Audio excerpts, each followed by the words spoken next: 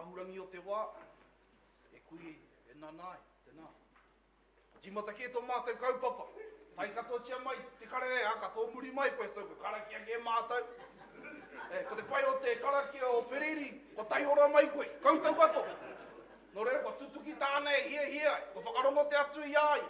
E mihi nei, kia pai ai koutou rere, kia tai ora mai ki wainganu i a ngāpu e noho o hauni. E taku whā, haere mai, hoki mai rā, ki roto ki tō whenu. Tēnei, tō tau whanaunga, e pōhiri ake nei, e whakatau ake nei, ia koutou kato. Ngā mate tua tini kei a koutou, āpiti atu ki ngā mate kei a mātou. Ke tuku nātu rā ki runga i tō tātou nei kuia. Amarara, ki roto ngāti kuta i a patukeha. Tērā ko huri tuara mai kia mātou tēnei. Whakaaro tonu mātou katoa ki aia. E kia rātau, te tuahine o tō mātou, te hea mana o tō mātou rūnanga, asani. Me te maha, i roto i ngā wiki. I ngā marama, i ngātou, tēnei tautonu. Haere mai, hai, hoki atu, rātau, te kāinga tūtū. Mō tāua te tangata. E ngā mate, hai, hei atu. E hoki hona o mai anoa, kia tātou. Kia kurahi, kia kuiti. E te whaia, me pewhia rā ngā kōrero. I runga anō i te tono, a te puari o te kaunihera, nā, ke konei koe. Te whakaputa nā i ngā kōrero kei a koe. Me te mohi o tēnei roto i ngā maramata tānei, ngā kaupapa pērā i a whānau ora, ko koe tēnei, e tautoko pau nei te kaha. Kia mahue rā, ko te waru te kau miliona tāra ki tēnā kaupapa. Te tīni hia e, i ngā ture, mo te tari kāwana, kia whai ora anō, wā tātou hāpori, ki ngā puna wai, ki ngā papatākoro, kia mahitahi, ki ngā hapu o te kāinga nei, o ngā kāinga katoa. Ko te tiro au, ki te rautaki, ko mahingia, tēnā kaupapa me te kaunihera o wai kato. E ha, e miharo ana au ki te kite uena, te mahitahi, a te iwi, a ngā hapu, ki te taha o ngā kaunihera. I roto i ngā tau ki hai, e mātou e mahi pērā te tata. Engari nā te huri o tēnei ao, ta tino kite i ngā hua ka puta mai, nā te hokitanga ki te ngako, i tuhi anei o tātou tupuna i roto i te kawenata o te tiriti o Waitangi. Koe rā tā mātou rere kei te kāinga. Ko te kawenata matua, ko te wakaputanga. Kei a mātou ngā rangatiro o ngā hapu te manu. Ki ai ngā mātou o ngā pui, ere ke. Mai ngā wai moko hia i taua kawenata. Tairua wana atura ki tana teina. A te tiriti o Waitangi. Haunga anō ko te treaty e whawhaitonu e mātou ki te kawana hini. Engari, haunga anō wena pau e tonu, mai hoki te taha.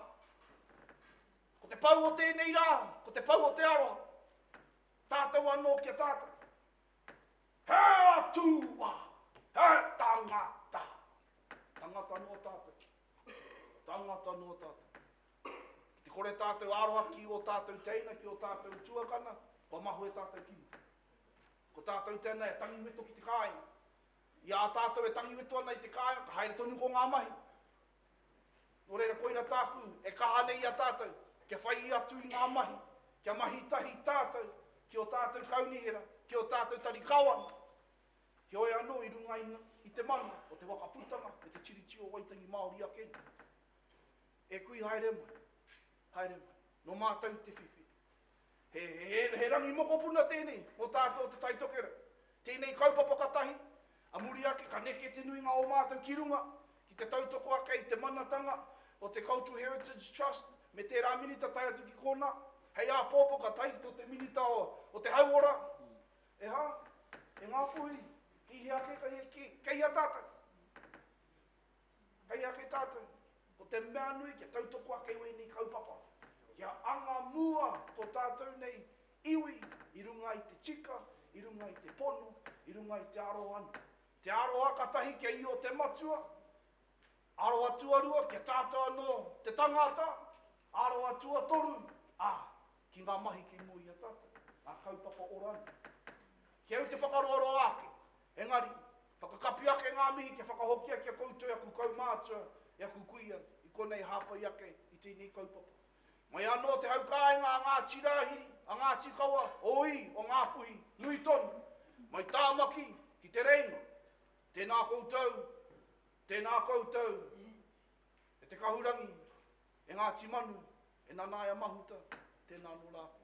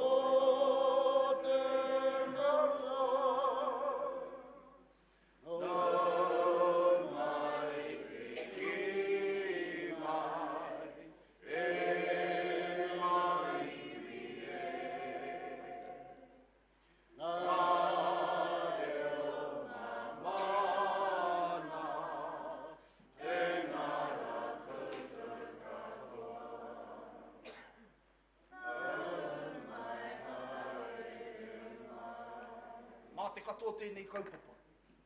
Nā, ko tā tātou mahi, hei tautoko. Hi runga i te hungamate ki te hungamate, haere mai, haere, hoki atu ki te kāinga tūturi, mo tāua te tangata. Tātou te hunga ore e hui nei e tau. Mai te taraiti ki te tararahi o tēnei whare, whakaruru hau a tātou tēnā koutou, tēnā tātou katoa.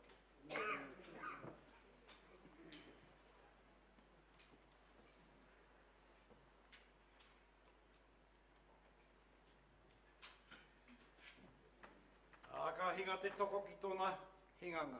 Tāia ki te pō ori. I te pō e tangotango nei, i te pō au nei te au. Huai. Pau tea. Oi, te pau o te pango. Toiake, tuake. Whai. Ko te pau tau tangatera, e ki nei anora i te timatanga. Eke atu ki runga i ngā huatanga i ki nei. Tuai ki te whai au. Tihei Māori ora. Tihei Māori mate. E ai te whakatauki. Kia hiwara. Kia hiwara ki e nā mate. Kia hiwara ki e rā mate. Kia hiwara. Hūtia te rito te harakeke. Kai hea te kamakoe ko. Whai mai koe kia hau. Ko te mea nui. He tangata. He toto, he whanaunga. Tihei Māori mate, tihei Māori ora. Ei runga i ngā kranga e kīnei ko te morangi tēnā koe pēri. Hono e tau toko ana me kīra tēnei o mātu mokopuna e kahanei ia ki te hakaputa. O te hā o te tangata. Nuerera tēnā koe. Pēnei ake pēr te tahi kōrero. I te hainatanga o te triti ki kone ka ki mai te rangatira e ko Kemara tana ingoa te kaituata. E Kawana, e Hobson, kei runga koe, kei kone he kōrero maina ke mātu ki raro nei. Ko mātau ngā rangatira, ko waikoe. Ko tike ia koutou te tāhai o mātu whenua. Ko te Kemara tēnā, hakena koe konei. E rapu nei koutou, te ara tika e ki nei raro mai i te teina. E ai te kōrero, ko te wakaputanga te tīmatanga o ngā puhi. Ai, ka tae maina no ki te tahi e ngā rangatire e ki nei anora. Noroto o ngā tire hia, ko tarai hātana ingoa. Tana kākahau, he ngako kuri. Ka tiro kei e ke rātu, hoki koutou kei tō koutou, kāinga. He hake na koutou konei. E kore mātu whakai. Ke takataka hio mātou e koutou. Engari te mea ko tā mai koutou me kōrara tātou. Te otinga me kīra o tērā kaupapa, anō rā, ko te triti i haina hio o tātou tupuna mātua. te tīmatanga I konei. Hoki au te ki paurua. Kia mai koko. I moe ki rote a mātu te whangoroa. Nā ko te rātera ki kona tanana. Kei konei mā te tuona I raro mai wenanga herenga. Ko te kaitiakitanga, ko te mana whenua o Ngāti Rahiri. E pēnia kena ngā kōrero, e ngā puhi. Ai te mea ki hai tātu I tuko I tā tātu rangatiratanga kia waitu, me pehea tātou. Me pehea tātu anga mua I raro mai o tera kawenata, me te whakatauki, e kore rawa mātou, e kore rawa. Ko ngā hapu, ngā rangatira, o ngā taonga tuku iho. Harano tātou e ngā kōrero, no rātou. Me pehea tātou honoi, ke auritei me ki rā te wawatanga moe moe o ngai rātou mā. Tirohea te hohunutanga. Tiroho me pehea tātou rapu I tērā kaupapa. Ano rā me waiho tērā taha ko Ngāti Rahiri sen haere mai. Haere mai e te minita tēnā koe. E te mea ko tā mai koe ki roto ia tātou ko Ngāti Manu koe, ko Ngāti Manu tātou, haere mai. Nau mai piki mai nanaia. Nau mai piki mai me wau mahi, mo te ao Māori, I runga I te pōtai kawe nei koe. Ko te taha ke kina te whānaura, te take e mamai nei tātou ngā Māori, whānui. Ko ngā take rapu nei tātou, keihia ngā whare, mō ngai Māori, keihia ngā mahi, ko tā mai koe tēnei rā. Kei roto I a ngāpui o te taitokerau. Kei te tiro me pehera tātou anga muai, I raro I te kaupapa ko koe kawe nei aerena. Ka kitea ngā pūtea ko putama I a koe me te tei whakaora, me pehea wara wenei e rā popote sia tātou. Nui rera e tuko whanunga haere mai. Haere mai, haere mai. Ka heke te wiwi, ka heke te wawa, I ai te kōrero pe whairangi. Ngā wai I haere mai rātou. Haere mai, nau mai, piki mai, e te minita. Haere mai ki koe ki roto I a mātu. Hakoa he pōtai na tau, a koe, po hau. Ko mātu ko koe. E roto I tera herenga o tātou kia tainui. Reitu, reipai, kore tēnei riro. Nui rera tēnā koe, tēnā koe. Me tō ropu. Me tō ropu haere mai nei koutou. Ngā whakamihorotanga kia koutou. Ka huri au ki te kauni herane e beo, he para, tēnā oe. Me te hea mana, me pita hoki, e hono ai mātu, hako he rereke, he tuki ke tō mātu kōrenga wā. E ngā ne, ko mahitahi. Ko mahitahi, kei te aha. E kiena ngā mea taumaha. Kore oti a mātu, waihacha ki te taha. Engari ngā mea oti, mahia. Nā I roto o tēnā ka huitanga, e kiene e uramu, te hea mana. A koe pita, na koutu tēnei hui e kranga. Hao ngāno ngā hui mo te triti mo wena mea katoa I te minita, waihutia wena ki te taha. Engari ngā mea tāia I a tātou, I runga I te mea ki nei, e hinga nei tātou ki te mate. O tātou tamariki. Oranga tamariki. Wena mea katoa, ko pahu, ko roa nei tātou, tahino tātou ka ki te ai, marika rā, pēnā kena te kino tēnei kaupapa. No rere me mihi atu ki tēnā taha o mātu, kia kahununu, ki te hauraki. I te mei pātera mamai kia koutu, ka kete ko pahuka, ko tātu ko tēnā. No rere rapu nei me ahara te auratika, heka ora I tēnā. Engari ko toko kōrero pēnea kia na te minita, tuku mai, te mana, e kēnei roto I ngā whakatauke. E haraka mā koutu mātu e kōrero. Mā mātu na mātu I kōrero, he painga mo mātu. Whakaruru hautia tēnā whakatauki. Ko kore nā mātu pai, hona me haka tū he puari wena momo mea ka te komiti momo taima. Engari pena te mea ko te mate ki reira te minisa, haere ki reira. Whakaorangia, whakaruru hau tēnā. Ke kahai rātu e ki nei te whakaora I te whakatauki, ko koutono ngā kaupapa, I oti I a koutu. Nui rere kore tino roa atu I tēnei. E te mea ko tai mai koutu, ko tai mai. Engari tau a kōrero e pēnia kena, ko te krauna. A koutu e hōriri mai rano. Ko rere ke atu. Ai te mea ki roto e tōku nei hā, tōku nei hinengaro e meana. Ki te kore au whai hōriri, mōmau tō e taku taima.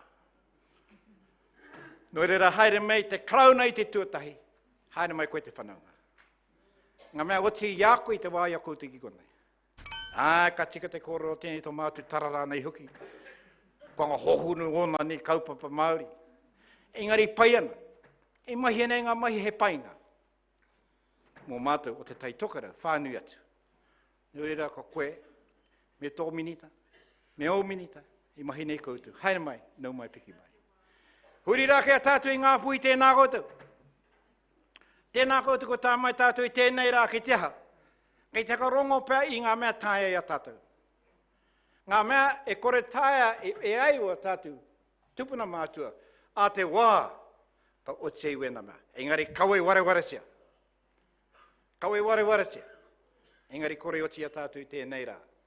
Ngā mea tāia, mahia. A koutou ko tā mai. I runga te rawa ki nei ki runga ki raro here nei a tātou. Kei roto i tēnei whare. Kei mōhia i koutou tēnei whare. Ko tōna nei, me ki rā ngā tangata ki roto no rātou, he Māori. Ko tātou tēnā, rima te kaumā tahi pāheneti. Te tahi taha, whā te kaumā pāheneti, he haina mana no Singapore. Engari ko mātunga rangatira. Ko mātunga rangatira. No reira, no koutou tēnei hote, no koutou tēnei. Hara mai koutou, tēnā koutou. Tēnā koutou. Ei runga ki raro here nei a tātou, runga i te kāhui, krangahia koutou. E o te ngā kōrero, ko te kaupapa ki mui a tātou, he kaupapa pai. He kaupapa rangatira. Engari e ngā pui ki kona koutou, ngā hapu, hokianga, whangaroa, pewhairangi, te renga prawa, mahurangi, me hui tātou te rapu te kāhui nei, e ki te kene o koutou. Ke o te i pēr tēnei kaupapa i a tātou, kaua tukuna e tātou, tēnei mamai mua tātou mokopuna. Wahe te mai ki roto i a tātou, tai anō i a tātou, ma roto i te kotahitanga. E te whare tū nei, e te whenua nei, Ngāti Rāhiri, Ngāti Kawa. Ko tai mai nei mātou ki runga i a koe, e noho nei mātou, e noho i rātou. Huri rauna, tēnā koutou, tēnā koutou. Ai ke rome no tātou.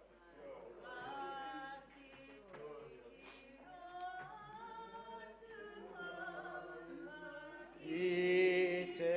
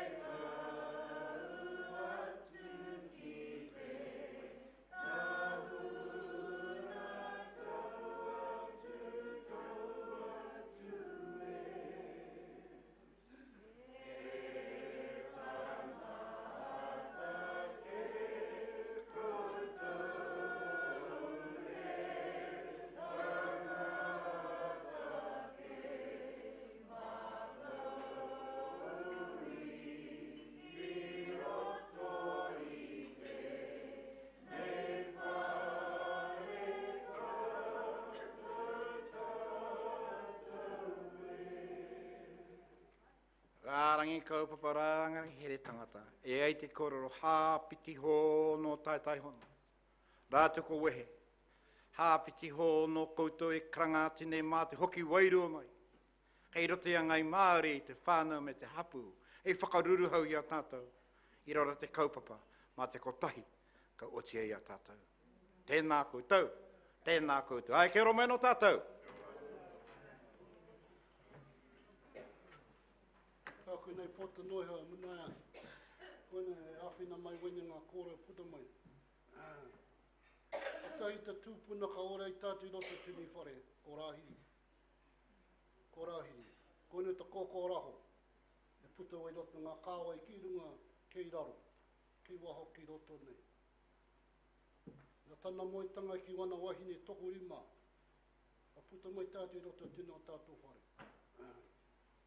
Me peni ana, puta mai ua nuku ku kuare, ka ua whati, ka ua nuku, ka mihi ana ki a tāua Ngāti Manu, ka mihi atu ki te whare kāhua riki, i roto tera moitanga, ua nuku, a ki tō tātou tūpuna, a reitu rao ka reipai. A kone ka mihi atu ki ana ngā mate katoa i runga i a koe, tai atu ki te honotanga o tō whare, tātou whare o te titi o Waitangi, te atu ki te papa whenua ki te rataha o te awa, ngā māta waka, ngā waka katoa. Ona tēne tuake. Tō kauke, kare tino roake. Tino roake ka hoha ta tangata. A hoa ta tangata noho mai, i hara mai runga ta kaupapa a tāhua. Nōreira tēnā koe, whakatau mai koe ki tō whenua. Whakatau mai koe i roto tō kāinga i roto whare tapu o ngā koe nūtani tuaka nei. Whakatau mai e raro tēne o tō tātou nohonga o tātou mātu nei rira tēnā koe. Tēnā tātou, a tēnā tātou katoa. E hara, e te mea, nā ngai, te oha nunga, tupu nai tupu iho, whawhati ana te krakatapu o te rataha o te awa. A tukona tēnā, ka huri no tō tātou whare, tēnā koutou, tēnā tātou katoa. Huri.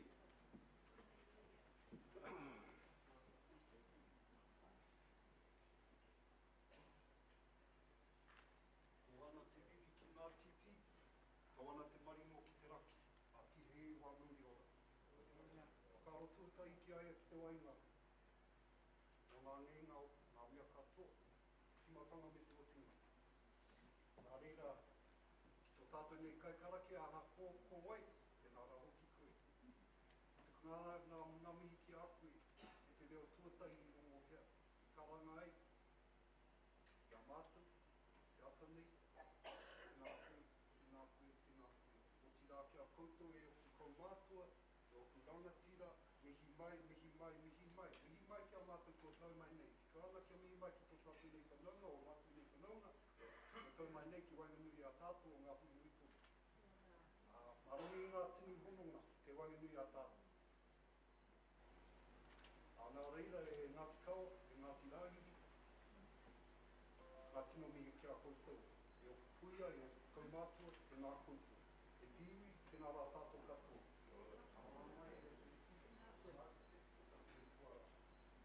Ko Ngāti wai, ka ore wai rote. Nō reira, tau toko ana ngā mihi ki tō tātou nei minita, e tōna hōrangatira kua kai mai nei ki Wainganui a tātou. O tātou tini aitua o tātou mate, ka ore wari ngia te tini hoki o rātou, ko rātou ko whakahuatia. Rātou ka ore anō e hukuruta. Nō reira ngā mate o te wā, haere koutou, haere koutou, haere koutou. Haere koutou kei tua te araiki, e tini, e te mango, tatari ana hae te āki a koutou.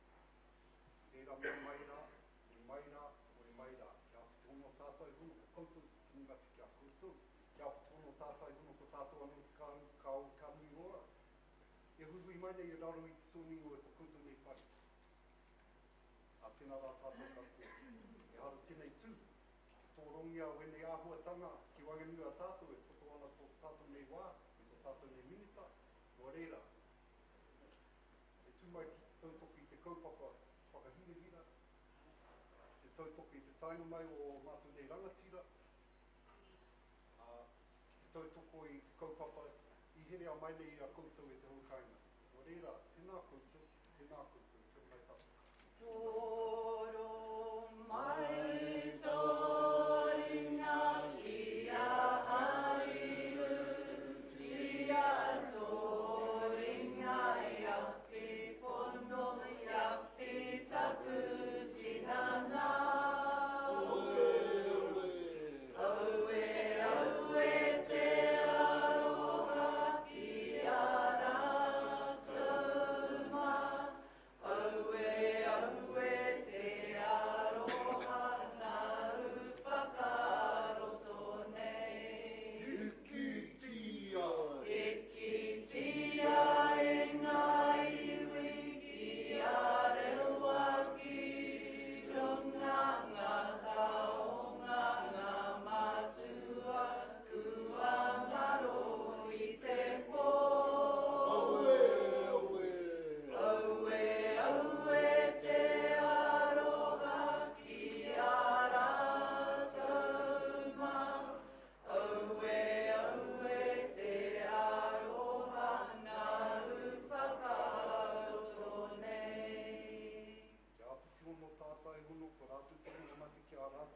mai e ngā mati.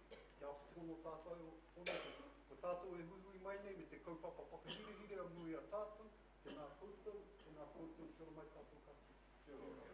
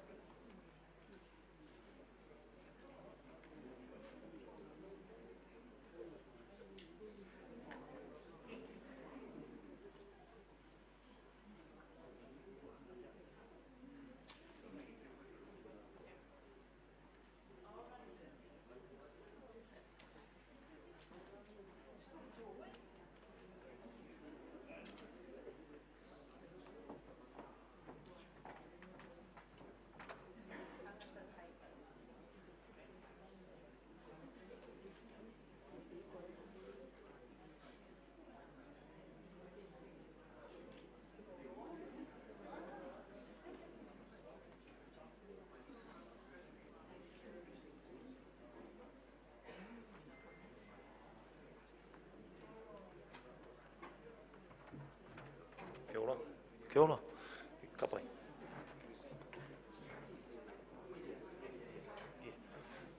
Hoi no tēnei, hara tēnei e tūkino ana i a tātou, hara mai, whakatau mai anō kia tātou katoa, ka tatu mai i runga i tēnei reo karanga, ko karanga hia nei e tātou ki tēnei kaupapa nui whakahirahira. And anyways, without any further ado, I think we'll kick it off, Auntie Mary? He oi, a tōna wā, ka mutu atu rātou ki te wāhi hariru, ki te mihi a tātou, ko oti tēnā taha te kaupapa kia tātou. We'll kick it off. Aroha mai.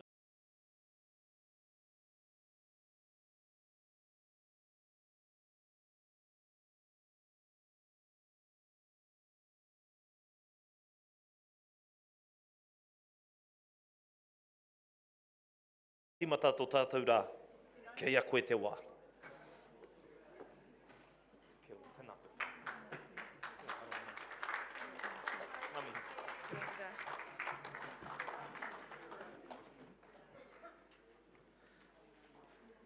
He honore, he kroria, he mai ngā rongo ki te mato te whenua, he whakaaro pai ki ngā tāngata katoa. Arohaina ngā teina me ngā tuakana i raro i te whakaaro kotahi. Ana tēnei katoa ki te tuku whakaaro, ki te mana i te whenua, Ngāti Rāhiri, Ngāti Kawa, koutou ngā rangatira o ngā hapu maha, a ngā puhi nui tonu tēnei te mihi atu kia koutou katoa te pāpā. Pai te kite e pātu, pai te kite. Firstly, thank you for enduring and waiting for me to get here. Due to some baggage difficulties, I was somewhat delayed. New airport, but the baggage didn't work, but that's okay. When I met Julianne Chetham and Deborah Harding at Waitangi earlier this year, they talked about some of the challenges around trying to get Māori represented on local councils, and I understand that. And that's why I thought it would be a good thing to support an initiative like this, to have a conversation about how do we ensure that we inspire people enough to not only participate in local body elections, but join with councils with some of the challenges that they have in front of them to try and create the types of communities that we want to see. So I want to acknowledge all the councils that are represented here, Bill, for Northern Regional Council, Tanya for the Northern District Council, all the councillors who are participating in this, and all the invited speakers. You have a very impressive lineup of workshops coming up in front of you, and I think you should make the most of it. But one of the fundamental things that we all see as an opportunity is that now more than ever before, what is happening in local government really does matter. If we think about the things that affect our everyday lives, like our rates, the life of our community, whether we've got pavements and lights, yes, it's all of that, but sometimes it's things like our kids having access to recreational facilities, you know, the life of our community and how we could create that type of feeling. Now, when Calvin, our Minister for Te Ara Whiti, when he undertook those consultations around the country, without a doubt, the thing that came up top of the list from every Māori community was the relationship with local council. So that, in part, helped shape some of the conversations I was starting to create also in the local government space around how do we create these communities where well-being of all our people, Māori included, of all our people became something central to the way in which we reorient the way that local government works. That's why one of the first legislative changes I made to the Local Government Act was to reinsert the 4 well-beings.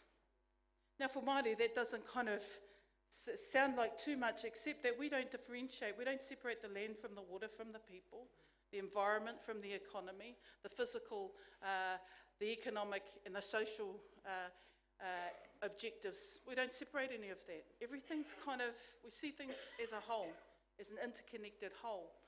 So from a legislative sense, reinserting the 4 well-beings back into local government legislation enabled myself as Minister with the local government sector to have this kind of community, this conversation about what is it going to take for central and local government to work together around these bigger well-being outcomes. After all, we all care about the rivers that our kids swim in, the rivers and the streams that our kids swim in. Every time when I came up here for a holiday, we used to bath in the stream just at the bottom of my grandmother's house.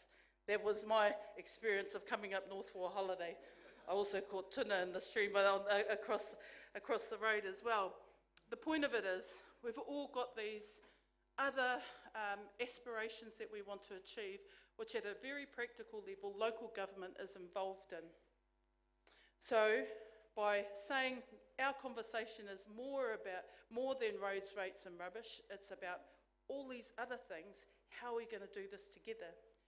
Now what I needed to understand coming into the portfolio is that local government, and especially when we think about the north, some of the biggest challenges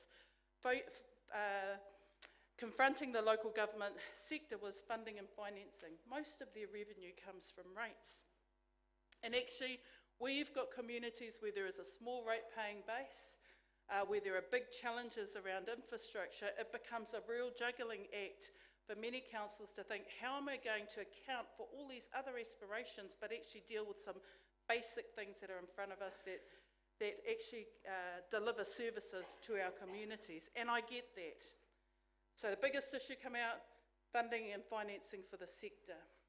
What were the pressures causing that? Often infrastructure and renewal programs. That's why one of the other big challenges I took on was trying to figure out what was happening with the pipes under the ground, servicing our households with water.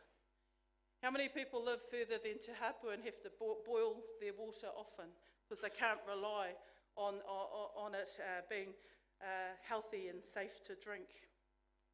Hey, those types of things. So I had to pull that issue forward and say, okay, we're going to deal with this. The other issue was ensuring that we were going to find a way to deal with some of the big challenges in front of local government around the climate change issue and building resilience. How many of our marae or communities are along the coast or in areas where there's floods, and there's often real challenges when you have a big weather event in your community. There's flooding and things like that. So that was the number 3 challenge. And then the number 4 challenge is, what would I do as local government minister to assist the challenges of regional economic growth? And again, the Provincial Growth Fund became actually a natural partner for this area. And how do I link the local government sector into that kind of conversation with access to that type of investment in some strategic way? So those were the 4 things that I took on board to deal with. But if I make it real for us in the conversation you're having here today, the top conversation for Māori was, how are we going to increase Māori representation in local government? And hats off to many of the councils who led the charge and came to me as minister and said, well, we need to change that 5% threshold in the legislation. Were it so easy? I was very upfront People who know me will know you, what you see is what you get. I'll give you an answer if I've got it. If I haven't got it, I'll tell you.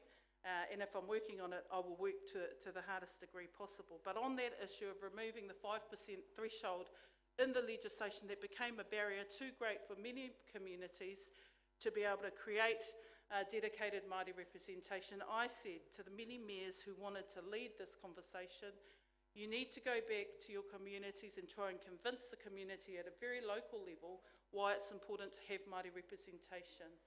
Because the makeup of our government with a coalition partner and a confidence and supply partner made that political conversation within Parliament difficult to have if there wasn't a groundswell of opinion. They got it, and I'm glad they did. What they realised after leading the charge on increased participation in their community, Whakatane, Wairoa, Palmerston North, all throughout the country who wanted to try and do this, is how deeply seated the views in their communities were against Māori representation. Against Māori representation. But when you think about it, there's nothing to fear from Māori representation. Many of our communities are staying in the rohe that they belong to and want to contribute to the life of the rohe that they've moved into.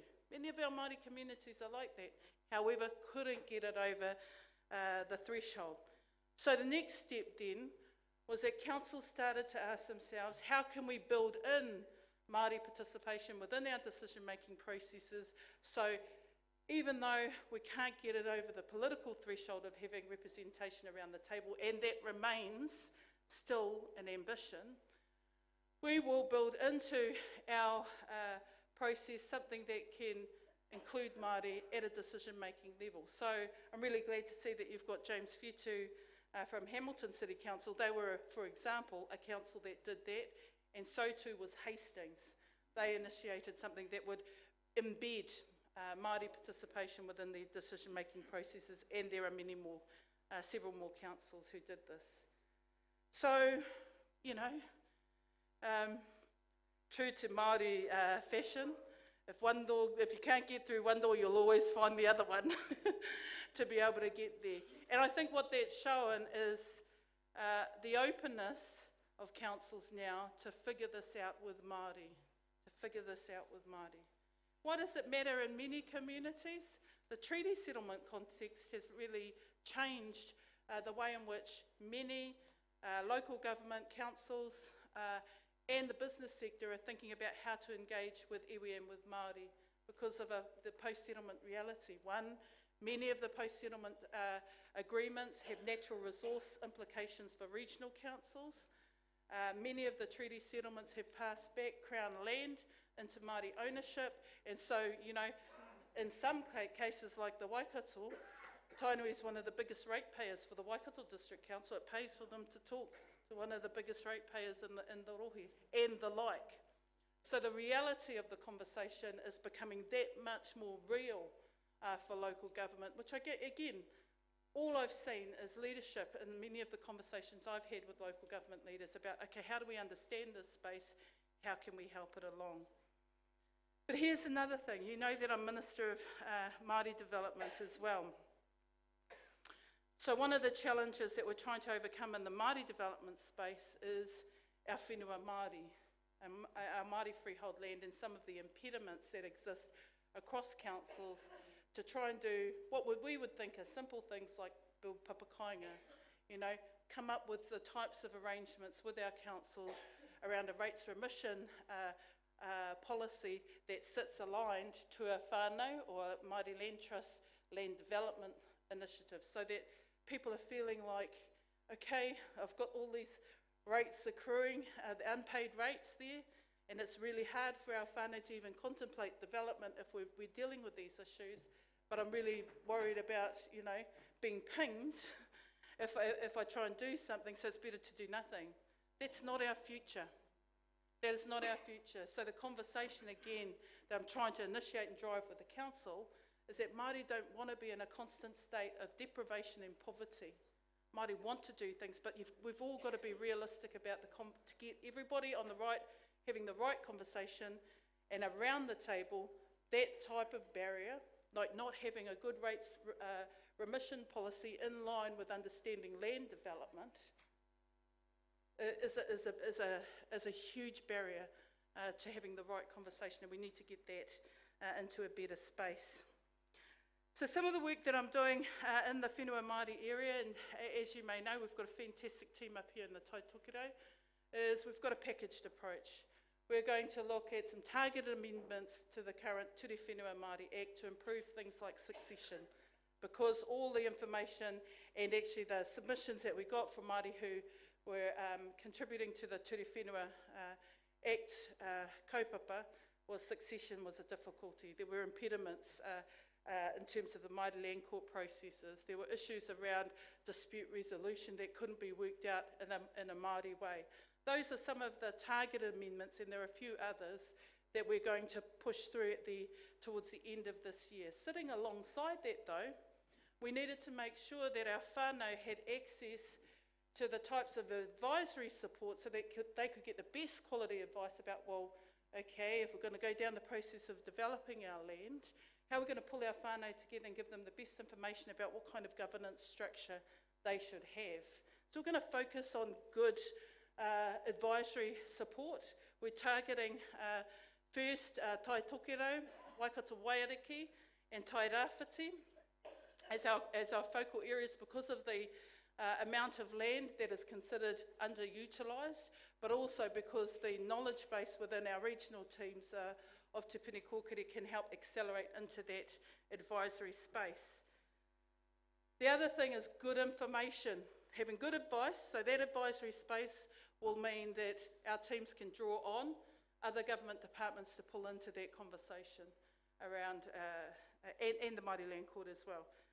Then good information. So we've done a couple of things here. One, worked with the Māori Land Court to improve the land online information, which is basically your title-based information. And the second part is having a collaboration with Manaaki Whenua Landcare and Te Tumu Paeroa to give you a good sense, once you tap in your land title details and it pulls up the information, it will tell you what your land's best suited for, your land capability. So not all land is, you don't have to have forests on all of your land, but not all land is good for agriculture or horticulture either, components of everything or whatever. The point of it is having access to the type of information that can tell you what the land profile is that you have and its capability to generate potential economic opportunities. So that's another part of it. So that all packaged up together with some access to some funding for whānau to do their feasibility studies and things like that is what we're doing in this first tranche of changes. Hopefully, then, we'll get people into the space, whānau into the space of really thinking about their future and their long-term contribution for wellbeing for their own whānau. And why this matters is I think the time has changed now. I think just time has changed. When we see the gaps between rich and poor getting greater and greater, many more of our whānau are looking to ourselves and say, well, we've got to do more for ourselves. We can't rely on the system or the man or whatever, however my cousins put it. But we've got to do something for ourselves.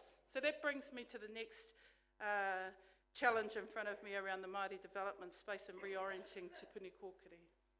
I think if we want to take charge of our future and be the architects of our own destiny, the way in which Te Puni Kōkiri operates now and into the future will matter. So we're going to focus primarily on charging up the way in which our regions are working with other government departments or groupings to help whānau lift their aspirations into an active space. And by that I mean, many more of our whānau want to get into whānau social or economic enterprise. It's pretty simple really, because we want to create our own opportunities for our whānau. We're going to charge up the regions to be able to do that, but at the same time what that will mean for the department is at the centre we're going to become a lot more focused in the policy that we lead for wellbeing outcomes for Māori. We're not going to be second opinion advisors, we're going to lead the things that work by focusing on what works in the regions, taking those learnings and saying this is the way we do it, and if we can get whole system changed by promoting that type of connect, then that's what we're going to do. It'll mean a challenge for the public sector. This brings me to my next point. You would have read today that the Minister for the State Services sector is changing the way in which a public service is operating, recognising the Treaty of Waitangi at one level, but really what it means is shifting the levers to ensure that that CEs of government departments are becoming a lot more proactive in the way that they're contributing to wellbeing outcomes for Māori. That matters, because actually, for too long, and many of you know, our government sector has been too complacent working in silos, but for Māori wellbeing outcomes, we need to work across. Remember, we think everything's interconnected, eh? We need the public sector to work a lot more fluidly and across each other. And so we're going to focus a lot more on that. So let me come back to, I think, one of the areas that absolutely you'll probably want to try and work out as you have all these conversations about why participate then in local government. All this matters to local government because at its heart, it's about thriving whānau and communities, sustainable regional economies, and working together towards these wellbeing outcomes. What we do in the Māori development space will help build and contribute to the way in which local government at a very local level actually interfaces in that. Most of the things that come through my constituent door are actually to do with local government, not central government. That's why I put my hand up for this portfolio. At least I can say, well, hang on, let's figure that one out. And I have to say, it will require me to have a good, agile relationship with the leaders in the local government sector, but also keep the communication channels open. As you can see, many of the local leaders are going to be participating in this conversation. They see themselves as wanting to either understand, propel and activate, and or lead into the space and the future that we can create that's good for all of us. Nō reira, he te tāku, kia tāpiri atu ki tēnei kaupapa. I know I've taken up more of the time than I should have. Can I just lastly finish on, with this, I could talk about so many things about the wellbeing budget, but just to note that there is a small allocation there that focuses on central and local government partnerships with Māori. Again, one of the challenges for many councils is understanding, well, how do we make real some of the obligations that have come to us, or make real the aspirations that are there with the responsibilities that we have. I don't have all those answers and I don't pretend to, but I'm going to find out, and I'm going to use that investment to be able to focus on some key projects to improve the type of conversation. It's not always about changing the legislation, but it might be. I think it is about better communication. And one of the things about increased participation at whatever level in the local government or central government political process, I might add, is greater connection to the people that you represent and serve. So I've served for a pretty long time now, around about 23 years, and it's been my privilege to do so. What I've learned through all those times is some very basic things. Never shy away from the hard issues. Remain connected to the people that you serve and represent, because they'll always tell you in Peck and Save, hey, you got that wrong. You gotta embrace that. But they'll also give you some frank comments that sometimes the more you're in politics, sometimes people tend not to tell you. But the people in the coalface who vote you in, day out, at every triennial election, they won't be afraid to say, when I voted for you, this is what you stood for, what's happening. And you have to remain connected to those conversations, because that's what keeps you real. Nō reira, anei anō te whakaro ki tēnei o ngā kaupapa. I think it's a really great initiative to bring whānau together to contemplate what the benefits are in local government participation. I think there are many. But we must have foresight in terms of the reasons why we're doing these things. Our kids actually require us to take them to a better destination. Drawing on the hindsight, the experiences of what we didn't like, or maybe what work that we want to carry on through, and remaining ever vigilant about what we bring to the table when we have new and different conversations to create the transformational change that our kids require of us, and that's why we participate. That's why we participate. I'm kind of well over many of my whānau and cousins who will say to me, "Oh, nah, waste of time voting," and they're just inviting a 30-minute speech from me. I'm well over that. We all have to be well over that. The power is in our hands if we participate, and that's a big hurdle. It's up to us. Tēnā tātou katoa. Kia ora mai.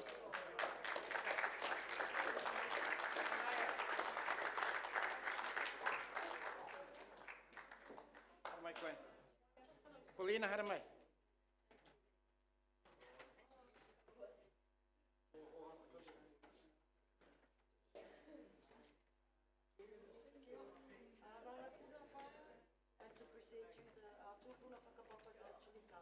We receive all this spiritually. Hawaii is moving in the north, and the whakapapa is back. So we wanted to know if you can help Kera our hapu whānau to get the rangatiras. So then maybe our whakaputanga paramata will go up. Kia ora. Kia ora.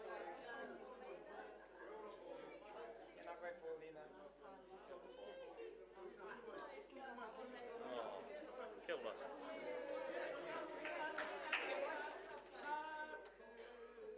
Tūtu mai tātou. Kia koutou te iwi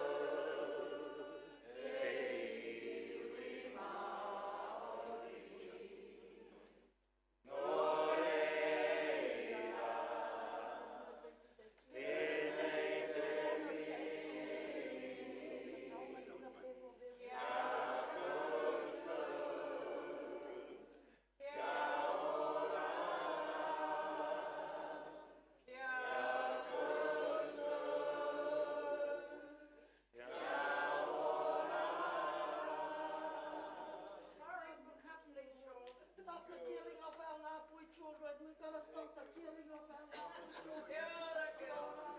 Kia ora. Can I just thank you, Minister? Tēnā koe. May I thank you, Moto Kaupapa, and thank you very much, because I think this is what we want to be doing, is some positive things, the things we can do. Secondly, I also want to congratulate really the Maori Advisory Board that was formed, and everybody says a teko teko, but in fact I'll tell you something, it's moving forward. Bill, with your leadership, and of course with the co-chairs, with Pita, and the rest of us in the Taitokero, we have advanced quite a long, long way down the track. And it's just talking exactly what Nanai is talking about. Until you get in there and create the development of relationships, only then can we move forward together. So that's already happening up here with that Maori Advisory Board. I just want to thank Bill, particularly with his leadership. Although October is coming up, I hope you don't get oosted, because what happens is you just maintain momentum. Nanaya, and all of a sudden the man that created the momentum is no longer there, and we go back to zero. Hana ke kahata atu e taiki tuna ke a koe te minita, mo kororo te atanei. Hana ko te kororo ke mātu, kororo te ki ngā hapu, ke hara mai ki te kōkiri, ki te wānanga, ke koto, a meo kaimahi, a oranga me kira he painga mo te tangata. I te mea tuanau me mihi tau ke a koe mo roto i te paramata i te pōra, choice, mo tēnā mea te tangata e mate ana ko mea ko koreo hia ki te ora i tēnei au, ko tai au ki te wā tuku au ke matu.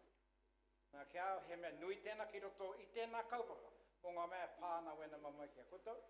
I ki te kau i a koutou te pōra e pōtiana, ai ko tai ki te tuaruatanga. Nere ranga whakamihorotanga ki a koutou, a ki a tātou te, e tēnā koe toko kaumātua, e pat. A koutou katoa huri rāna ko tuku nātu iai nina ki a koutou, ke mahi o tātou mahi. Tēnā koutou, kia ora mai no tātou. Tātou ke o tātou waiata, nā, me timata te kaupapa. Hoi no tēnei karanga atu ana ki wā tātou kaikororo tuatahi. Nā reira, tēnei karanga atu ana kia Melody Gardner, Justice Hetaraka, me Francis Toko. E tātou mā, e tuku tonu ana ngā mihi kia tātou anō nei kia koe e te whaia, ko tātou mai wainganui a tātou i talanei. Heoi, tēnei ka mihi anō ki wā tātou wā rārangi kaumātua, kei roto i tō tātou nei whare, wā tātou kaumātua kuikuia, tuakana, teina, nui, poto, rahi, tēnei mihi kautua ana kia tātou katoa i tēnei rā. Pai ki te kite i a koe e te whae e ringi me tō koutou tauira, ko tātou mai a whangarei te ringa prāwa, Taitama wahine, mihi ana. And it's, so that's beautiful to see. We're all here, big, small, fat and tall, and skinny, and some handsome and some not. Heoi. We'll carry on our kaupapa, so we're kalanga mai ana ki wā tātou kai kōrero. She's hiding over there. Ko tīmata tātou, ko pai tātou, e ora ana? Ka pai. Hoi no, tō tātou kai kōrero tuatahi. E tātou mā, me whai whakaro anō tātou, a muri ake i te roanga ki wā tātou kai kōrero, ka karawhiua kia koutou, kia tono mai he pātai, ne? So after our last speaker for this section, after Francis speaks, then we have an opportunity to throw back to you fellas to pata pātai atu kia rātou, ne? Kia ora. Kei a koe te waia, Chief.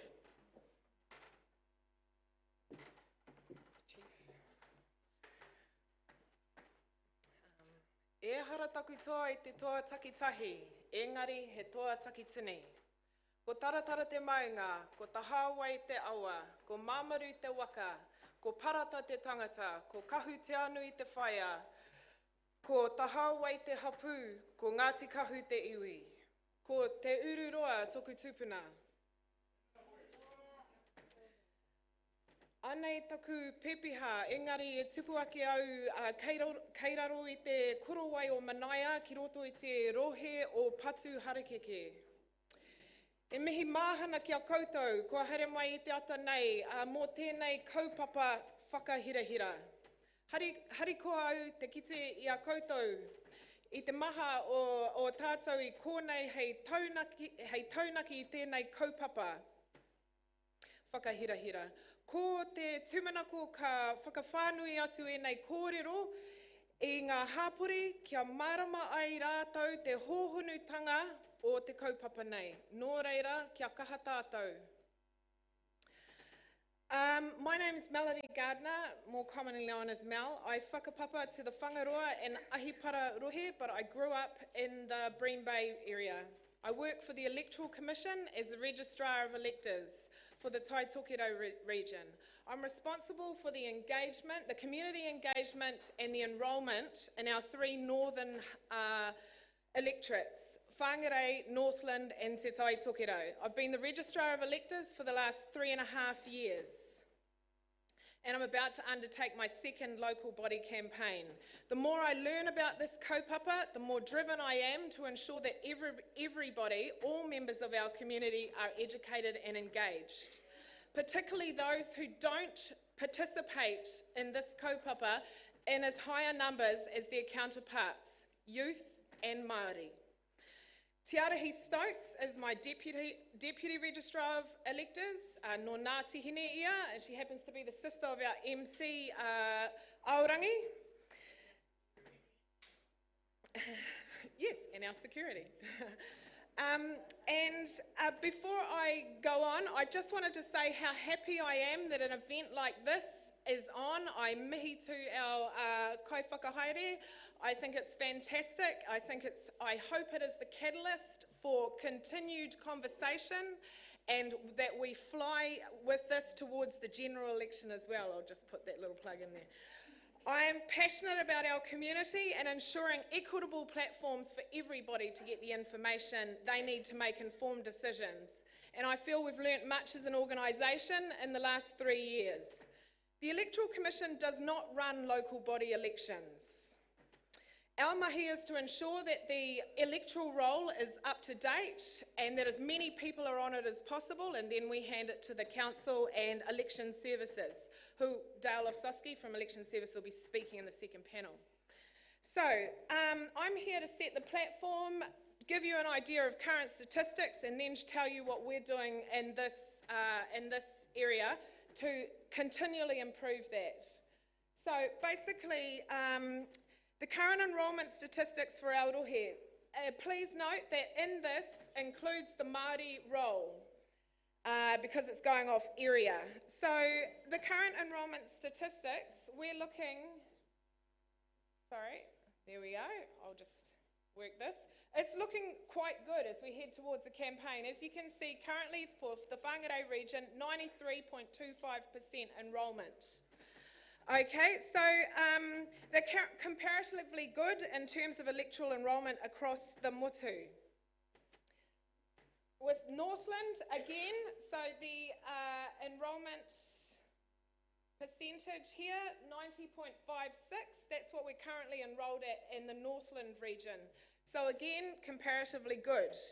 So we are heading towards a campaign when we can only improve on this, looking to be, things are looking positive. However, when right across Aotearoa, the demographic that we're most concerned about here, 18 to 24-year-olds. Within the Whangarei region, there are still just over 1,700 18 to 24-year-olds yet to be enrolled. Again, in Northland, it's the same, just over 2,100 rangatahi still to get on our roll. Therefore, no time for complacency, there's much work to do. In terms of voting, I'm going to show you a few statistics from the general election. Okay, so it again, I will say, is looking positive. From 2014 to 2017, there were increases across all of our electorates of Māori voter turnout. So, and again, and that's in summary, of all of our electorates had experienced increases. So there are positives. The graphics show Māori, people of Māori descent are turning out in more numbers on election day. However, comparatively, Māori voter turnout is approximately 10% less than non-Māori. And then again, when we look at local body election, turnout is considerably lower again. So there's a lot of work to do to ensure this gap continues to close. So what are we doing about it? It's fair to say that the Electoral Commission has had a monumental shift in the way that we engage within the community. Community engagement is now just that, engagement. It's not the opportunity just to take an enrolment. We aim now to interact on a much deeper level, to engage in a two-way conversation at locations, comfortable locations, conducive to comfortable discussion, to engage, to inform and encourage people to find their why and ultimately motivate action in the form of a vote. It isn't solely about people coming to us for information now, it is about us bringing the message to the people. Ka nohi ki te ka nohi. Not only that, but more crucially, delivered by people from within the community, people who reflect the community.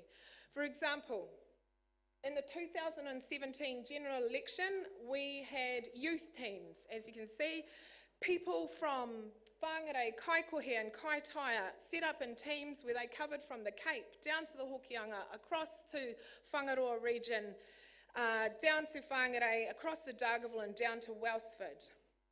We aim to informalise the delivery of the message, whereby historically a brochure had been used. We aimed and delivered in government speak. We wanted the information to be delivered in youth speak, face to face, in a manner in which people could feel like they could take ownership of their part to play in the process. Ari Carrington, Anahira Pickering, Isaiah Tilialo, Chelsea Wihongi, Taina Wells-Smith, Nikita Wikaira, Kahi Miru, Tangaroa Kapa, Joe Wells, Letitia Ngāpera made up our general election youth teams. And then again, in the Māori electoral option, Jordan Moon, Jude Campbell, Tāmati Rākena, Eli Smith, Awhina Murupainga, Aloma Campbell, Lauren Tana, Te Arahi Stokes, Shekinah Hoskin Cash. These names make up the initial youth advocate teams formed during the general election, and then again the engagement teams formed during the Māori electoral option. These are names of young, focused, creative, energetic, dynamic and engaging Māori from Te Kao, from Ahipara, Kaitaia, Taipa, Kaikohe, Moerewa, Mitimiti, Whangaruru, Kaihu, Whangarei and Sakahiwai, all representing the vast number of hapu and iwi in Aotearoa, all tasked with the job of educating and engaging our community in the electoral process. You'll see some slides of them in action as I continue my kōrero. As everyone was very well connected already in their respective communities, young people are incredibly well connected. That's where we started. We brainstormed. We started with what we knew already and who we knew. We aim to be present at marae, kura, wānanga, hui, training organisations, probations, marae-based health expos, fitness classes, sports events, MSD, Māori service providers, iwi organisations, youth organisations, anywhere where anybody was gathering, we aimed to be there.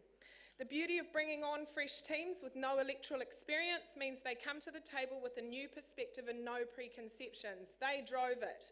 They wanted to go into the Waipoa to talk to the kaitiaki there. They wanted to go to the fishing competitions in the far north.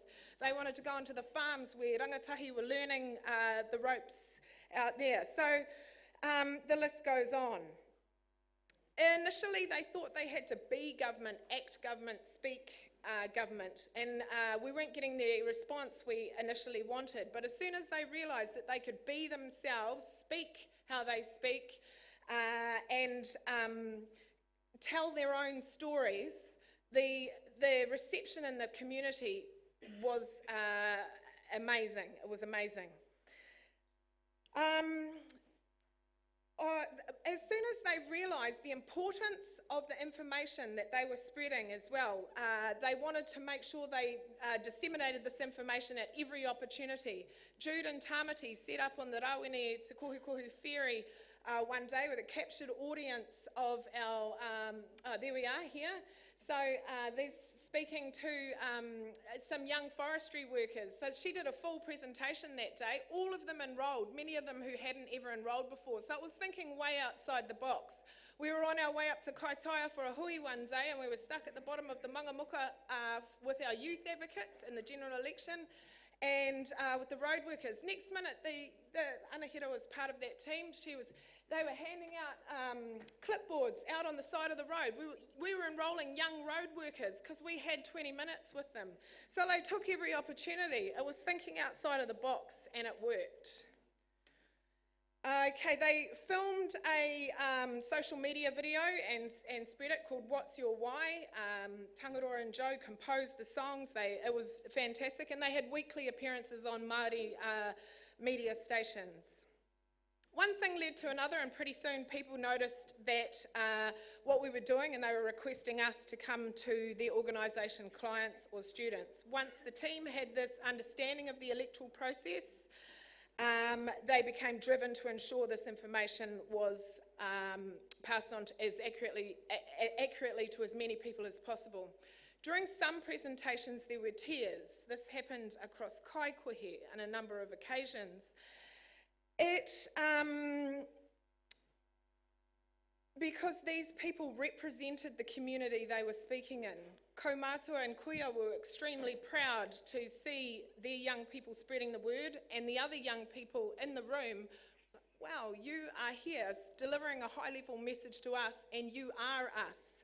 So in the end, it didn't just become an exercise about enrolment and voting, it became an exercise about youth empowerment and community empowerment. Not only were these young people an amazingly valuable asset to our campaign, they are also now an amazingly valuable resource to their communities for life. Okay, I would just like to say that we will be, if anybody is looking at ensuring their whānau, their hapu, their iwi are all engaged and enrolled and ready to vote, I'm more than happy to provide you with any resource you may need in the form of enrolment forms. I'm based in Whangarei, happy to come out. I'm happy to take you through the finer points of making sure we get valid electoral enrolments to ensure those votes count.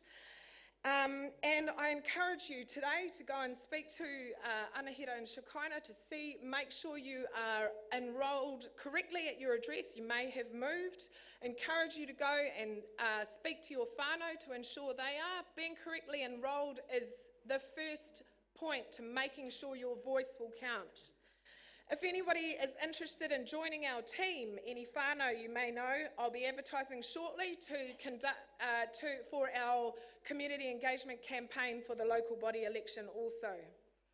So in closing, we can take heart in the fact that many more electors of Māori descent are turning out to vote at general election time. And we as an organisation are working very hard to continue to be more engaged with our community. However, there's never any time for any complacency, and it's going to take a collective effort in our community to ensure Māori turnout continues to rise. And this can only set a benchmark to cause flow-on effects at local body election time. And in the words of the esteemed Tāhimi Henare, kua tāwhiti kē tō haerenga mai, kia kore e haere tonu. He nui rawa o mahi, kia kore ai e mahi tonu. You have come too far not to go further. You have done too much not to do more. Tēnā koutou, kia ora tātou katoa.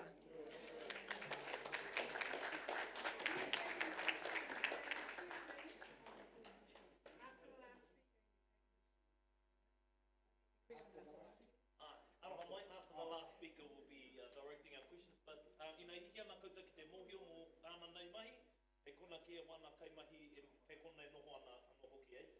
So for our formality, they're very and would be willing to answer questions. Yeah, koe te floor.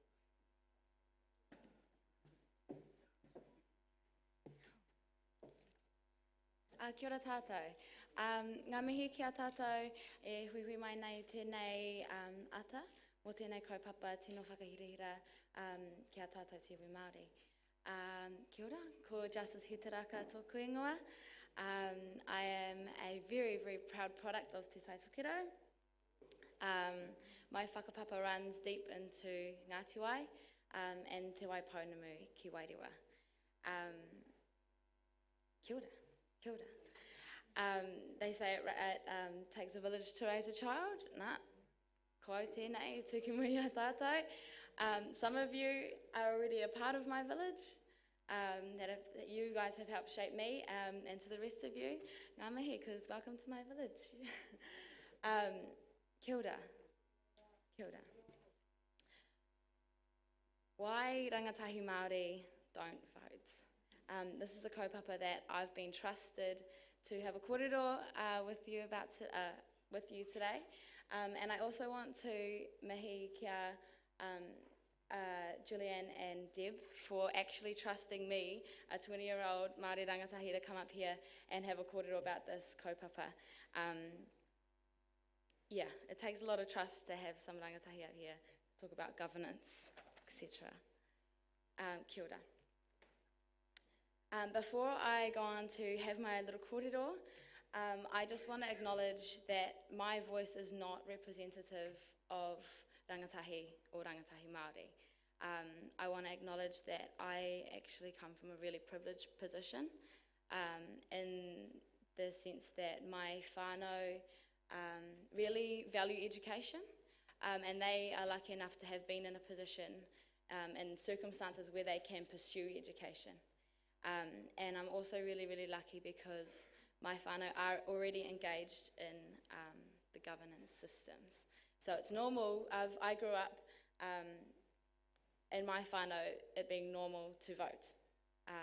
So I come from a really privileged position, but although I come from this position, I feel that I have a duty to give my mates a voice in an arena like this, so I can see what's going on and why our rangatahi Māori aren't voting.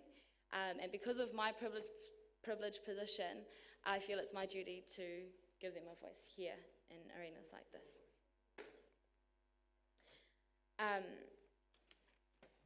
I also want to note, as a disclaimer, my sight is set on rangatiratanga and self-governance.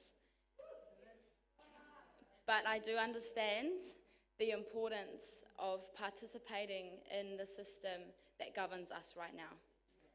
Because ultimately the system is governing us, and if we don't have a voice in this system, we can't change anything. So why rangatahi Māori don't vote? I recognise that whānau socialisation is our first introduction to the governance system, Like I said, it's normal for me and my whānau to vote. We're already engaged. And a lot of our whānau haven't been engaged in Western governance systems since the establishment of the colonial government. My father's whānau being one of those whānau. And so naturally, as a rangatahi, if our whānau aren't engaged, we won't follow. We won't follow. So I just want to acknowledge that that's really important. The second thing that our whānau face that Minister Mahuta mentioned earlier is that we don't really trust the government. A lot of our whānau don't really trust the government. There's a lack of trust there. Governance, Western governance system equals the Crown, and apparently the Crown doesn't have a very good rep. So we're trying to juggle that whakaaro as well. So if whānau socialisation is our first introduction to the governance system, how do we overcome those blocks? Because some rangatahi that do have those engagement blocks do still vote. And a lot of the time that's because they have educated themselves around it, or they have been educated around our governance system in order to understand why it's important. So I would like to acknowledge that the lack of rangatahi engagement in the system is a systemic issue. It's not necessarily an issue that lies within rangatahi. We don't have kind of an inherent retaliation to the government or local government bodies or anything. We lack an understanding of these governance systems. So already from my privileged position, I had to go to law school to figure out what the government does and why it's important.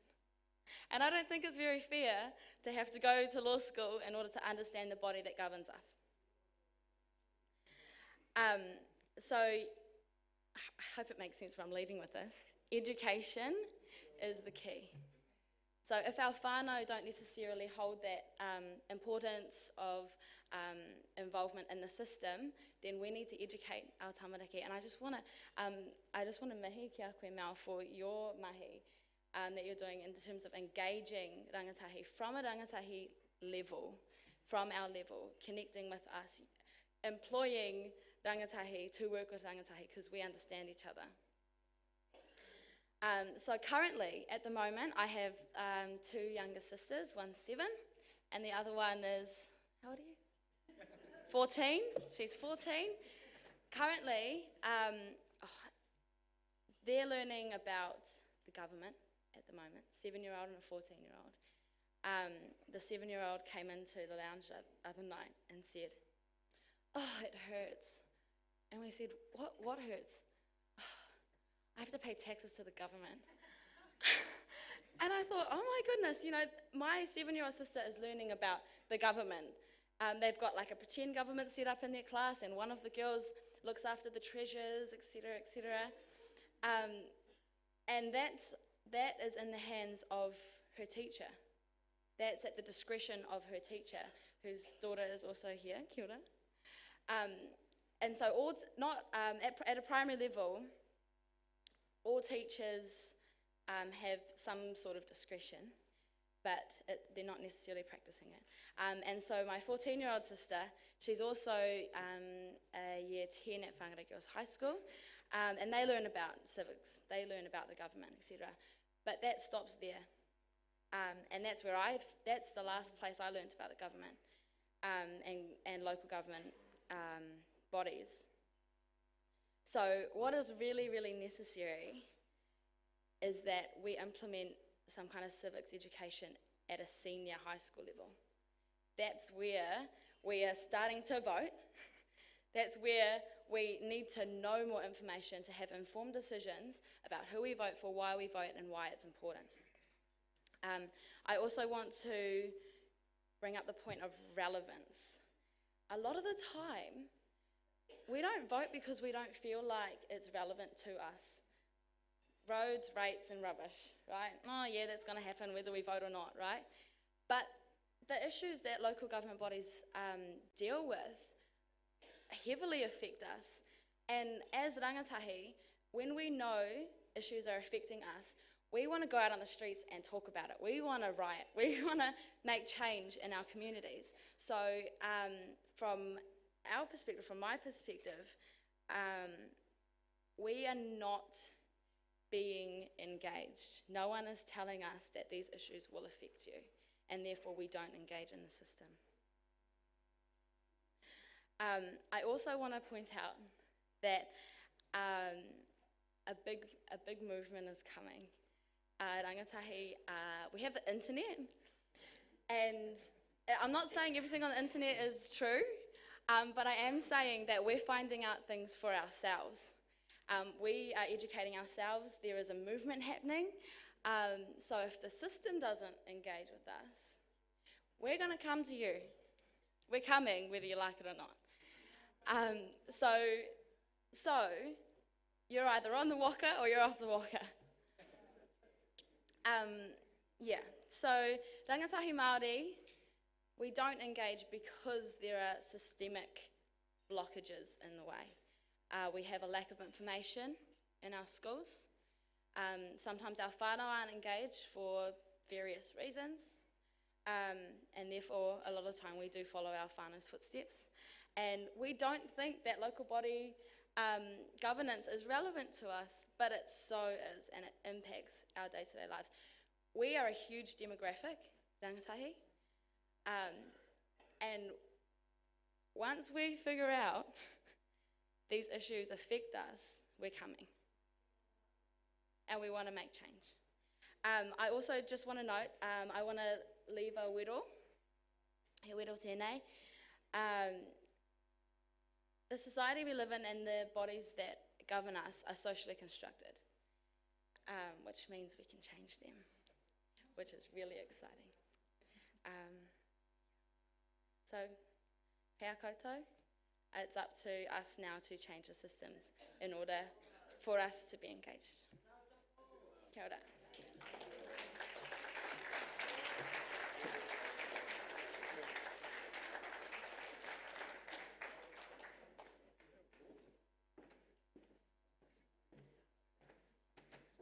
Morena kia tātou. Just before we begin, I should have gone first, because following that, oh we, the wero is nui rawa.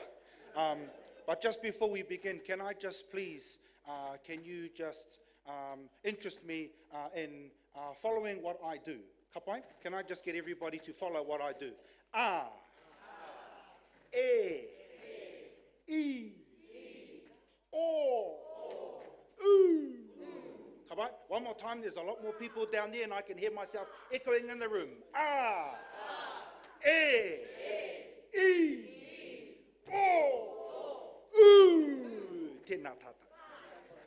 Kapai, tērā whakapakari tinana hei whakaara anō I te roro o te tangata me te wairua o te noho mo te wāroa no reira morena kia tātou. Ko wai tēnei ka tīmata ki te hiku o te ika, he uri tēnei no te iwi o te rarawa, no whanga pē, no te whānau, no ngā whānau te rei, me te whānau te riwi. Heke iho ki roto I te hokianga ki mitimiti, whakawhiti atu rā ki te kaipara ki ngā whārua o Tūtamoi, me taku marae a Tūtamoi ki kaihu no te whānau toko mikahere.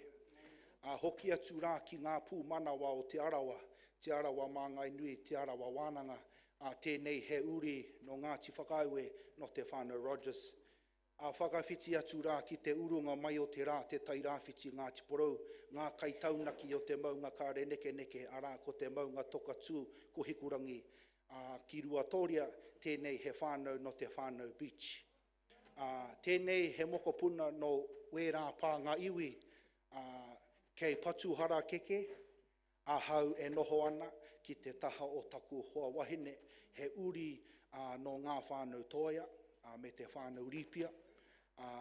Ko te manako o tō mātou whānau, i roto i ngā wiki e toru taha ake nei, kia whakahokia tō mātou whānau ki ngā whārua o te rohe o te kaipara ki Tūnatahi, ki Tākiwira e noho ana. Tēnei he moko puna ngā reke o tāmaki ki te tonga i whakatipu, i poipoi, i aki ki runga o te marae, o te waiauriki ki roto i te unga waka anoki. Nō reira, tēnei ka mihi atu kia tātou katoa. Ki ngā kai taunaki o te kaupapa, tēnei ka mihi atu. Ki ngā kai whakarite o te kaupapa, tēnei ka mihi atu. Ki ngā kai kawe kōrero me ngā kai karanga, tēnei ka mihi atu kia koutou katoa. Ko tōku ingoa, i runga i taku raihana, i runga i taku passport, i runga i taku birth certificate, ko Francis Toko, engari no ngā streets o Ngāti o Taramainuku, i mōhio whānui tēnei iahau kokoro. Nō reira, tēnei ka mihi atu kia tātou katoa. Kia ora everybody. Where one is from is hard to define when you're from many places. So all of those places I acknowledge are my direct whakapapa links and the families in which I descend. I was raised in Ngāti Otara, in the heart of the Pacific, there on Waiariki Marae, as well as Te Unga Waka in Epsom. And I have to acknowledge at this time my whaia Aotea, who has arrived and now has put a big smile on my face. I also have to acknowledge down the back here next to Jonathan, we have a whaia with a young boy. My son this morning when I left the house at 6:30, Papa, I wish I could come and tautoko you today, but I've got to go to Kura. So when I seen this young boy walking in, my heart was filled with joy and warmth, knowing that there is another someone like my son in the room to tautoko our kaupapa. Nō reira, tēnei ka mihi atu kia tātou. I also want to acknowledge our uniforms in the room as well.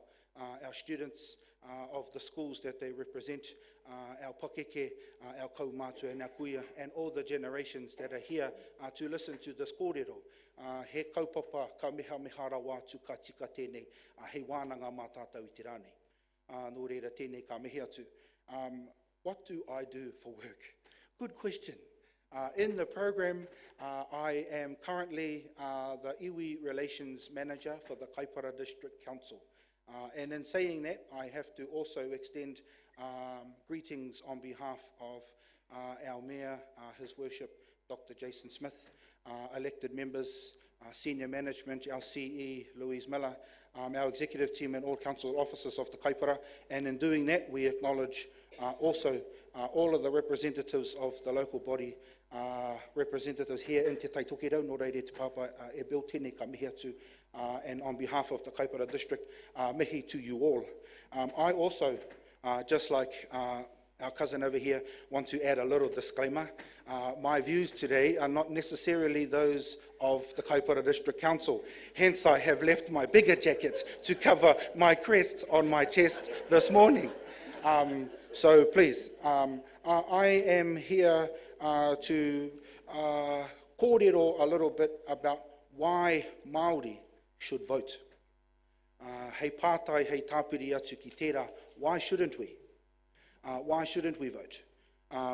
You know, the powers is in our hand, and I won't go on too much as to what local government does, because in Whainanae's kōrero, in the kōrero that have been before me, both in my whanaunga here, I think we get a good grasp of what local government does, and the decision-making powers that they have, and the influence that we, as constituents within Te Taitokirau Whānui, both at a district and a regional level, have the influence over if we decide to make that voyage to the poll and have that vote.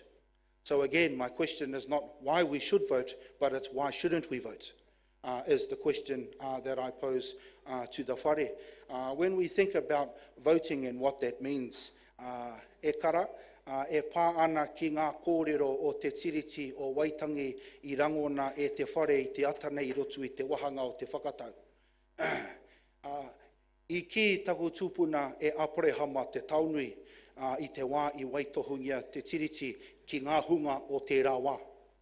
Me tūpato I tō koutou waitohu I te tiriti, kaua e waitohungia ki runga I te haki o I ngā rangi, kei hia ngā korowai Māori no te whenua, hei waitohungia I runga I tērā. Aporehama te taunui challenged our elders at the time, let us be careful when signing the Treaty of Waitangi on the flag that represents England on the Union Jack. Where is the cloak from this whenua for us in order to sign this treaty? In saying that, in his prophecy, he still signed Te Tiriti o Waitangi. And again, with that, giving mana to his descendants to follow in his footsteps, to agree to disagree, but to also have an opportunity to have a vote. And it's with that kōrero that I stand here in front of you today, is to encourage us. We've heard the kōrero from the taumata, Ngāpuhi and Te Taitokero Whānui did not cede its sovereignty or its mana to anyone else to dictate. So the challenge again, whānau, was not why should we vote, why shouldn't we vote? Because I reira te kōrero. We did not cede any sovereignty or mana to anyone to dictate. And so therein lies the right for us to vote. In our whare, we turn voting into somewhat of a field day for our tamariki. We make it a day to celebrate our tupuna. We make it a day to celebrate our decision as a whānau by taking our sons and now our whāngai daughter. We have two sons, Jeremiah and Laurie, and we have now a niece who we have whāngai'd into our whānau, and she as well this year will come on that journey and that field day to the voting polls in October to vote with us as a whānau. Until they are of legal voting age, we want to have the kōrero and the dialogue with our children at this age, 10, 8 and 7, so they understand what Mama and Papa are doing, why we are doing it. And it's when we think about the question, why? Why? What is your why? My why are my children. My why are their children. My why are their children and their children to come ake, ake, ake. There is my why. That is my why. Until my sons and our niece can have their say for themselves, my partner and I feel obligated as their guardians, as their matua, to have a say on their behalf, so their voice is heard. The role I have in council, I did say to the community of Tūnatahi, of Tākiwira, that we did not put our name in the hat to apply for the position of iwi relations manager for ourselves. It was for our children. It was for our nieces and nephews and all of the children to come therefore after. So until they are of age and willing mind to hold positions such as this one, I will sit in a position until they are ready to take over of influence, because we have the opportunity, whānau, to not just vote, but also apply and be a part of the decision-making tables as they happen for us, and rather than to us. But we have the mana also and the power to look for those roles in our local body constituents and areas and apply for them. Apply for the mahi that you see being advertised within your districts. Because again, there is another way of us being able to have an influence over decisions that are not made to us, but we can sit at those tables and influence those decisions so that we sit hei māngai iwi o te hāpuri, so that way we ensure that that doesn't happen. I do want to mihi to our two kai kōrero before me and the rest of the speakers that we have to listen to today, but that is one way that myself and our whānau are trying to combat what you heard around wai rangatahi don't vote. In schools we are encouraged to vote for head senior, for head boy, for head girl, and we're not really told why we're making those votes. And those of us that are told why are those that went to the hall when people are listening or talking about why they want to stand. Those of us that didn't just end up ticking a box just because. But I completely agree. Once we start changing the way the education system perceives voting or elections, then I think things will start to change for our taiohi, for our mātātahi, for our tauira, and for our youth. I have been involved in the Auckland Polyfest in many different shapes and forms, and every year we used to have a kaumātua by the name of Eru Thompson stand up and recite the whakatauki ko ngā rangatahi moa pōpō ko te hunga e pohiri nei mātou, that we are welcoming the leaders of tomorrow. He also then went on to say, I nā ka tatari mātou moa pōpō, ka raru tāua te iwi Māori. That if we wait for tomorrow, that us te iwi Māori will have troubles. And the reference there was in terms of our rangatahi. They are the leaders for tomorrow, but they are also the leaders of the now. And sitting our leaders of the now alongside our current leaders to learn in terms of succession planning and understanding and opening the doors for our rangatahi to ask those questions, that we otherwise don't either want to answer, or it's easier to find on Google, or go and ask somebody else to have those conversations in our home and normalise the kōrero around political arenas. I have members of my whānau who would much rather vote at an iwi level than they would at a district or a regional or a health board or a central level, and they're quite okay with that. Voting for their runanga rep instead of voting for who's on the district council or who's going to be the regional council representation. And in saying that, just in concluding, I do want to encourage us that our voting whānau is not just about your local representation, but it's also about your regional representation and the district health board representation. And it's about us understanding what that means for us at a local level first, at a regional level as well, but then also the votes that you have to make for people to represent you the best way they can on the DHB, on the district health boards as well. And if you don't know, I encourage you to go along to the candidate evenings and ask them the hard questions. Hey, why should I vote for you? What will you do for me if I put my votes behind your name? Ask them the questions. It's one thing I tell my elder son to do. He goes, Papa, how come you keep asking them why? I said, because I don't know him from a bar of soap. All I've read is the biography that he's gone and sent in the mail. And now that we've got an opportunity, anei te pātai, what will you do for my sons if I put my name and my votes behind you at a central level, or at a local level, or at a regional level, Be encouraged to ask those questions. Nō reira, I runga I tira, kai a koe, kai a korua, kai a tātou katoa, te mana, kia pōtingia, kia kite, a kanohi nei, te mana o te pōti, nō reira, tēnā koe, tēnā korua, tēnā tātou katoa.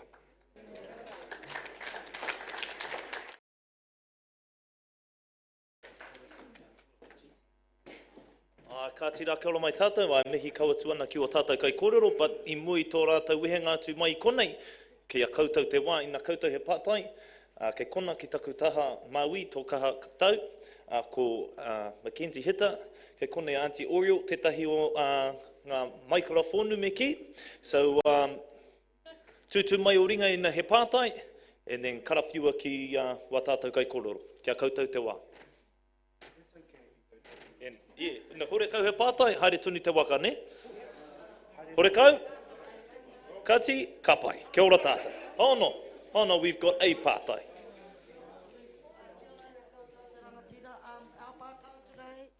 Oh, tap your microphone file. Aroha mai.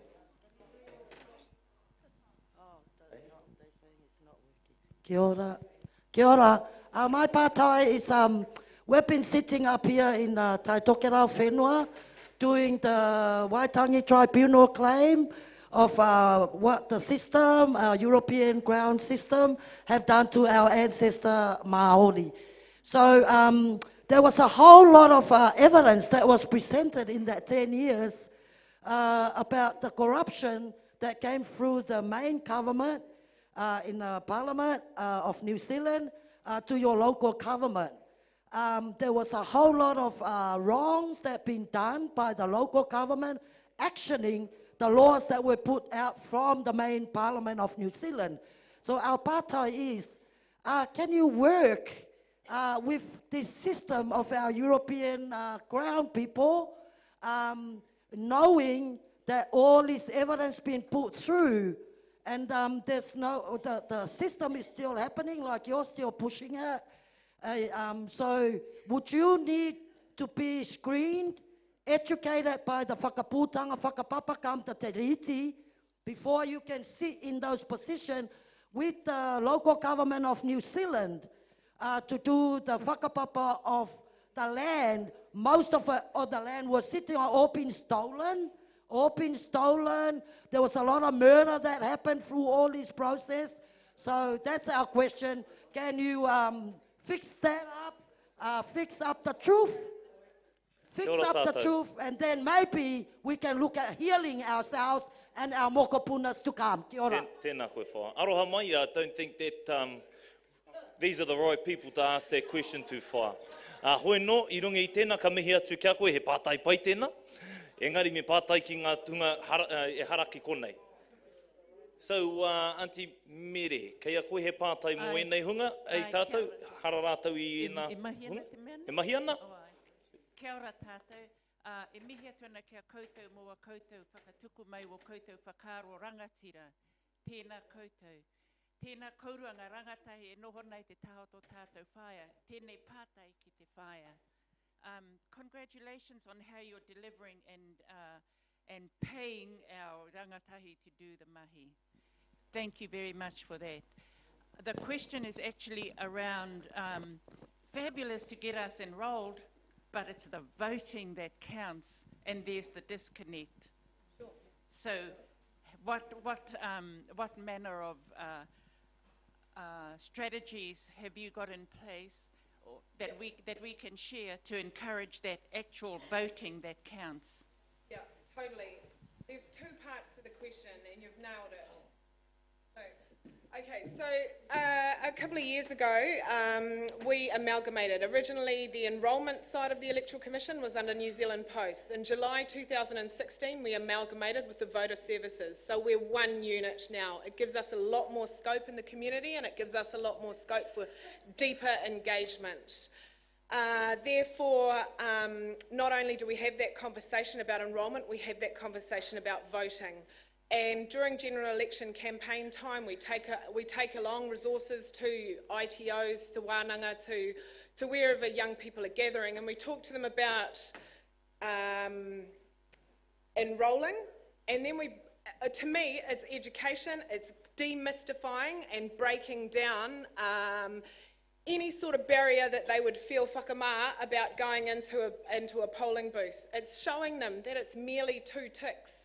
This is what a voting paper is going to look like. It's actually making it more comfortable for them. In Kaikohe, some of the youth advocates actually went and walked down classes of rangatahi to the polling booth to say, look, all it is this. So walk down, make them feel comfortable to get there. So it's just having a deeper level conversation.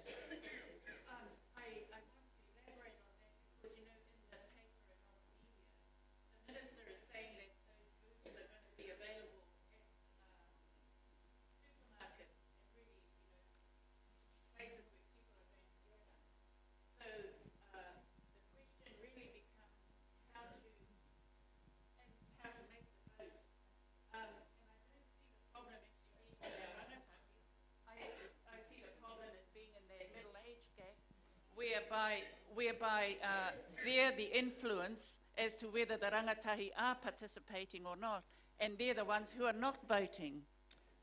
Across that middle bracket?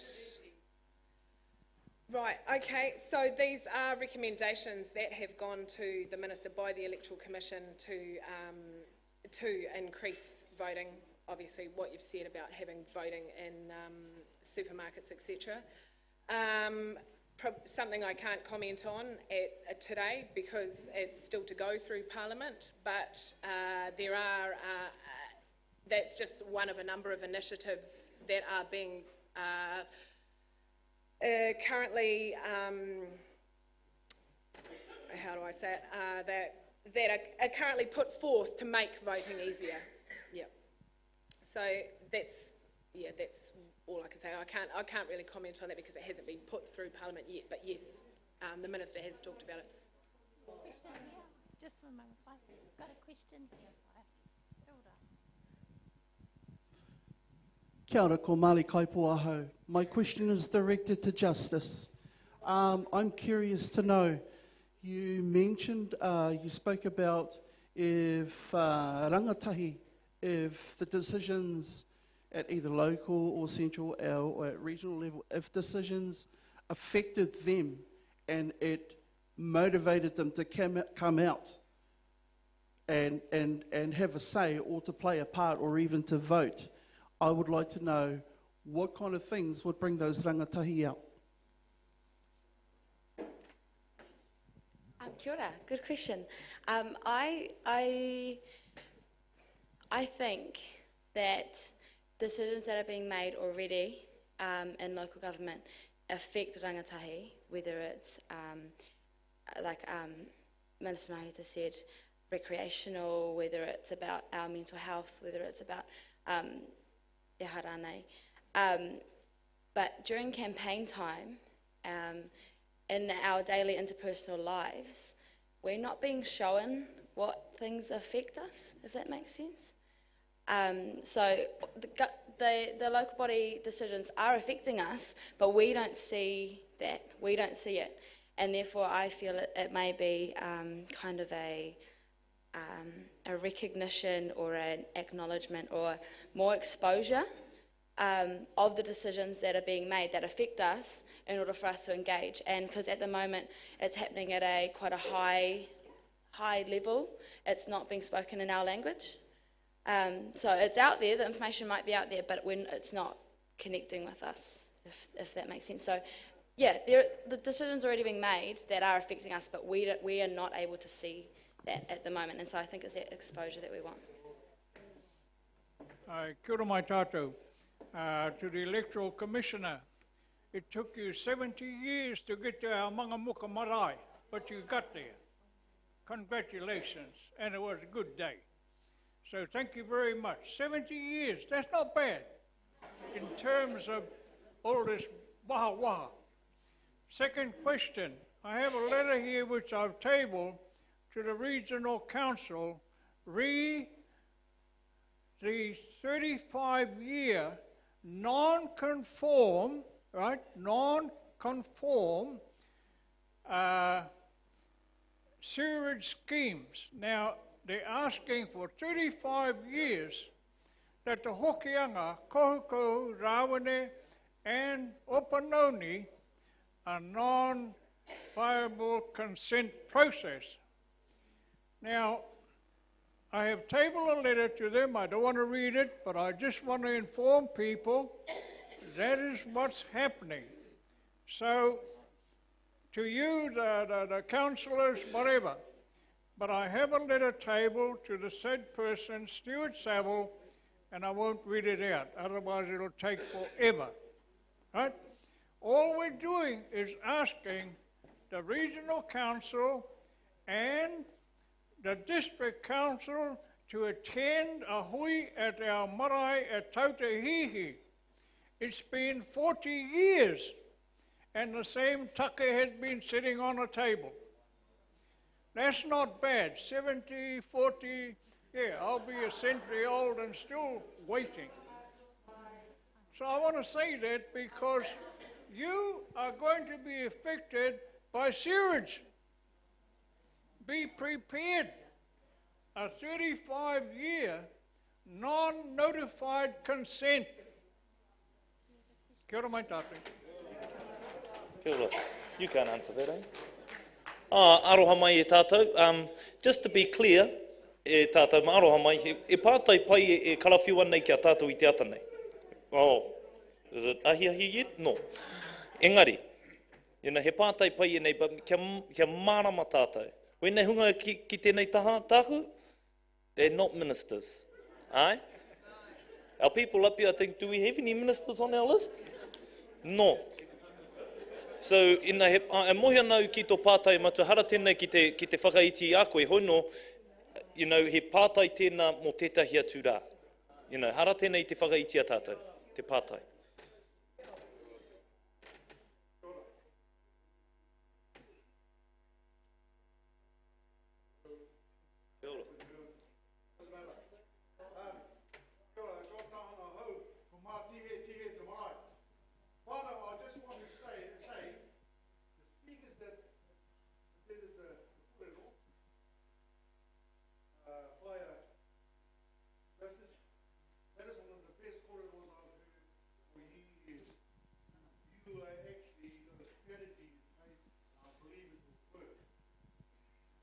therefore I say, you collectively, you Mel, work together, find your mindset thinking is the best that we've actually heard for a long time. We believe they are the missing link to progressing into the council.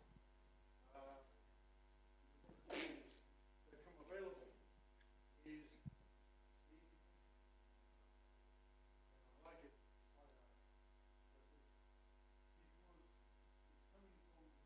Voice that can connect to their group.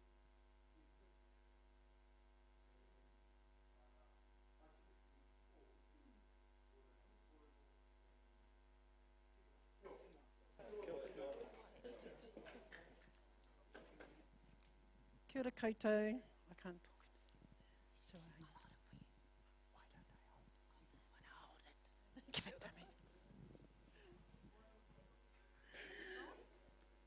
Kia ora. Kia ora. You stole my thing, my thunder there. John, kapai is a whanaunga that's stealing. Awesome kaupapa. You young people, you older ones better move over. No, they probably need your leadership, but that's all I wanted to say about the young people.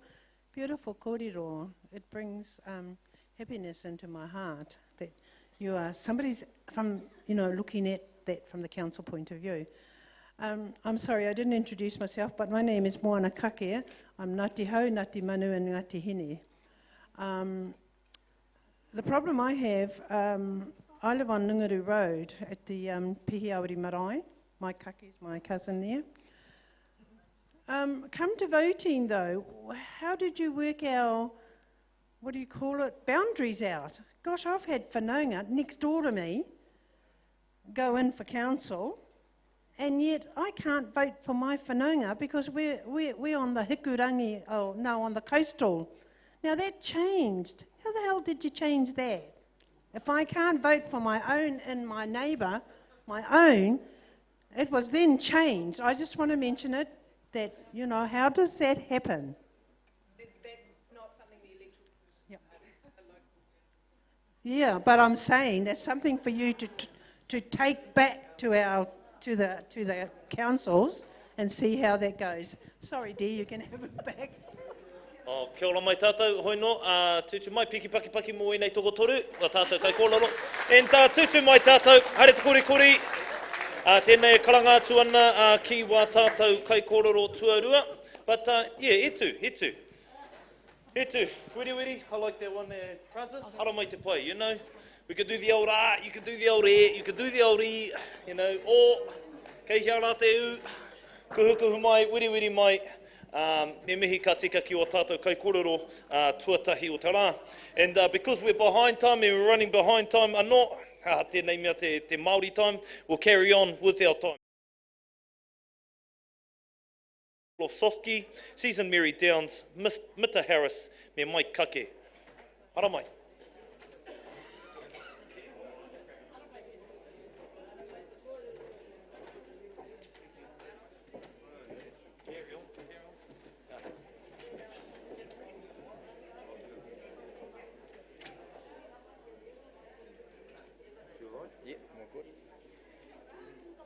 Start straight in? Wait till they sit down.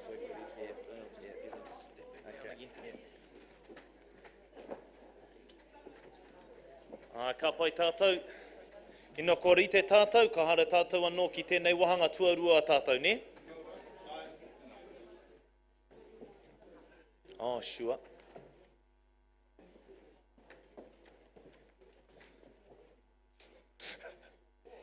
It's one good photo for the gram, please, Matua. Neke atu.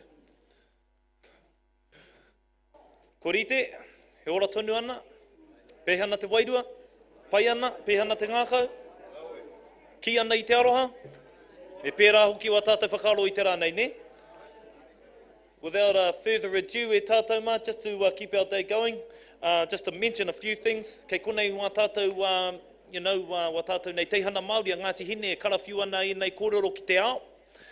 So if you've got any whānau, there is a link Ki runga I tēnei he whārangi pukamata mo tēnei rā. If you've got no mates, ki konei, tell them go on the Facebook page and there's a live stream link for today. Kei kona ki tō tātou kokonga Pepper Curry, and there she is, Atahua. Wana nei mahi, she is a graphic.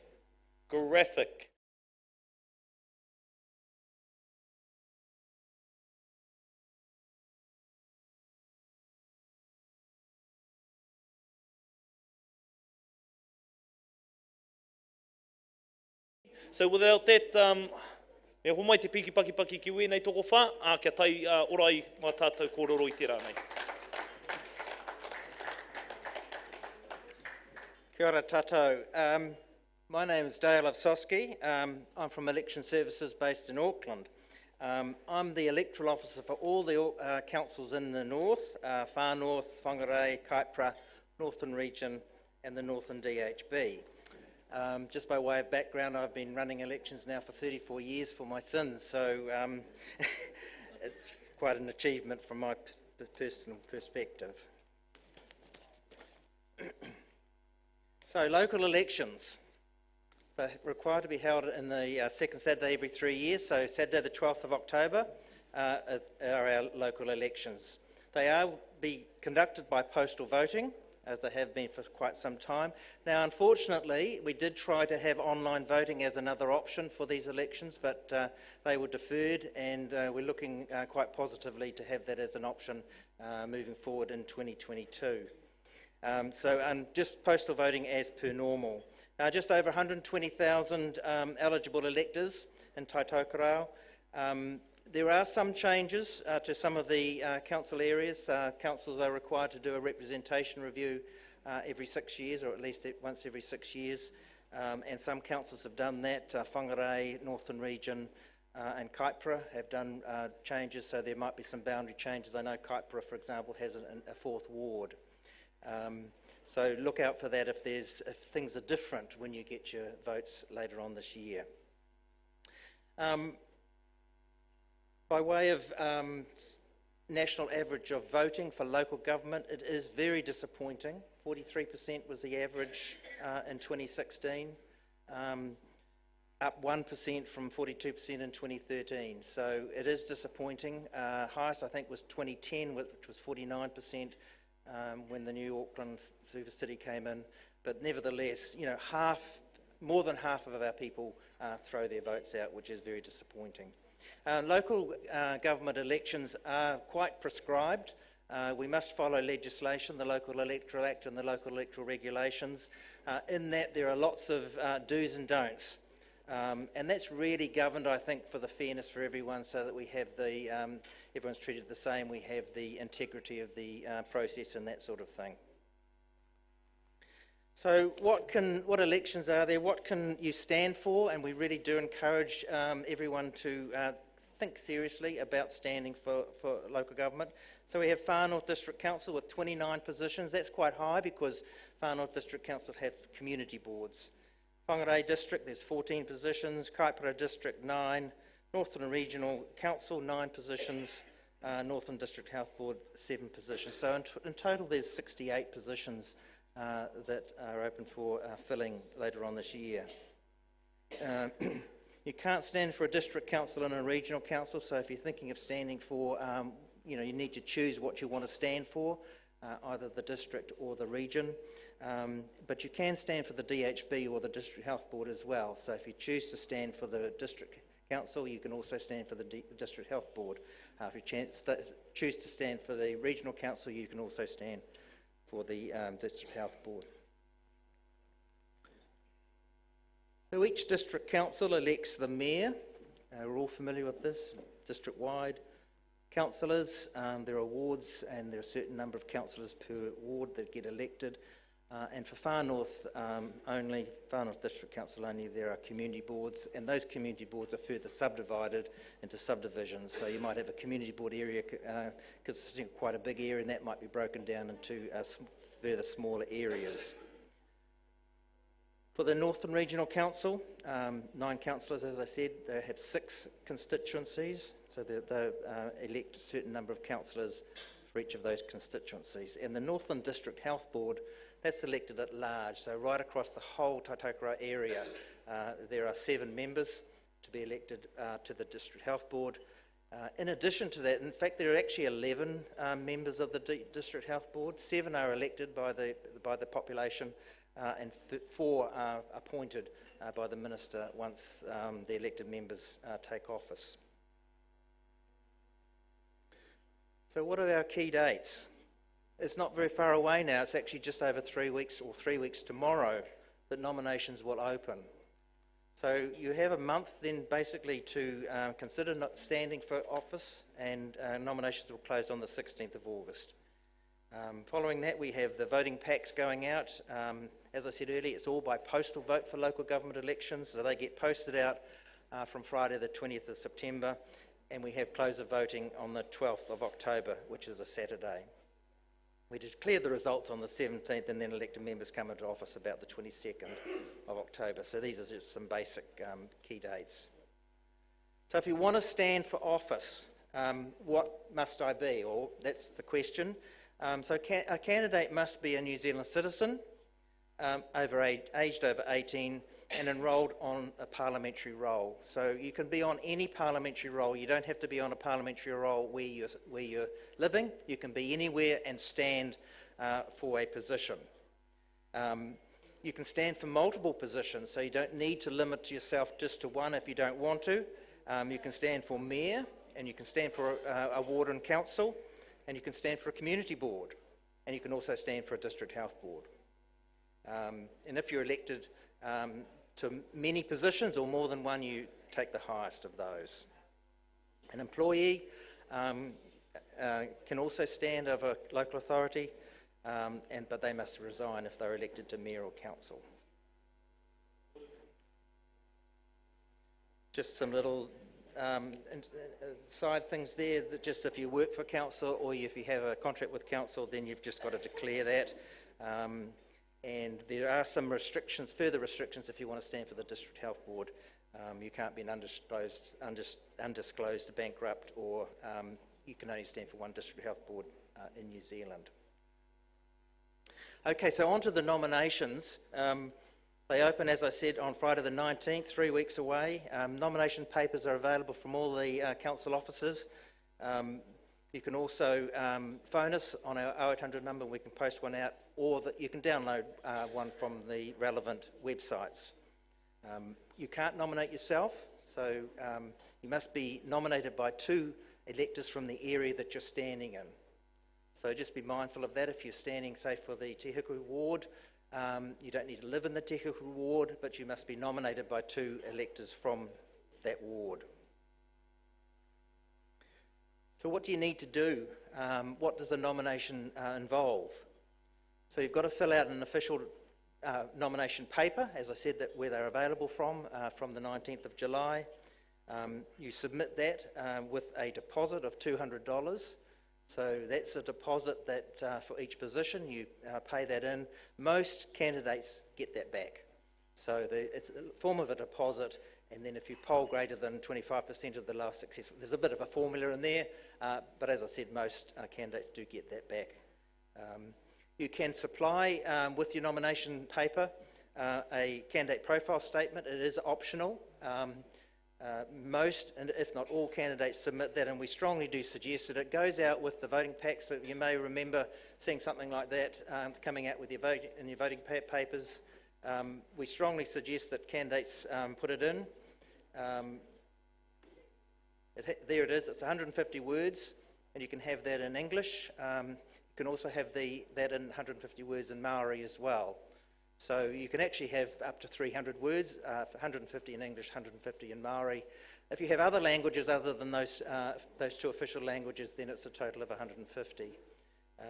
But we do strongly encourage you to submit that. It's also an opportunity to submit a photograph. The electors out there really do read this, and it's a good opportunity for you to sort of campaign and express what your policies are, what you want to achieve if you get elected, a little bit about yourself, and of course it has your picture as well so that people can visually see you.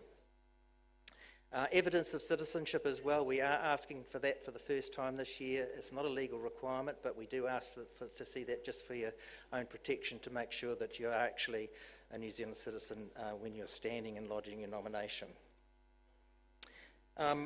Candidates can group together, so you can either stand as an individual, you can stand as an independent, or you can group together as a party or a group, and therefore have a ticket, if you like. It's over to each individual. Now, nominations, there's 4 weeks for that. As I said, 19th of July to the 16th of August.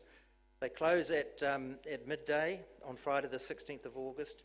We do strongly suggest that if you are considering lodging a nomination, get it in early. We do check everything to make sure it's a valid nomination. If you leave it to the last minute and it's 11:45 and there's a problem with your nomination, you've only got 15 minutes to get it fixed. So really, we do encourage you to get it in early so that we can get that checked and you can go away with peace of mind. So, that's the nomination process. That's the first stage, the first proper stage of the electoral process. So we do encourage you to think strongly about that, strongly about standing. When it comes to voting, a lot of electors out there, they won't vote unless they can identify someone on the voting paper.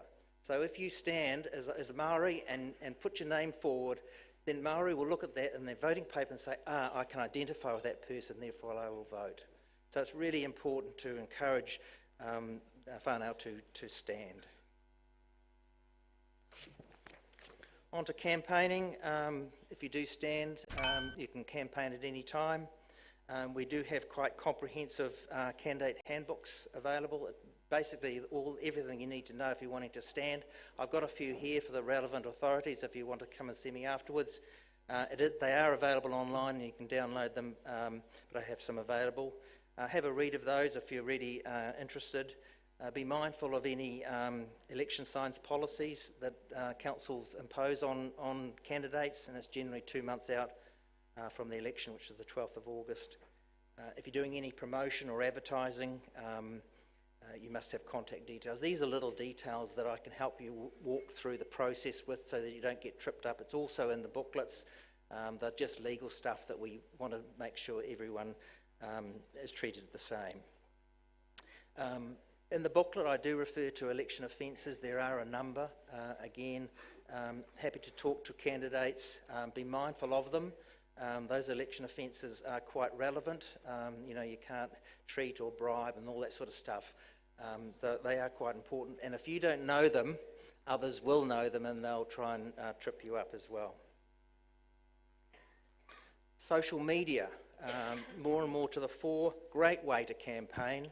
If you're thinking of standing, use social media. It's instant, it's far-reaching, and it's free. You can promote yourself, your policies, you can run polls, you can post videos, all sorts of things on social media. So it's a really great tool. Don't use council's media channels. That's off limits, mainly because council has to be politically neutral. And the last point there really is just cybersecurity. Just keep safe. Computers can be hacked and that sort of thing, so just be mindful of that. Campaign expenditure. Basically, you can spend as much or as little as you like, so it is your money, so it's not a council money or anything like that. I do have had requests over the years saying, when do I get my money back? And I sort of say, well, what money? They said, oh, well, I've just spent $5,000 on my campaign. When do I get that back? And I said, well, you don't. It's your money. So just bear that in mind. So you can spend zilch or you can spend whatever the limit is. But there are limits to what you can spend by law, and it is based on the population size of the area. So I've got an example there for Far North District Council's Te Hiku ward. Their limit is $20,000. So it does go on groups of population ranges. So it's all in the booklet, so if you are thinking about that, but what you must do is you cannot overspend that limit. If you stand for mayor and council, or council and DHB, you can't add those limits together. Okay, to get a higher limit, you just take the higher of the two. You are required with your nomination to complete an electoral expenses and donation return. It's a form that just shows all the money that you got in or went out. That is a legal requirement for us to have that. It's a very transparent thing, and it's a public document. It has to be available for 7 years. Council puts it on their website and things like that. So just make sure that that is completed accurately. Getting more onto the voting, and this was touched on earlier, just by way of sort of a full picture, there are 2 electoral rolls compiled. There's the resident electoral roll, which we heard about this morning, provided by the Electoral Commission, and they do a superb job. They really do. We're really pleased with the job they do. They get out into the community, as we've heard. They have quite extensive campaigns, and then they provide the information to us as part of the service, and we use that for local government elections. So that's about 99% of our electoral roll. The other one, which is about 1%, is your ratepayer electoral roll. Many people may not be aware that there are actually two rolls, and that's really the second one is for non-resident ratepayers. So those people who live in one district and pay rates in another district. So it gives an opportunity to have a second vote, if you like, in another district. So I got an example here that you might live in Whangarei. So in Whangarei, where you live, you get all your voting entitlements for Mayor, Council, District Health Board, Regional Council, but you might have a property in Kaikoui, for example, in a different territorial authority. So you can actually apply to that one, and you can get a vote for the Far North District Council. So you can vote for the Mayor and the Council and the Community Board there, but you can't have 2 votes for a Regional Council, and you can't have 2 votes for a District Health Board. So that's another option to get enrolled onto the ratepayer roll. It is updated every 3 years, and it is by application. It's not automatic. So happy to answer any of these questions afterwards or during today. And I've got my contact details coming up, so you can email me or talk to me by phone. Voting, we've heard a little bit about voting. So voting period is the 20th of September to the 12th of October. It is 3 weeks. Voting packs are delivered between the 20th and the 25th. Now we know that New Zealand Post service is not as good as it used to be, but they have a legal requirement to post within that time frame, and they have given us undertaking to do that. You're able to campaign up to and including election day, so different to parliamentary elections, so you can actually campaign on election day, whereas at parliamentary elections you can't, and that's really because the voting period is 3 weeks rather than 1 day as for parliamentary elections. We do have special votes, so if someone has not received their voting pack in the mail, they've just turned 18, the dog's eaten or anything like that, then you can get a special vote. You're not denied that. So just come and see us at any of the council offices. You can phone us and we can post one out, and therefore you can have your say. Candidates not to collect votes from electors, please don't do that. It's just a perception out there that you are collecting votes and therefore you may be interfering with them in transit to me. So it's best that electors return it themselves. There are some exceptions that we have disabled people and things like that, or people that simply can't get out, that whānau can actually help them with that. But if, as a candidate, don't go door knocking and offering to collect voting packs from people. To me, well, my advice is please don't do that. That's not good. Voting closes at noon on the Saturday of 12th of October. Again, that's a prescribed time by law. There are no extensions for that. When it closes, that's it. If something comes in on the Monday, we can't accept that. So as the Minister stated earlier on, please encourage everyone to vote. It is really important. Every vote does count. Every vote does make a difference. And we look after Hamilton City Council, and you may recall that there was a very, very close mayoral race outcome in Hamilton in 2016. The mayor won by 6 votes out of 33. There was 100,000 voters, 33,000 voted, and the mayor won by 6. So every vote really does count. So it really is important to get that message out there. Please, when you get your voting pack in the mail, fill it out, pop it back in the post, drop it off at a ballot box, it really is important that we receive that back.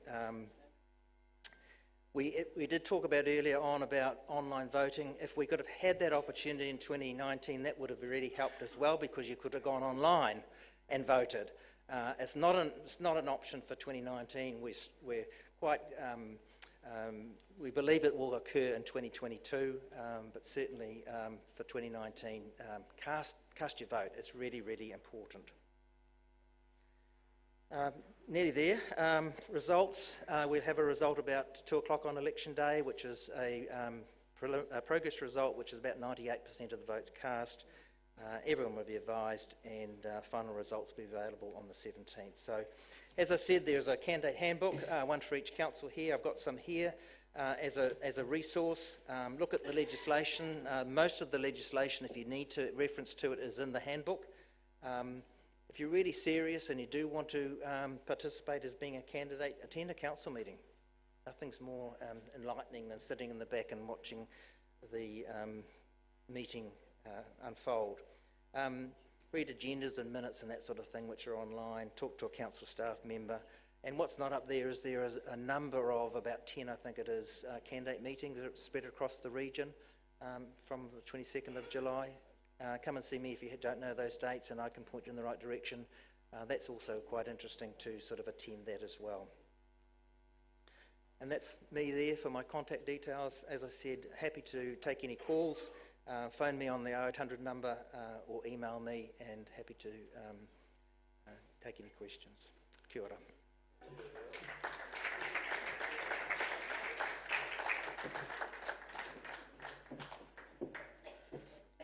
Tēnā koutou katoa, ko Caesar Mary tōku ingoa, he uri ahau no rāhiri, he tūkau no te mara o Hene Amaru. You'll be pleased to know I'm going to be fast, he's going to be fast, and he's last and he's going to be fast. So, firstly, I acknowledge my mum and my best friend who are here today. They came in to watch this kōrero. And I was called in as the Taina / campaign manager of my sister, Willow Jean Prime, who has been a council member in the past and is now a member of Parliament. So I've been brought in to speak about what it takes to get into council. And some of this information might shock you. It's actually really hard. And it leads to those systemic issues that Justice was talking about this morning. I was sitting next to Uncle Patu, and he said to me, "That's what I'm here for. I'm here to talk about te tiriti." And despite this hui looking a lot like a kotahitanga gathering, I'm not going to speak directly on rangatiratanga or te tiriti. I want to talk about campaign fundamentals and how we actually get our Māori people into council. But you can take everything that I'm saying as a way to express the Te Tiriti partnership. So without further ado, I understand, and I hope my facts are not out of date, but out of our population in Te Tai Tokiro, 33% are Māori. We only have 3 Māori councillors across the 4 councils. Fortunately, I know one of them, and she is beautiful and passionate. That's Kelly Stratford. She's from Kawakawa. But I do not know the others. Before Kelly was my sister Willow Jean. So can I just do a little stock take and see who are likely candidates in our room? Who might stand in the next 3 weeks when the nominations open? Any show of hands? Te Aorangi? A couple, eh? That's actually more than I expected. Ka pai. But who thinks it's important to have Māori in council? Everybody. I thought so. It is really important, and so my speech isn't just for the candidates, because it is actually our responsibility as the community, as whānau, to elect our candidates. So my speech is about how to campaign, and it actually isn't just about the candidate. Don't ask your candidate what you're going to do for your what they're going to do for you in council. Ask yourself, how am I going to help our candidate get into council? Because if they're not even in there, their other question is secondary. So up on the board is a series of pictures from our first council campaign back in 2013, and I acknowledge my cousin Joey here, who's up on our photo there in the middle. We're fundraising out at the Te Kura o Waikaria Sports Day. And these are some of the things that I'm going to talk about in my presentation, which I'm going to speed up a little bit. My message to you as a fundamental is that if you choose to stand for council and you want to be a candidate, you need to accept that the rest of your life that you're in council or in a representative position is a campaign. You're always going to be campaigning. Whether you're in campaign period or you're in that role, you're campaigning and you're trying to get support for the rest of your entire life. And I know this for sure because our whānau has managed and run 5 campaigns in 5 years. So we had the first one in 2013. We had the second one, which was when Willow stood for the general election in 2014. She got pregnant. We always have a baby every campaign. This was the by-election against Winston Peters. You'll remember that from when one of the MPs had to stand down and it was triggered, and it was just Willow and Winston running. We had our second local council campaign. This is Willow. Obviously, this was her second election, getting successfully elected. And I have to say, we were criticised when we ran for local council for running an Obama-style campaign. But as a Māori, you have to run an Obama-style campaign. That is the only way to get in. We are up against so many challenges. A democratic vote, where we aren't the majority of the population, doesn't work in our favour. So you have to be seen and you have to be out there. And that takes an Obama-style campaign. So this was our third Obama-style campaign. And then we had our last election, and in that election, Willow was successfully elected into government. And obviously she had to step down from council, and Kelly Stratford took her role in the by-election when she stood down. So I'm going to touch on primarily the first campaign because I think that's the starting point for everybody who hasn't run for council before. It might seem really hard, but I think it's a challenge that we can all rise to, because the one thing about being Māori that makes us different is that we've got huge whānau, so we have got huge support. And as a first point, you need to think about, like the presentation said before me, who's going to nominate you. Now, Pita Tipene nominated Willow, and it was really helpful to have somebody who was representative in the community putting her name forward. So when she went to candidates' meetings, she could say, the leadership asked me to stand. So think about who is the leadership within your hapu, who are the kui and kaumātua, who runs your area, and try and get their endorsement and their support for you to stand.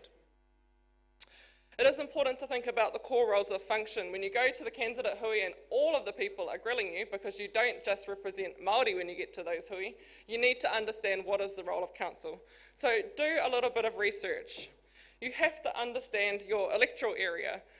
For Willow, she stood in the Whangaroa Bay of Islands ward, and it is the most contested seat. I think last time she ran there was 11 candidates that were seeking nomination, and only 4 of those 11 get elected.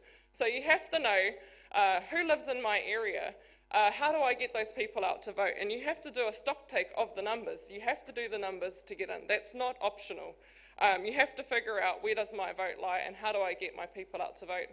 And I think what we saw when Willow ran, which was phenomenal, was Moeroa and Koakoa and our surrounding areas getting out to vote, because our people do vote for our own people. And fortunately, when they go and vote, if they haven't voted before, that is a really strong vote. It's a new number in the game. So once your nomination is successfully received, the first thing you have to do is to build your campaign plan. And in your campaign plan, you have to think about who are my people, who's going to deliver my pamphlets. We hustled anybody we could get, people's kids, sports teams that were doing things. We asked for them to deliver our pamphlets. Who's going to put up my billboards? You have to get a billboard photo. Unfortunately, you can't just use one of those ones that you've chucked up on Facebook. You have to stand on a white wall and get a nice photo for your billboard. You have to do a little bit of a budget and figure out how much it costs to run your Obama-style campaign. But you don't have to pay for it yourself. You can fundraise. And so we fundraised for all of our campaigns. When you fundraise, you give people an opportunity to support you and to endorse you, and that's really important to bring people into your campaign. So don't see asking for money as asking for a handout, because you are, as a candidate, going to go into a very low-paid role to do a whole lot of work, and it is important that people are really supporting you in that journey. Allow them to give you their $2, their $5, their $100, and hopefully you'll get a couple of $500 donations so you can buy your billboards. You also have to have your campaign slogans. What do you stand for? Why are you running? And make sure that those slogans and what you stand for actually applies to a broad audience, not just to Māori. So actually our campaign slogan from our first campaign was from Rowena Tana, fresh and focused, and we slammed that out all over the north, and it has really been the new energy that Willow brought into campaigning in Te Tai Tokerau. You do have to get your print material together. We went down to Auckland, they were running council campaigns down there at the same time, and we chose the best looking billboard and copied it. So don't feel scared to draw your key campaign elements from things that have already been done. Campaigning's been done forever and a day. You don't have to make up new ideas. You just have to understand what are the core components to a successful campaign. And you do also really need to understand the rules. Don't break them because you get in a significant amount of trouble. We have learnt that, not the hard way, but we've had warnings. So don't put your billboard on a private property. Don't put it next to bamboo. Don't cut it down. You know, there's just all sorts of rules around billboards. In terms of social media, I do acknowledge that it's a really important aspect of the campaign. People who follow Willow will know that she has close to 10,000 followers. We've spent a really long time ensuring that we communicate whatever she is doing with as many people as possible, so they are bought into the journey of politics. It's not just about her, it's about what is going on in the community, it's about our whānau, it's about some of the challenges that we face. But there is caution around your social media profile. You need to remember that people that are following you on social media already love you. So you're speaking to the converted, and it isn't a reflection on whether or not you're going to get your vote. Those people already like you, and most of them probably are not even in your voting area. So make sure that you don't rely on how many likes you're getting as an indication that you're going to win your electorate, because it really isn't, and we have learned that. The number one way that any person can win, and this is beneficial for Māori because we're very good at it, is to be a kanohi kitea. You have to be in front of your voters. You have to be connecting with them. The best way to connect with people is through talking. So you need to go to the meetings, you need to make phone calls, pick up the phone book. My mum sat in our house one afternoon and dialed around all the streets in Moeroa saying, it's voting coming up, Willow Jean Prime standing, do you know Willow Jean? We're from Moeroa, encouraging you to go out and vote, here's how you do it. And she literally did that to get Willow into council, out of just the white pages. Because you have to do what it takes. We, like I said, it's not easy getting into any elected role as a Māori.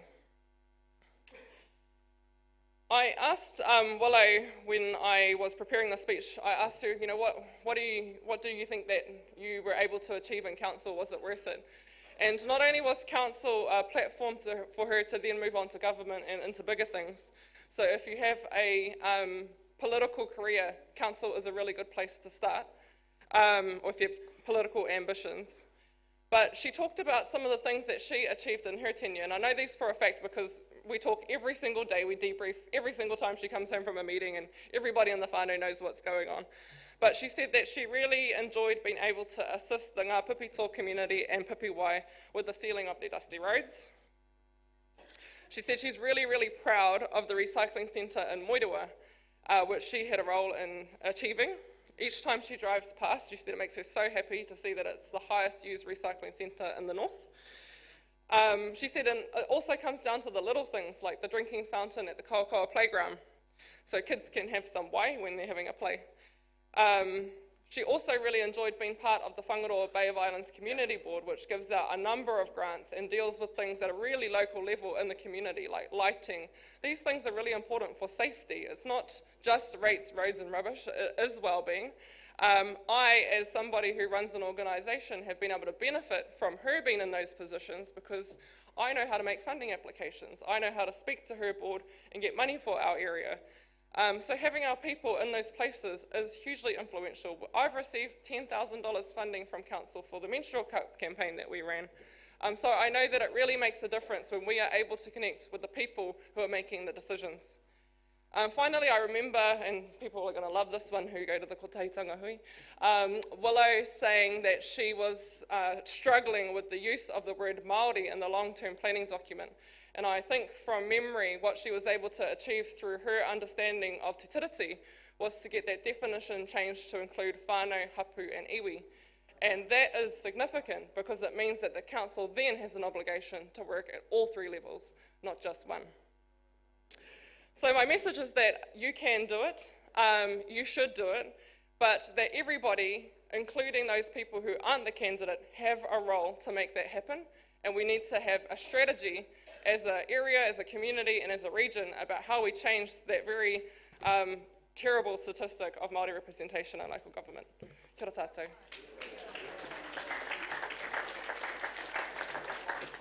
Ngā mihi atu ki a koutou katoa, matua tama wairua tapu me ngāne i rapono me te māngai tautoko mai ai ne ake nei ai.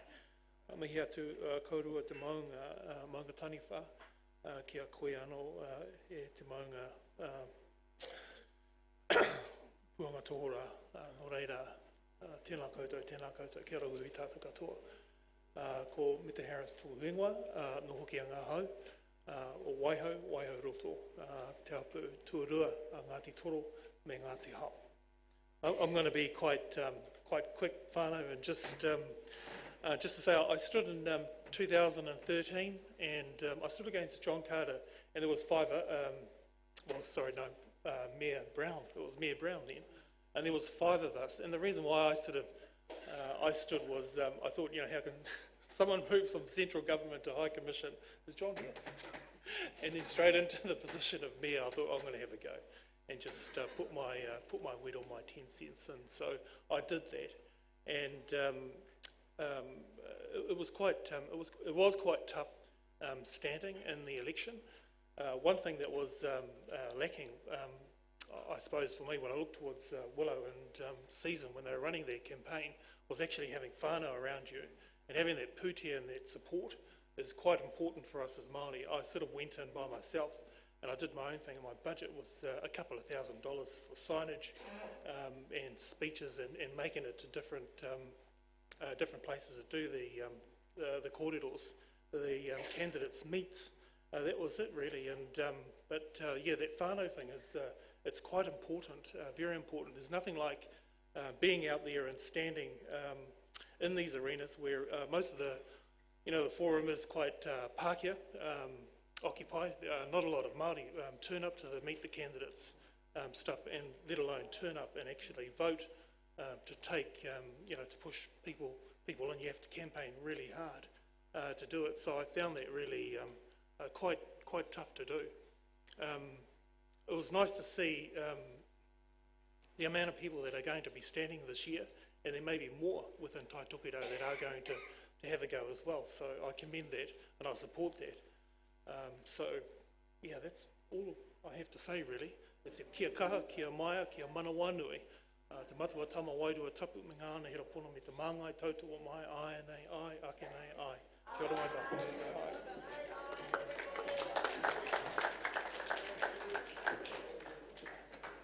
Māku, e mihi atu, kia koutou, te iwi Māori. No reira, tēnei te mihi, kia koutou, kia orara, kia koutou, kia orara. Kia ora tātou, e te whānau, e ngā mihi, tēnā koutou, o te haukainga, Ngāti Kawa, no re ngā mihi tēnā koe, e te rangatira, Fred, te karakia, ngā mihi tēnā koe. I'm Mike Kake, and I've come with a take.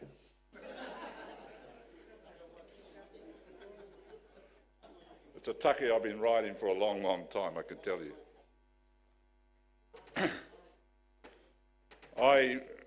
I don't know why, but why I did stand. I stand at several local body elections. I stood for the Okada Ward many years ago, which is a ward that runs in Whangarei Onorahi and part of the city as well. It was a new experience for me. I did have good whānau support, but I just decided that I'm going to have a crack at it. And there was a big take in Whangarei, and it was around green waste and recycling. And my part of that was this whenua that I've been involved with called Te Rewarewa, which is now the last Māori block of freehold land in Whangarei Te Ringapawa. We are the kai tiaki of it. We have managed that block of land where it stands there debt-free.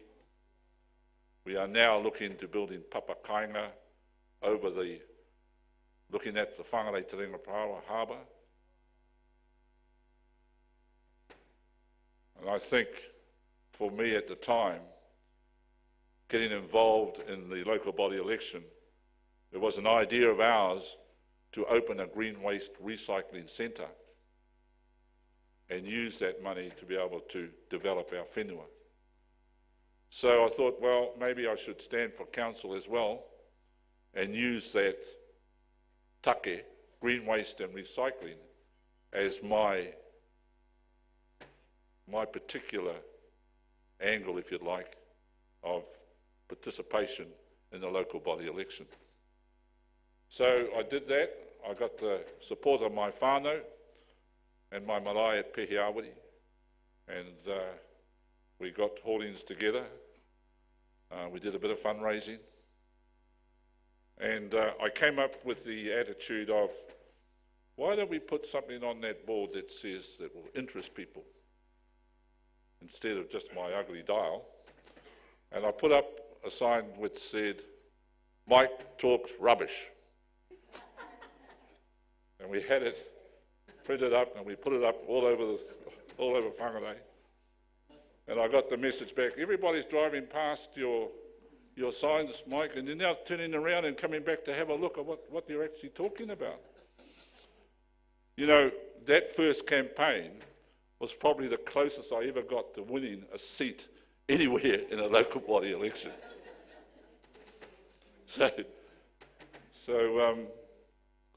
But that set me on a path that I wanted to. I felt then, I realised that we are missing.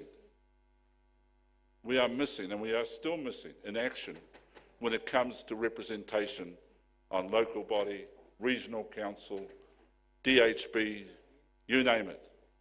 Out of what Season is saying, out of all the councillors over all the territory agencies, district councils, there's only 3 Māori. That is not good enough. It's not good enough. It's not good enough just on our population in terms of how many Māori live in Whangarei, 34, 35%. How many in the far north? It's probably a bit higher. It's not good enough, whānau. So I've been passionate about the fact that to do this, we need to engage. And after I finished 20 plus years with Ngāti Hine FM radio, I hooked up with the Electoral Commission and have been working on and off through elections as a community advisor. One of the plans that we had was what Melody spoke about, was that we did introduce the idea of our youth. Youth, kanohi te kanohi, engaging. And that has come off. And that is a good start for us. But there is still a lot of us missing in action. And how do we do that? How do we motivate our people to do what our rangatira did, our tupuna did, They were politically astute. We only have to look at Te Whakaputanga, Te Tiriti. They were astute. They had political nous. I come from a line of that. Part of my whakapapa, my grandmother, who married Mauhaere Kake, was whakamā ngā hoari Pumuka. Pumuka, who had a pā here at Whāngai, signed Te Whakaputanga and Te Tiriti. And maybe that's what's in my DNA that makes me think, why are not Māori better represented in local bodies?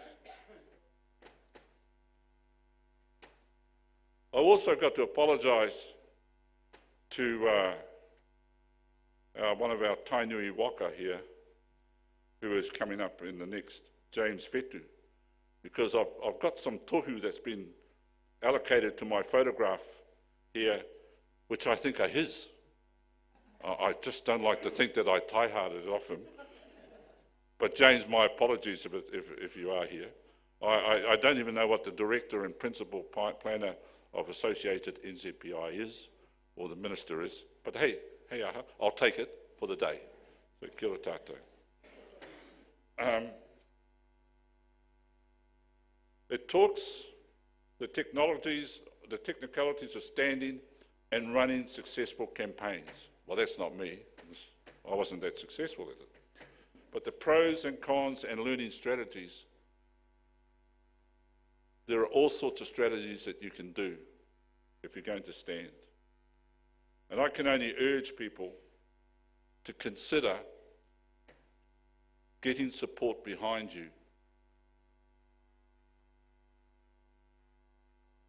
Thinking hard about a particular issue and just focus on that issue. What is it that could get you votes? What is it that could move people to put you into the seat? We can talk forever and a day about the non-voters or our apathy or this and that, but the apathy is in Māori and Pākehā. If you look at local body and the turnout over those, the apathy is really pathetic. Pathetic. And all I can say is that we just got to keep chipping away at it to a certain extent.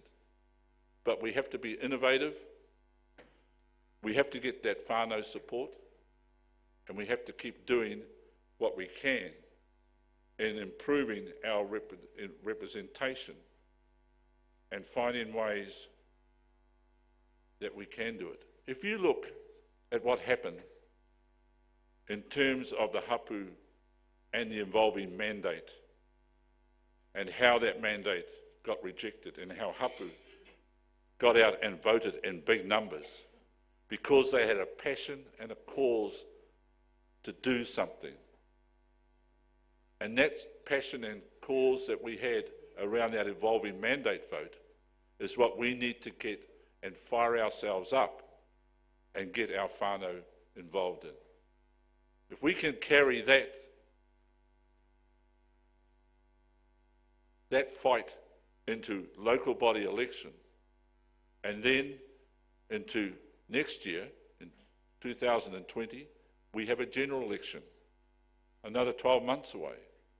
So October, we have the local body elections, and in 2020, we have a general election.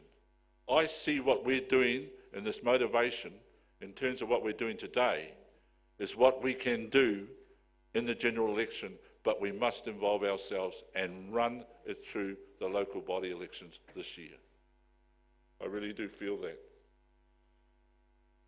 The important thing, if you do nothing else today here, is to go and see Anahera over there and Chikaina at that table and just check to see where you are on the list, on the register in terms of the electoral roll.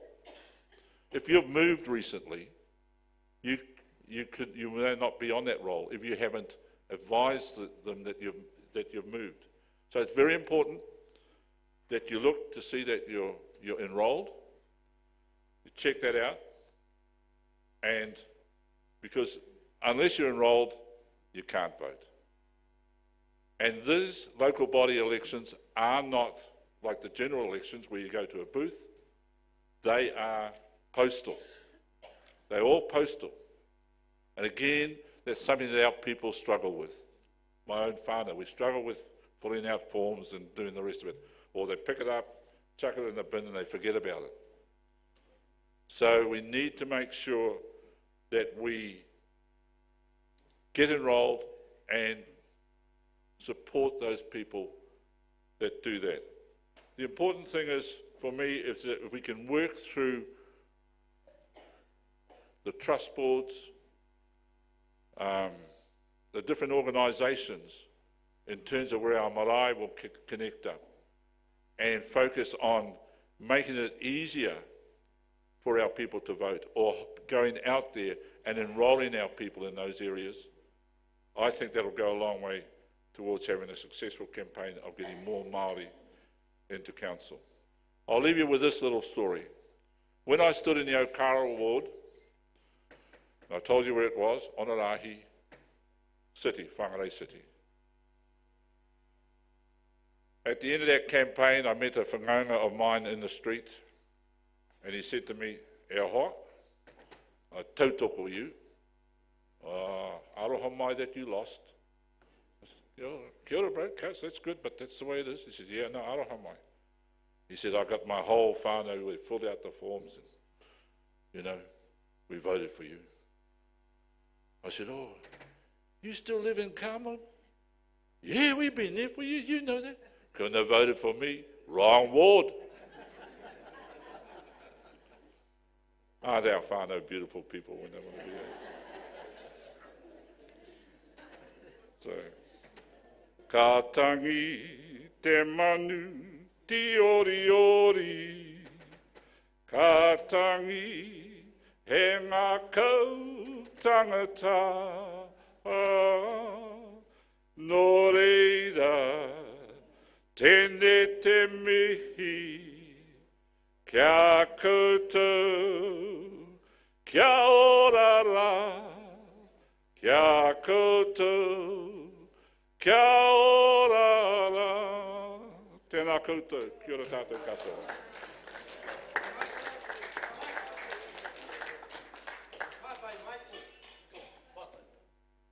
Mike, you've been a long-time campaigner. Mike with the taki. Mike Kaki with the taki. Again, all we're trying to do is do the bureaucracy right, but not try and master. I saw this morning, Mike, great statistics about we've registered all these people. What percentage voted? That's the point. We're hoping for God to help us this year by actually simply trying to go for this vision. We need more representation in Māori in local body. And you've had that experience, I have. And you've got to look at really one of the longest serving Māori in local body, regional council, the Honourable David Samuel. Why was that? Why was that? Not Māori. He was able to bring the Pākehā together. Right? Because that's where the votes were. That's your only strategy. But the moment you start to no, the tauiwi, you can believe it's good night Irene the next time round. And that's what happened to him. My co-op is this, and Bill knows it. There are 5 natural groupings in the north. We, as of right, should have representation around that. Representation around that. Other councils around the country have got that. We should have that.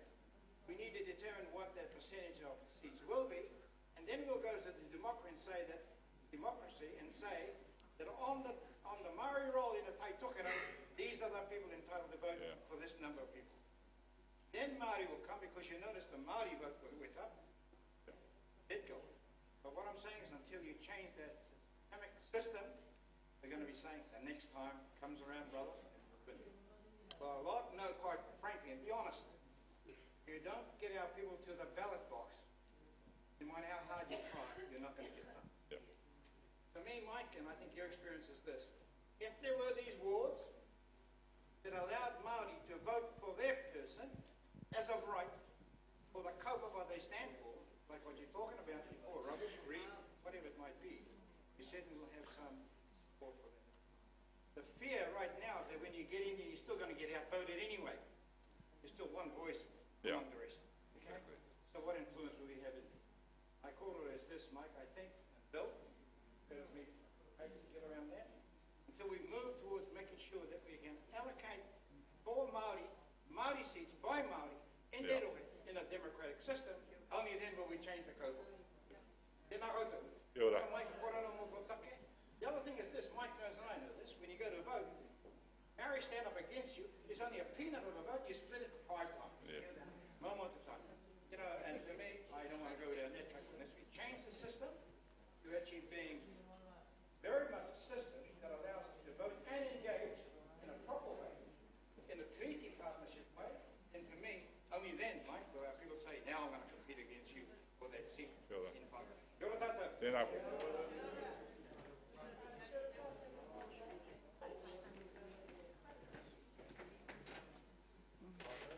Ai, pātai? Kia ora tātou. My pātai is, if you're a kaitiaki of a person under the Mental Health Act, how does the vote stand for that person?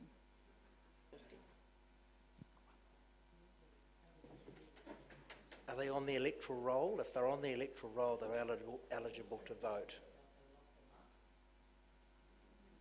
So is Mel here? Is that... Where's Mel? Yeah.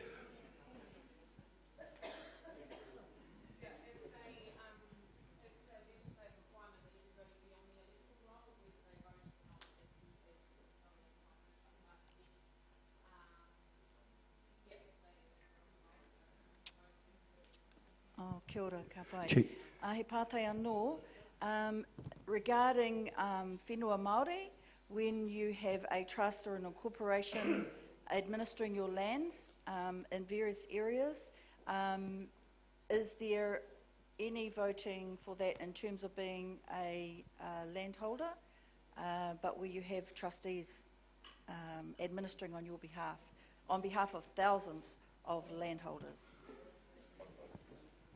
So if you're a resident elector, you're automatically voting.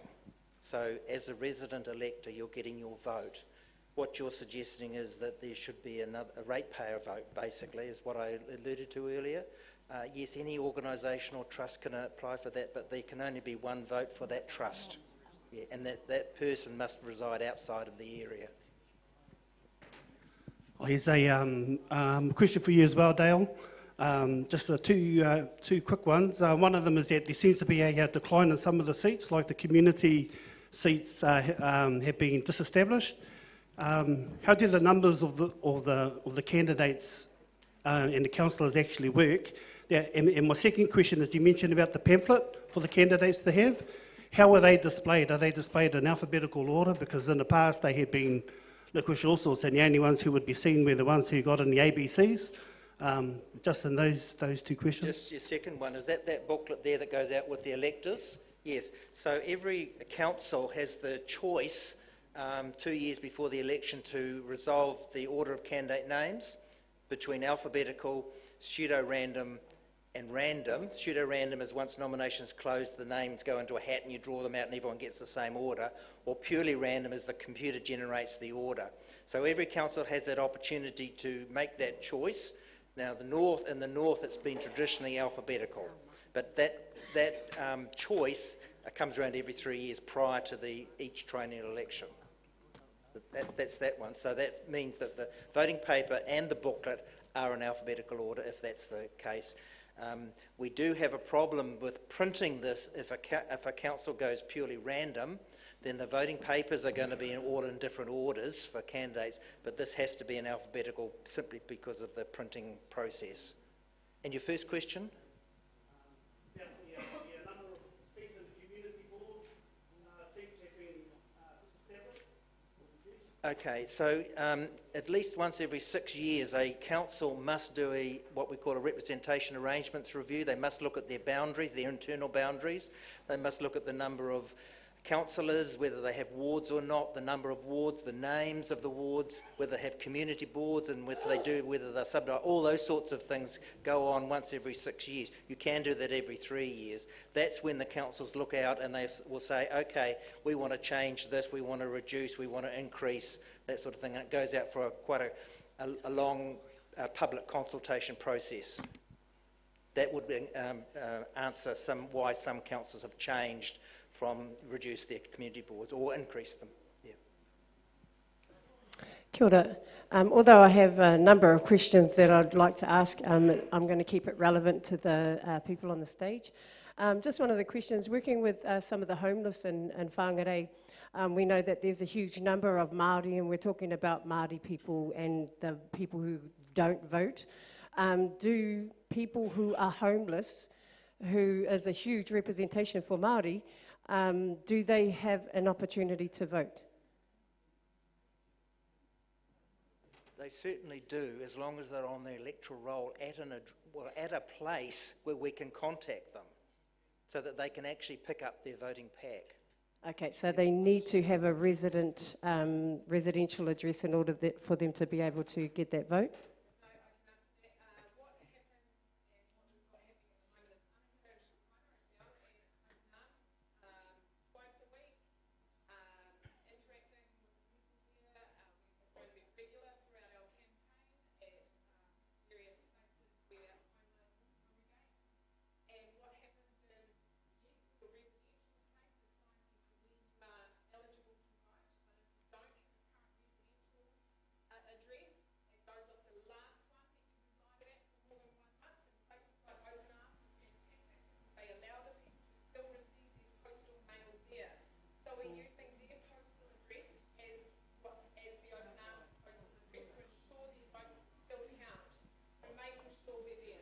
Ka pai, kia ora.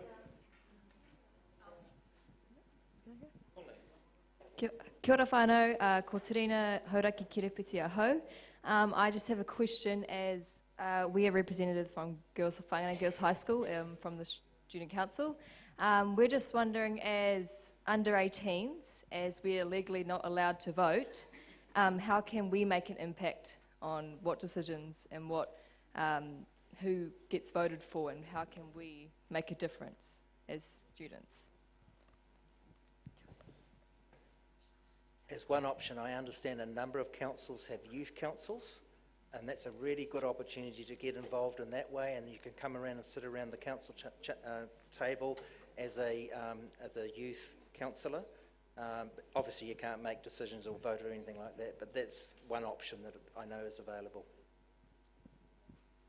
Kia ora koutou. Ko Emma Davis toku nei ingoa. A question to you, please, Dale. I've been involved in local government since 1991. I was the first Māori councillor for the North Shore City, but I got in because I went in with a team. Okay, because it's so difficult for Māori to get in. But when Sandra Lee was the Minister of Local Government, she tried to make changes. She even tried to make changes to the voting system, and it never happened. Now, you're making a promise to us that by 2022, the voting system is going to change. Can you tell me how that voting system is going to change? Okay, I'm not making a promise because I can't speak on behalf of the government, because we were in a strong position in 2015 to introduce online voting in 2016, and government pulled the plug. We were in a strong position in last year, and again government said we weren't ready. So we're gathering all our resources in a much more cohesive and stronger way now, so that we're working with the Department of Internal Affairs and Central Government, the Electoral Commission, to work together so that we have a viable online voting product that we can use, both organisations can use, particularly for us in local government in 2022.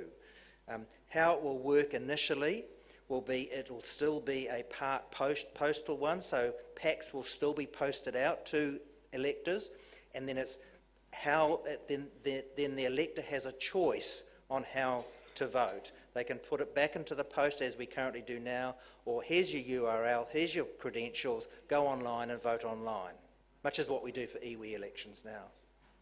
So are you going to take into consideration what Rihari has just said, and that we change the voting system in order to suit Māori within our Māori areas? Because unless that voting system changes, then we will get more Māori in. But at the moment, it won't. It is so difficult. I'm on there now. It's so difficult. It is difficult, I agree, yes. You raise a very good point. We're working on 2001 legislation, which is now quite dated, pre-electronics and all that sort of stuff. Yeah. And it needs a review. Yes, I'll leave it at that.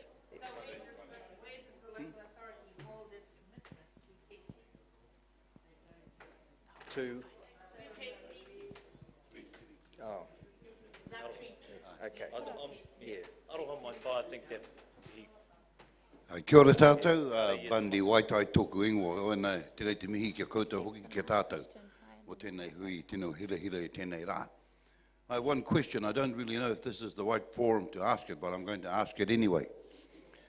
I suppose this is in support of the voting system, and I agree with Rihari, that there should be seats there for us, and we Māori vote for them. But this is another side of it. We have potentially the majority of our voters incarcerated in jail. How do we get them to vote? Because they want to vote, but there's no process for them to do so while they are incarcerated. It will involve a law change, because if you're in prison for a period, I think, of more than 2 years, correct me if I'm wrong there, Mel, then you're not on the electoral roll, therefore you can't vote. So it will involve a legislative change to change that. And I think it has been mooted, actually. Yeah.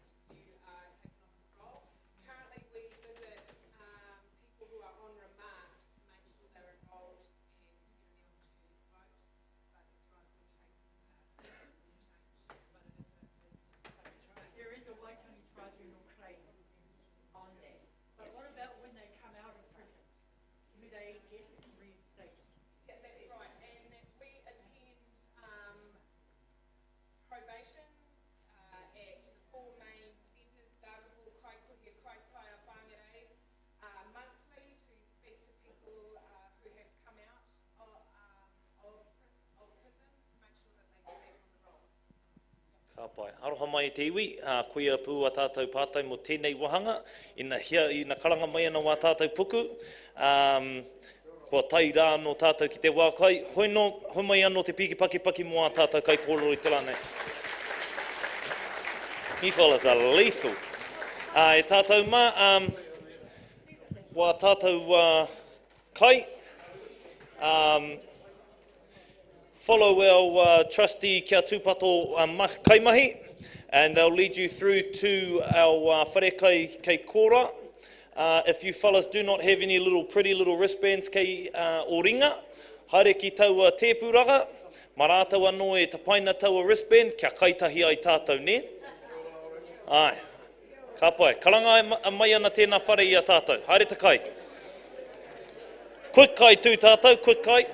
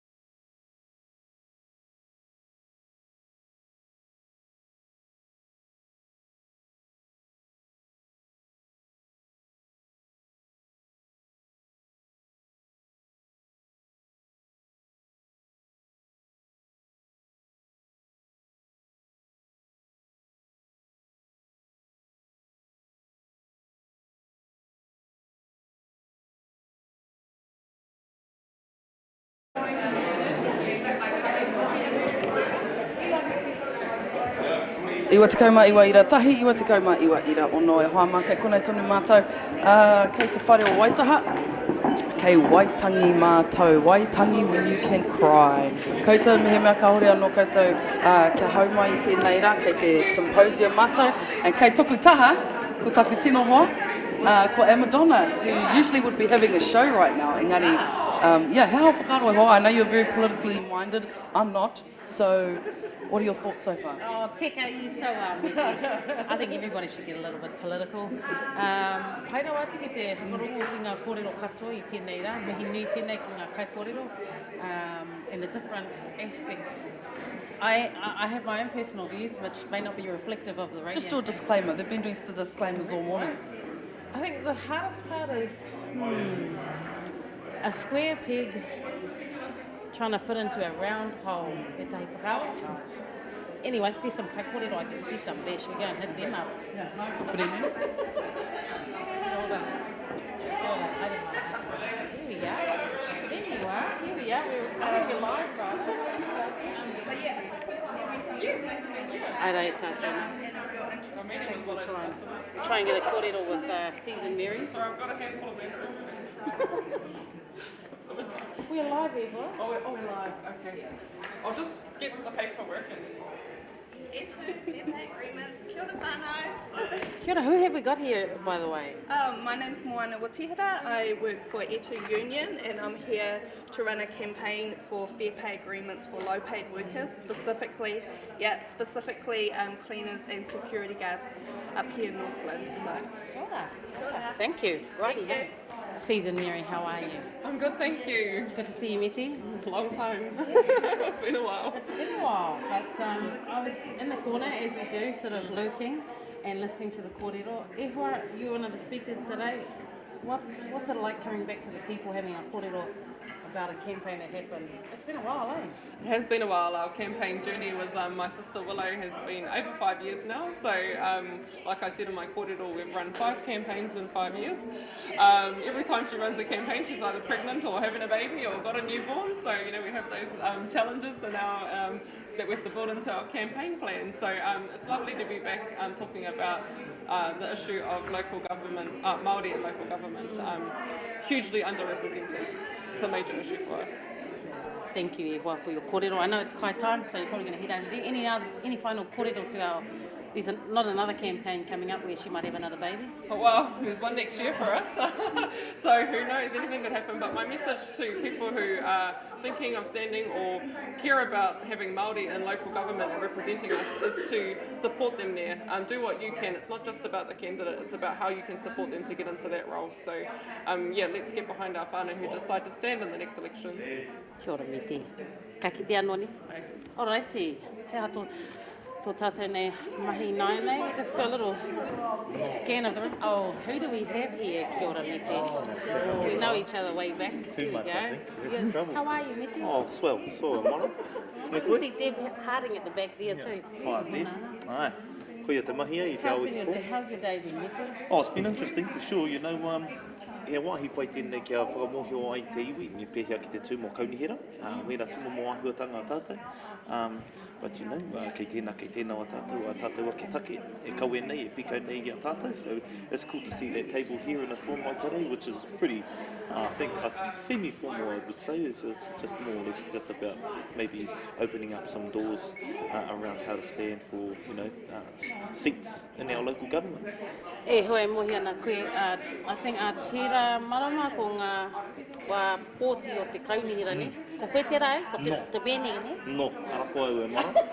You know, he nui ake ngā hunga e kei wā tātou nei awawa, wā tātou nei pukepukerau, kei tēnā, he rangatira, so haere atu te pāta ki kaua, e pipi pāpā tēnei moiho. There you go, whānau, a bit of a wero if you're into this. Get in, you know, put your name in the hat. Oh, you talk to kia koe anō. Koutou, mātakitaki. Ka te ka mihi atu ana kia koutou rā e Ngāti Hine, e koutou wā, e kaue nei wā tātou kōrero ki te ao, ki te moti whānui tēnā koutou. Kia ora, Miti. Alrighty, so are we going to head this way? Kia ora, Deb. We knew this was going to happen. I How know, are I was you? really, I was trying to bolt. How are you? Ka pai, kami kia ora. Kia ora. So this is Deb Harding. You're one of the people behind the scenes doing a lot of the pukumahi. How's the day been so far? Well, it's just been excitingly, we're blown away by the, you know, the people that have turned up.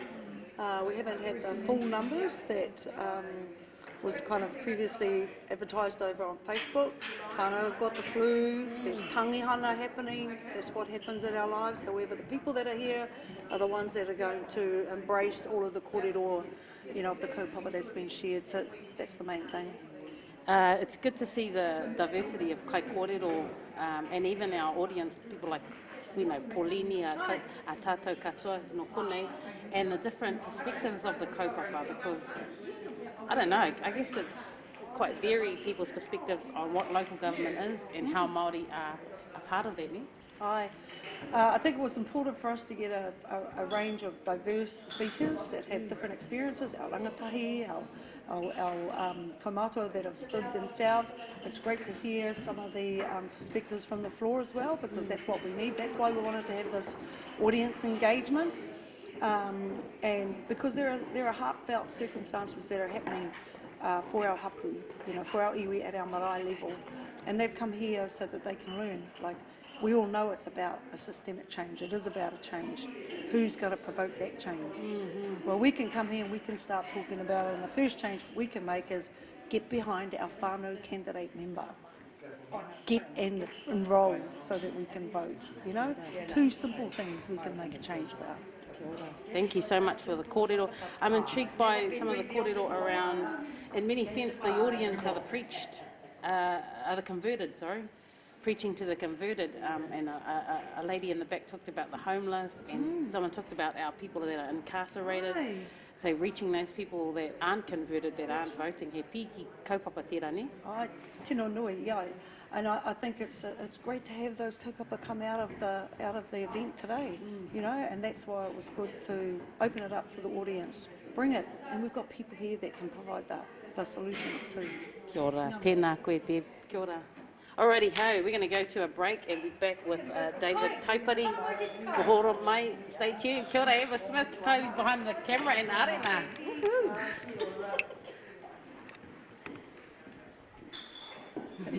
Pretty slick, the setup.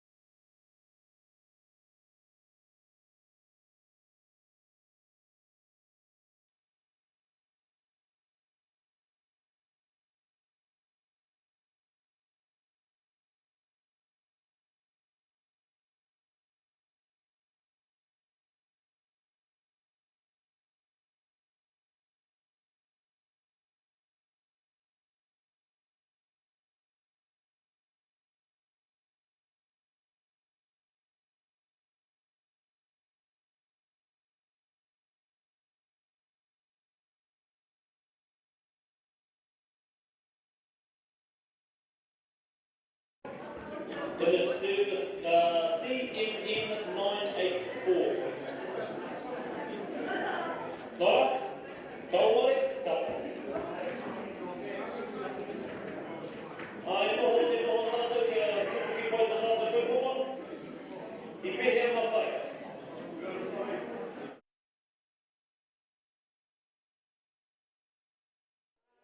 Oh, sure. Next time. Piki ake te budget, ne? Ai, hoi hoi, kohu mai e noho tātou.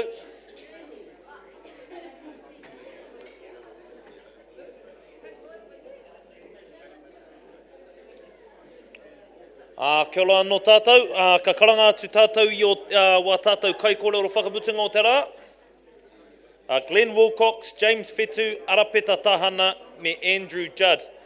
Hoi no e noho mai, kuhu mai, whakatau mai, karanga atu ana ki o tātou kaikorero. Hohoi, e te whare. E tu tātou, e tu. I know, move tēnā wena kai, kia koro e noho puku te kai. Hey, what was it? There was a a, kei hia ke te e, kei hia ke te I, kei hia he te o, kei hia te u. Kia ora e noho, kia wahangu. Mihi ana kia koe e kas, Francis? Hara mai tau we'll keep that one.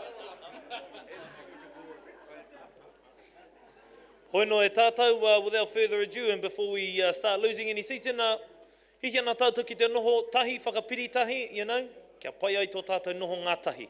E tātou mā, kia haere tonu tēnei kaupapa, ka waihoa ki wenei toko whā, kei a koutou te whro.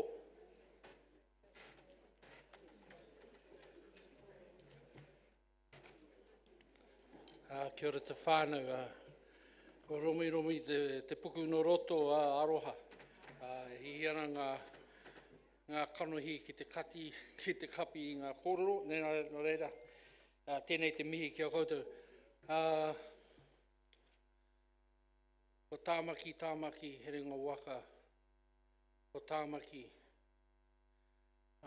Te kei o tainui waka, ko tāmaki, ko ngā maunga kēkea, maunga whau. Nā hakawai kuaha o te whare tapu o ngā puhi nui tonu. Nō reira e te whānau tēnei te mihi kia koutou, e tuana nei e tangata he uri a Penny Wynyard, he uri a Romana Werekake no te Māhurehure, no te Kapotai. Nō reira e mihi ana kia koutou i roto e tēnā āhuatanga,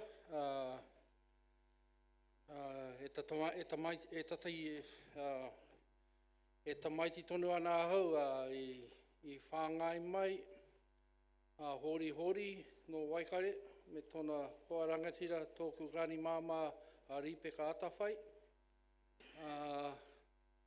Nō reira ko Kapotai te kuku o tōku manawa. Nō reira e te whānau tēnei te mihi kia koutou. Oh, we got them up already. Come on, tauho.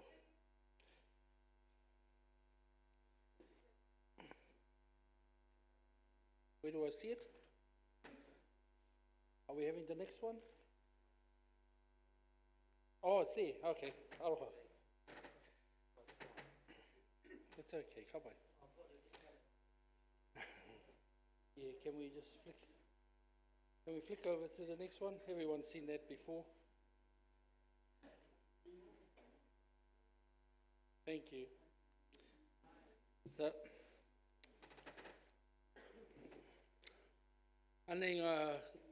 sorry, I better speak English. This is the board, the IMSB.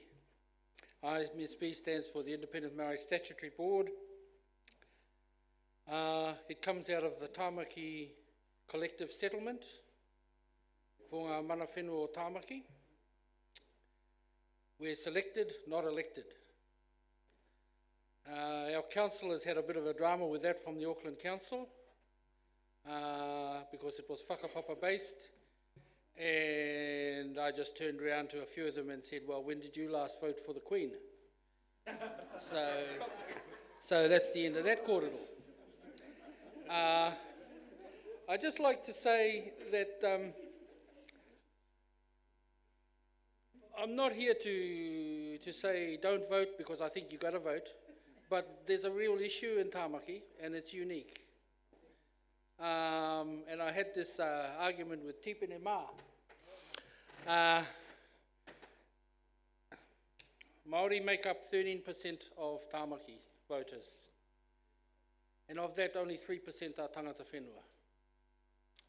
So in me atu, I said to Tipene, I said, well, it's great you got a Māori seat, but how would you feel if Ngāti Whātua came to the Bay of Plenty and won the seat off you? So, you know, that's a real take in Tāmaki. Not to say my whanaunga from the north and from the south are any different to me, but I feel that, you know, tōku māma, no te orake, no te kaipara, you know, he mana whenua, he tangata whenua. You know? So that's how we got our voice into the kaupapa. So the IMSB is made up of 9 people. 2 from Pare Waikato, 2 from Pare Hauraki, 2 from Ngāti Whātua, 1 from Ngāti Wai. So Ngāti Wai covers the barrier, our whanaunga over at Omaha, and Ngāti Wai Trust Board. And then we have 2 mātāwaka. So one's my relation, Tauhenare, and the other one is your relation, Tony Kake. So unfortunately people get a bit cranky because they think we come with a taitokoro kind of view all the time, but actually the real kaupapa is the advancement for Māori in Tāmaki and the voice of mana whenua. So can we flick along? So there it goes, established in 2010 as a result of the Tāmaki Collective settlement. That's how we meet, 9 members, meet monthly. They're open to the public. Why you'd want to come, I don't know, because even the kai is bad. I feel a bit whakamā. We had crayfish once, and the auditor said, "Oh, that's sensitive expenditure." And my kōrero to them was, "Well, I didn't make the crayfish sensitive, so that's our kōrero." So we're independent. And I suppose if we flick over to the next one, it kind of says why. Our function is to help council make decisions and perform its functions and exercise power by promoting economic, environmental, cultural and social issues of significance to Māori. That's a statute. We're not an advisory board, we're a statute. And ensuring council complies with the statutory provisions referring to Treaty of Waitangi. I'm not a representative for my whanaunga living in Henderson or living in Manurewa. My job is the representative of the Treaty of Waitangi to ensure the council adheres. They do a biodiversity kaupapa, and we say to them, what about Y262? You know, they haven't even heard about it. Pakia o taringa, because that's the problem. That's the problem. They're not even looking at it, and they say, well, Māori not making submissions. Now, we made enough submissions in Y262. Haere atu ki te reo. Going across to the reo. So, I mean, each one of us on the board have a kind of a little love for something. Tony's love is the homeless and the home building. That's a big issue, eh? Te nui o a tangata e noana e moiana i te tiriti, a tangata Māori. You know, and that's what Tony does, and that's his kaupapa. So we hold hui, we try and get the council to see how it can make homelessness and our whānau that don't have homes, that we can get them into homes. We're not suffering a house problem, we're suffering an accommodation problem. And if the housing that we're building is not fit for purpose, then we need to start looking at how we can do that. That's the problem in Auckland. But where was I? Oh yeah, back to my notes. And I'm off it. So you know, that's the thing. We are not representatives for whānau. And one of the things in Tāmaki that is unique, but it's unique, it's pretty well across New Zealand. The average age for most folks, Pākehā, is 40 plus. And we know those are the people that vote. The average age for Māori is 24. We know that the 24-year-old, whether they're Pākehā, Māori or Chinese, most of those ones don't vote. That's an issue. That's an issue that New Zealand faces. So we've been saying to the council, crank it up and get e-voting going. Maybe that's going to be the way that we can involve our rangatahi and our kids. Because if we don't do that, they're going to become disaffected and disillusioned. So if you want to keep going on with the pencil and the pen, well, haere tonu. But they've gone way past that. They've gone way past that. You know, I mean, the pencil and the pen kaupapa passed them years ago. Most of them don't even know what a fountain pen is. So, you know, it's really important to do that. But it's also very difficult for our whānau. We heard this morning, it's very difficult for whānau to get in and be voted for.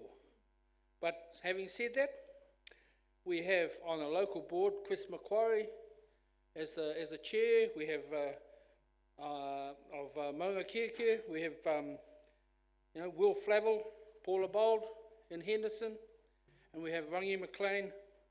Oh, stop talking. Rangi McLean, you know, from Tūhoi on Manurewa. The thing that amazes me is actually 45% of Manurewa and Henderson are Māori or whakapapa to Māori. We could easily have 50% on those boards. This is an issue we're going to face for a long time until we get that age group up to about 35 and make the average age about 40 for Māori as well. But having said that also, it means we have one member on the council who's a Māori. The Mayor of Otahuhu, Māngere, Alf Filipaina. You know, he's a Samoan Māori. He clings to the Samoan side a lot, but I give him a kick just to remind him, and he does remember. You know, and he is a Māori. You know, so we do have one person who supports our kaupapa, and he really does try hard. But don't forget, he's one of 21 votes. One of 21 votes.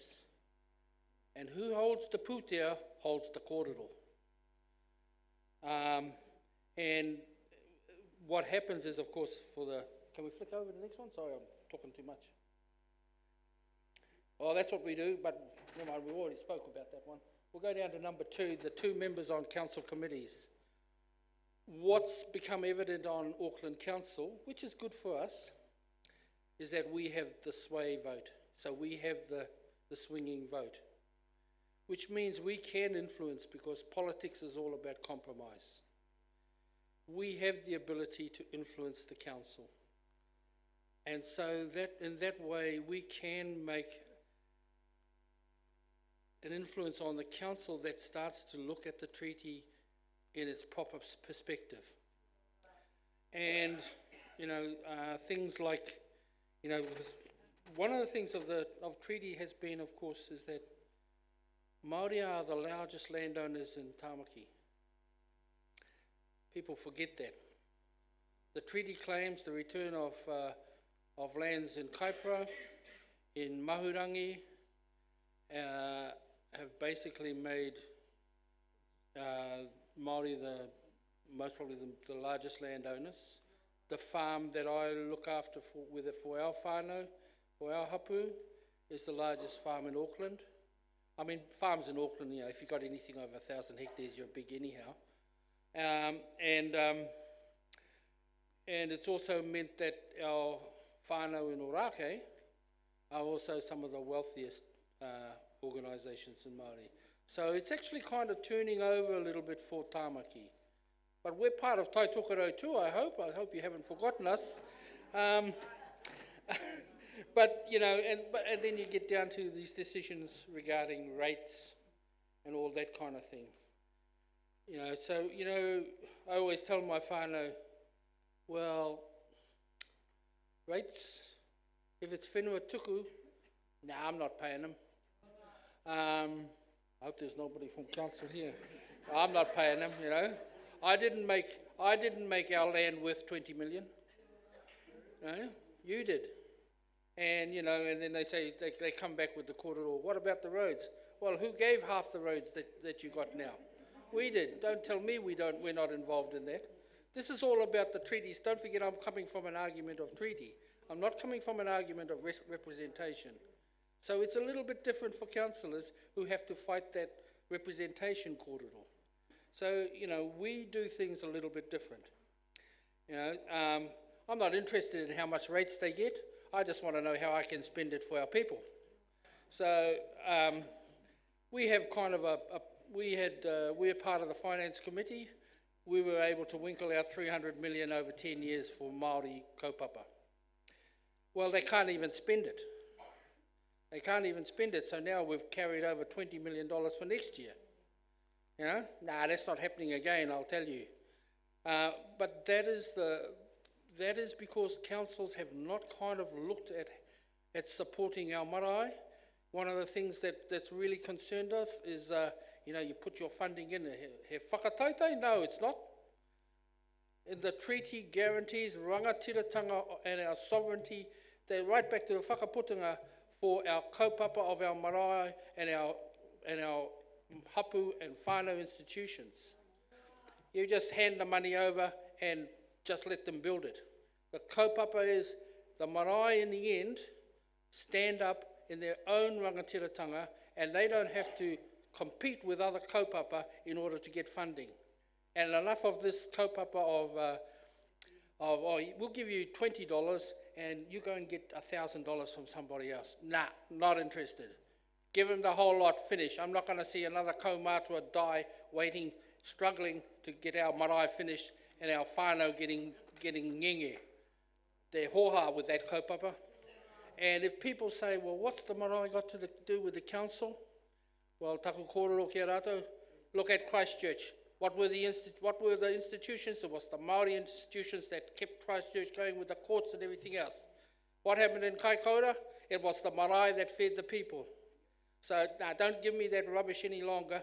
Our Māori institutions have a right to exist and have a right to exist under their own rangatiratanga. So, I hope I'm not stepping on anyone's toes here. So, but at the bottom, I'm just going to say this. We are not a substitute for direct engagement. Council come and say, oh, what do you think about that? What do you think about that water? Go and talk to the mana whenua.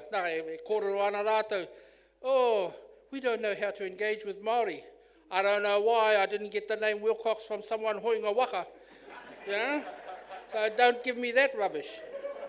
You know, so, you know, this is we've allowed people to believe that we're a different people.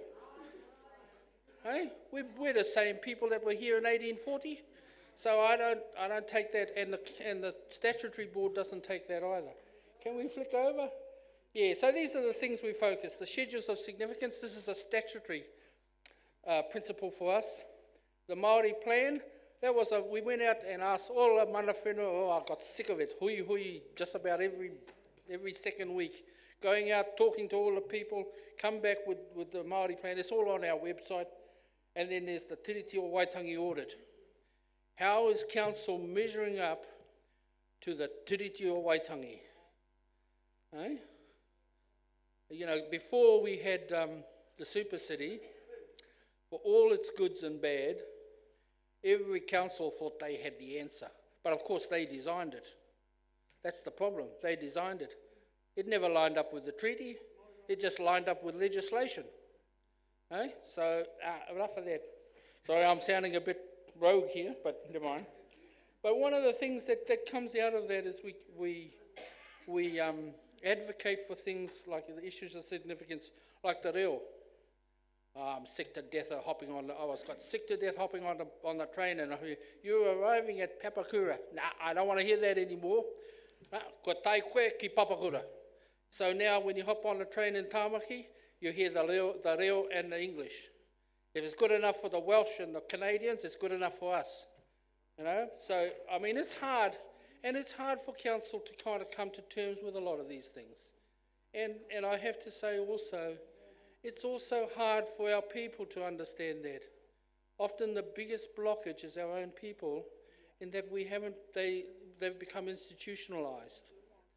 And you know, we ourselves, even myself, I sometimes think, oh, am I blocking my whānau from going forward because I've become institutionalized? To me, that's the biggest danger for councillors, people working within the council, and for ourselves and for myself. I like to bring it down to the person. And the reason for that is you become part of the system very quickly. And that means that you always become institutionalized. You don't have you just toromi ana koe I roto I te āhuatanga me ngā tikanga o ngā kaunihero o ngā kawanatanga, and you become like that. It's just the way it is. Having said that, nothing like your mum to put you straight. So, you know, and so I'm lucky there. But you know, it's also meant that the council's moving forward with bilingual signage. This month we're doing the bilingual reo on the bus. And we also do things like RMA commissioners. We are the only council that has a specific group of Māori commissioners, and we decide which kaupapa they sit on. So that anything to do with natural resources, anything to do that mana whenua have queried, we put a Māori commissioner on. But of course that comes with the downside, is that sometimes the law doesn't allow them to make the call that whānau want, because the law holds them back. You know, so there's always a here, you know, in everything. So that's about it, you know. What's the next kōrero? Oh yes, a picture, a story. This is some of the stuff we did. Is it going to happen? Oh yeah. Distinctive identity of Māori. This is an expression of wairuatanga. Mana whenua and mātāwaka want their identities, culture and heritage to be promoted within Tamaki Makaurau. Not really. Like, I don't see much. Kia au nei ko te wairuatanga, ko taku hono ki te hunga wairua, te hunga mate me ngā atua Māori.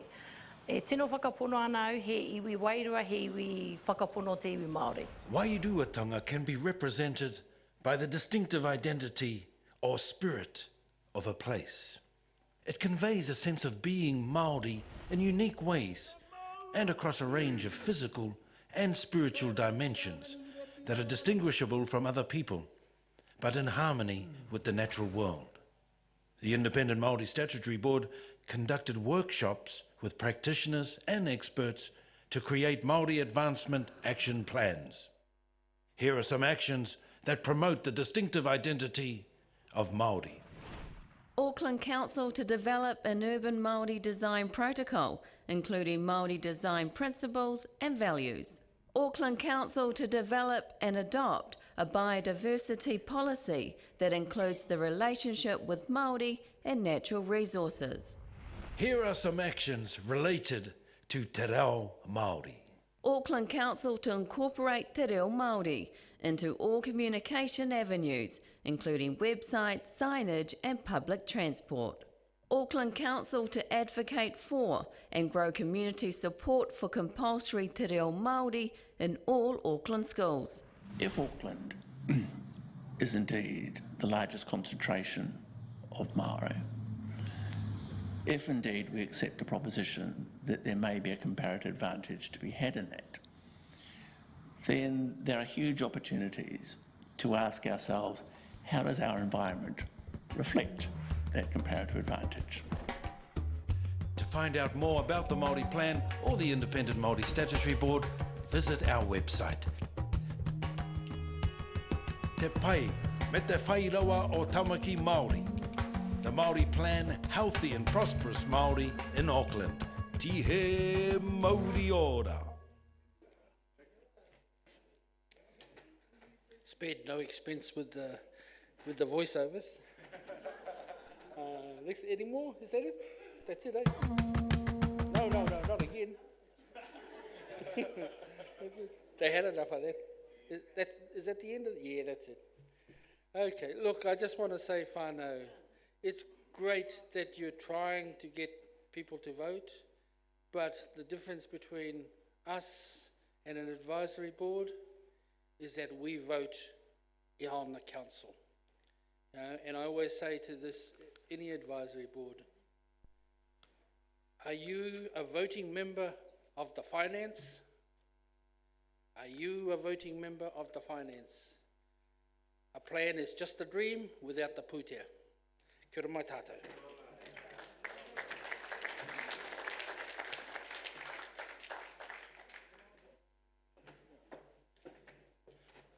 Tēnā tātou, he mihi tuatahi ki a koe matua e whakatuwhera i tēnei hui i tēnei rā.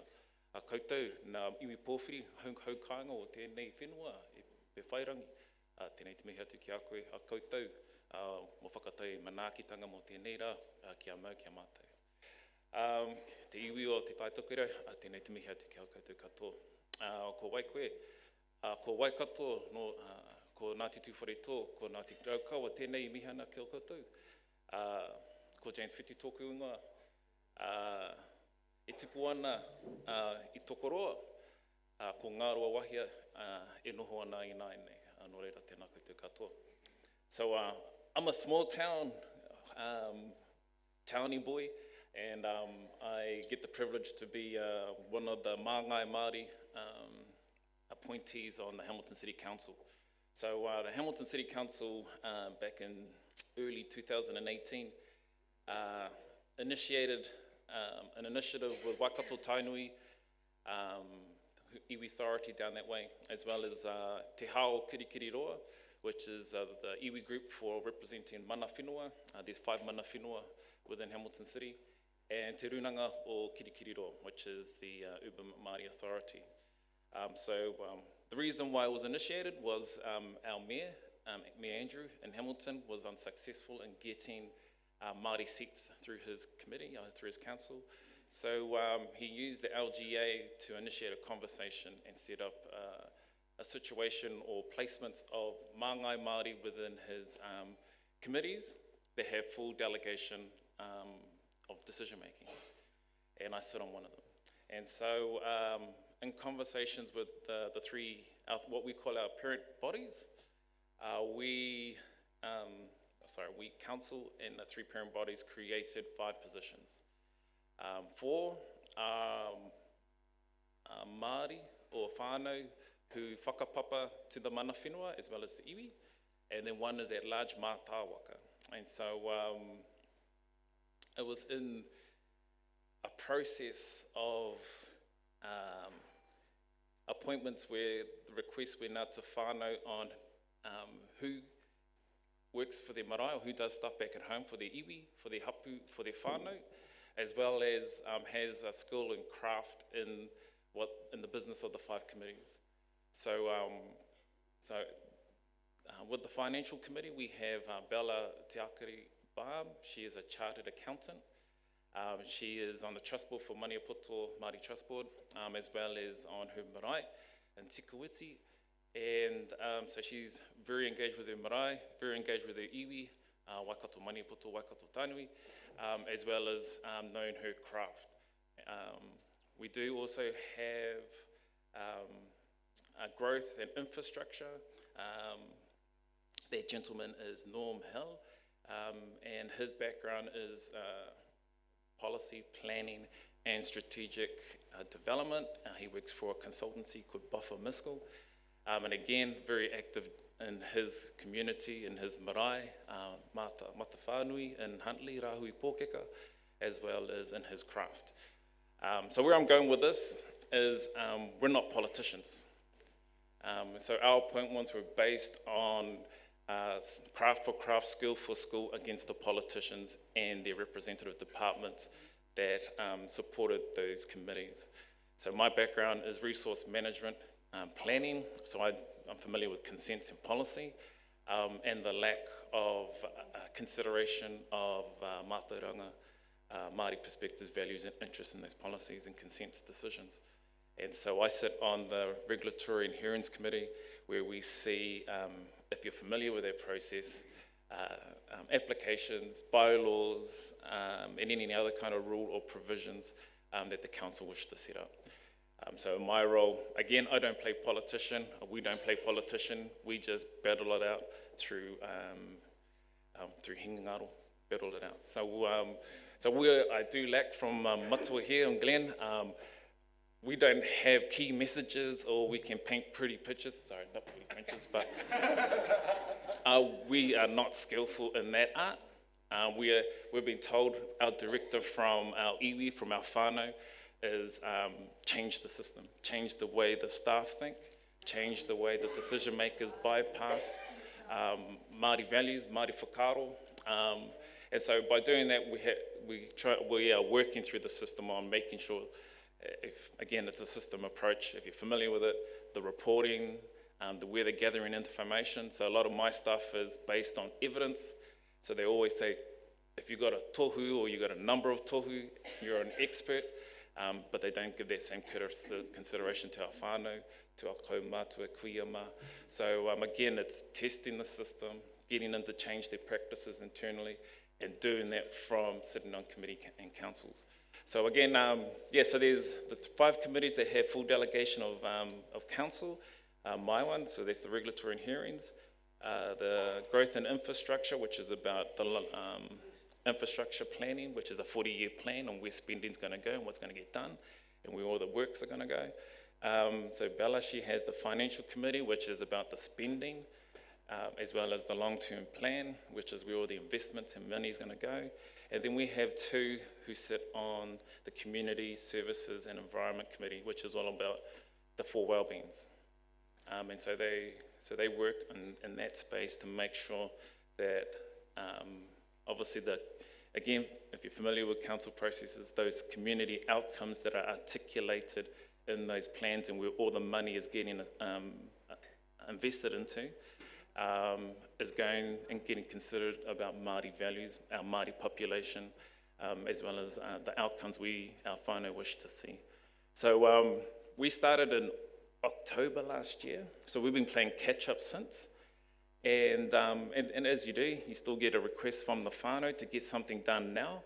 And one of those was street names and place names within Hamilton City, Kirikiriroa. So for an example, we have Grey Street, named after General Grey, Governor Grey. We have Cameron Street. We have Von Temsky. Von Temsky was a guerrilla militant who wasn't very nice to our whānau, as well as Captain Hamilton. And so, we've been pushing through, and it's been supported by half of council around how do we get those names changed. So again, it's trying to work the system. We don't, again, I want to remind you guys, we don't play politicians. We're not a politician, we just do the business. So whether or not that's an option here for Te Tai Tokerua, the whānau, instead of try and work within the framework of democracy and trying to be a candidate, working in that system, the potential of council's appointments, whānau appointing to do the business, and then you can just be straight talking about business instead of trying to win the hearts and minds of the whānau and the people in the community. So yeah, I did a very quick one, noting that we've got a few minutes. So, kia ora koutou.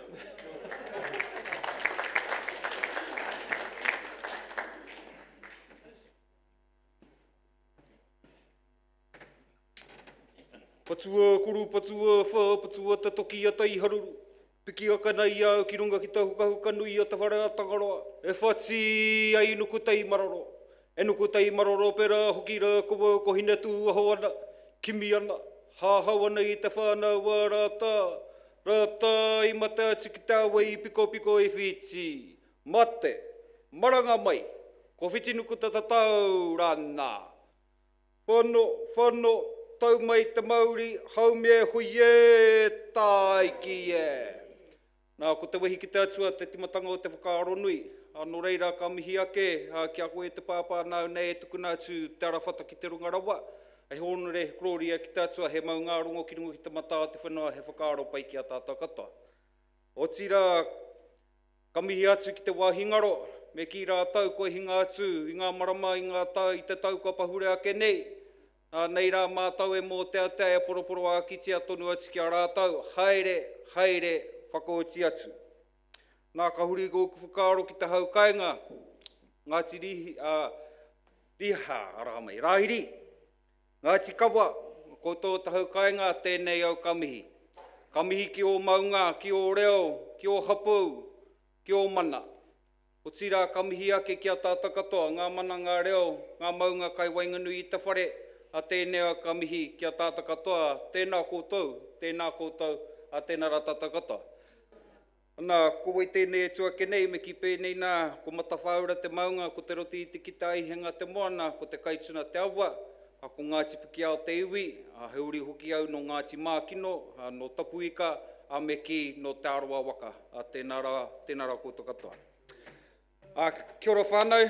I never enjoy being part of a speaking panel that has to speak after lunch, because I realise we get a bit tired and we want to chill out. That's why I needed to start with a bit of gusto, partially to wake myself up, but also to try and keep us all awake.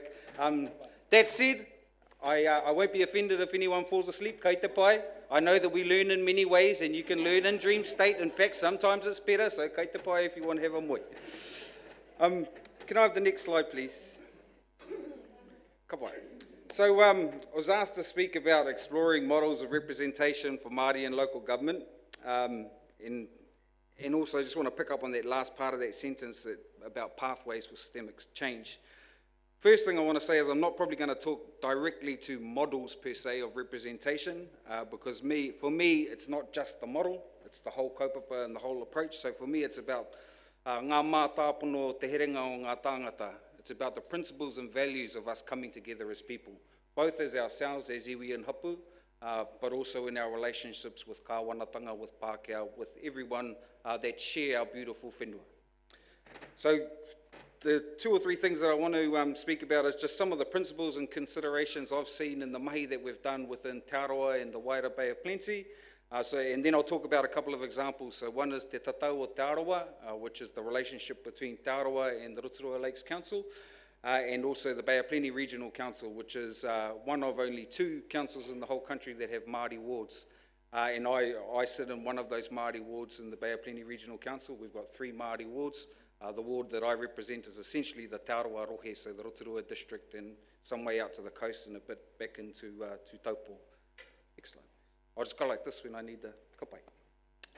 Okay, so I've already made that first point for us to just not think about models in itself, because the model is just the structure and the legal construct, which is a vehicle for the kaupapa. But it's not the end of the kaupapa. It's really just a vehicle that we use as we navigate through that kaupapa. And it's about relationships. So that representation model is only one part of the jigsaw puzzle. There's other mahi that you need to do. Want to encourage you to research and look at other models that are around there, but ultimately, kaya koutou te mana. You find a model that works for you. All of us in our various rohe, as we say as Māori, ko taku rohe te pito o te ao, it's the centre of the universe, and we'll all say our model is the best model, blah, blah, blah. It's important that you have a look at them. It may not fit, it may fit. Ultimately, it's up to you to decide what kind of model is going to work for you. I want to make the point that systemic change doesn't happen overnight. It's a long-term journey. So the mahi that you're doing here, wherever you are in your journey, and for me, I'm fortunate, I'm in a rohe that we're probably quite a bit further ahead in this particular journey, but wherever you are in the journey, kia kaha rā haere tonu. It's a long-term journey. Stay staunch to who you are and keep pushing forward. Be staunch, be you, be Māori. Previous speaker talked about playing politicians, painting pretty pictures. For me, I play Māori. I am Māori wherever I go. I am Māori when I sit at a council table. I am Māori when we talk about all of those kaupapa that councils have to deal with. Important that we know ourselves as hapu e niwi. One of the previous speakers talked about ourselves being our biggest barrier. I want to hit that home too, because that's been my experience. We're really quick to have a amu at the kāwanatanga, things that have happened in the past, and rightly so. We should be hoha about some of those things. But on the same side of, on the other side of that coin, we should be hoha at ourselves at times, whānau, because we can often be our biggest barrier. We can have a lot more influence in the space if we work together.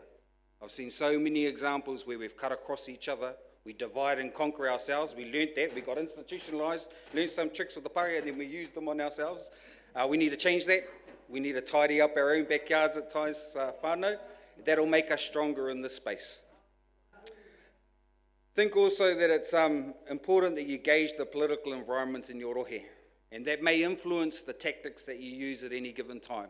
You know, and I know that our next speaker, Andrew Judd, you know, he's and himself and a number of councils have had some real challenges in trying to establish Māori wards. You need to kind of have a feel for what is your community like, what's the politics in your community, and what might be the right tactic for now. It might be that you want to get to Māori wards, but right now it's just going to be really hard to do that. And I'll talk a little bit more when I talk about Te Tatau o Taurua, because that was one of our considerations when we went through our process. Final point I want to make is be the change we want to see. Utua te kino ki te pai. You know, too often we go to a lot of these battles with the Crown or local council, and all we carry is taiaha and patu. We have one style, and it's let's scrap it out. We've actually got to demonstrate, because I think some of those styles that we're bringing to the table, they're not our styles, and they're not the right style for the kaupapa. What I see is really powerful is when we demonstrate this is how we should be as people, and then we invite them into that space, and essentially we colonize them to our way of being in a way. But it's a beautiful way of being that cares for everybody and respects everything. So I'll talk about, Te Tatau o Taurua. I want to start with this whakatauki from Taurua. Taurua mā ngai nui upoko whakahirahira. Taurua, the loud, the strong voice, and the stubborn-minded, the strong, determined people. That was really, that was a whakatauki that we carried with us as we went through this process of establishing Te Tatau o Taurua. I'll just go back through the history really quickly around Te Tatau o Taurua, and it actually starts way back in 1880. So in Taurua, back in 1880, Ngāti Whakaue, one of our iwi within Taurua, gifted about 3,500 acres of land to establish the town. And at that same time, a county borough, I'm not even sure if that's the right name, one of those old school names for councils, was established.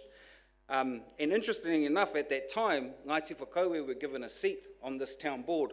One of 3 seats was Ngāti Whakaue. Really interesting history, because actually we started with representation within Taurua. We were fortunate, really good leadership from our kaumātua at the time, our rangatira at the time. That said, only about 10 years later, the county borough changed to some other structure, because councils have gone through these slight changes in what they look like and what they call themselves. And in that process, and around the early 1890s, that seat for Ngāti Whakaue was removed. And so we didn't have any representation, Ngāti Whakaue or the Waira Taurua Confederation of Iwi. So it was around about 100 years before we had any formal representation back on that council. It wasn't until 1993 that the Taurua Standing Committee was set up. And there was about 5 years or so before that the kaupapa started, where rangatira of the time, people like Manahuia Bennett, we're really pushing council to say, we can't see our voice in here. You are doing things that are hurting our people, that are hurting our whenua, and we need to be part of your decision-making processes. And so that led to the establishment of the Taurua Standing Committee. That was good in the sense that we had some voice, but fast forward a good 20 years odds, around about 2009, I became a member around about that time of Taurua Standing Committee. And when I came in, it had, even for the last couple of terms, the last 6 years or so, many of the members on that committee had realised that it had no oomph, had really no teeth, it couldn't really affect change. And so that started some kōrero about the need to change this model, to look at a different way of this relationship between Taurua and the council. There were a few things that happened around that time too that made it easier for us to get the Te Tatau o Taurua partnership across the line. I'll speak about them really briefly. So one was in 2012, and where I'm from, around the Lake Rotoiti, Rotomā, Rotoehu, the council wanted to put a wastewater treatment plant there and have a reticulated sewage scheme, because everyone's on septic tanks. They had been talking with us as iwi about potentially finding some land and our views on how the scheme should go. And then they just stopped talking to us all of a sudden. And then we find out they'd just gone and purchased a bit of private land in our rohe. And there's not much private land, we're fortunate, about 90% of our whenua is still Māori land, but they managed to find a little parcel in the Pākehā that was willing to sell it to them. So they bought this land, didn't tell us, and then all of a sudden we find out, oh, we're going to put this treatment plant on this bit of whenua that we've purchased here. That started us basically in an environment court. We went through the consenting process. In those submissions, we told them, no, we're not happy with where you're putting this plant. What they didn't realise, and we told them very quickly, you should have talked to us before you purchased any land. Where you have purchased land, one happens to be very close to some ngā koiwi, it's one of our burial caves, with one of our ki rangatira, who was in one of those caves. It was bones we put there. Not only that, from an environmental perspective, the land that they purchased was right between two lakes, and the land, so they're on a peak here, and in either way runs down to two lakes. Now, why are you going to put it right next to the lake in that particular area? Quite close, like only a couple hundred metres from the lake edge if you went back in. Anyway, went through the resource consenting process. They managed to get through that. The commissioners decided, okay, te pai, it can go ahead. We then appealed it, took it to the Environment Court, and we won. And that really shook the council. And in fact, the judge at the time said, you need to look at yourself, council. The way that you've engaged with iwi and hapu here has been shocking. Yeah, look at yourself, tidy yourself up, do an audit, and look at new ways of doing things. That was really powerful for us because it gave us a bit of a lever to say things must change. Even your law says things must change. The other thing that happened around that time, around about 2013-14, is we got a new mayor. So Stevie Chadwick came in as Mayor for Rotorua, and she brought a fresh whakaro. She understood us as iwi, ko tōna hoa tāne he Māori. So he understood us and was willing to take a different approach. So as soon as she got in, she said, we're going to fix this. And the cool thing that happened, and we obviously had a lot of kōrero with her and other councillors, is he said, we need to develop this model. Us, not you fellas. Don't go away in your room and work out some model, then come back and say, anei te aroa, here's the model for you fellas. So what we negotiated with them is, give us a bit of pūtea, we'll go and talk with ourselves, we'll wānanga within Tāroa, we'll decide what kind of model that we want, and we'll come back and we'll present that to you. Let's go forward from there. I think that's an important point, whānau. Don't get caught up on whatever you get told, here's your options. You can have this model, or this model. You don't necessarily need to go down that pathway. Say, actually, no, I want to sit back and we want to have a whakaaro about our own model. So that's what we did. Spent a year going around to our various hapu and iwi, having kōrero about a new model. Also in that process, we looked at the different models that were happening around the rohe. We talked to the Independent Māori Statutory Board, had a look at them. Very different context because they're set up under their own legislation, their own statute. We didn't have that as an option for us. And looked at a number of other models. Anyway, brought that model back, and I'll talk a little bit about the features of the model shortly, brought that model back to the council, presented it to them.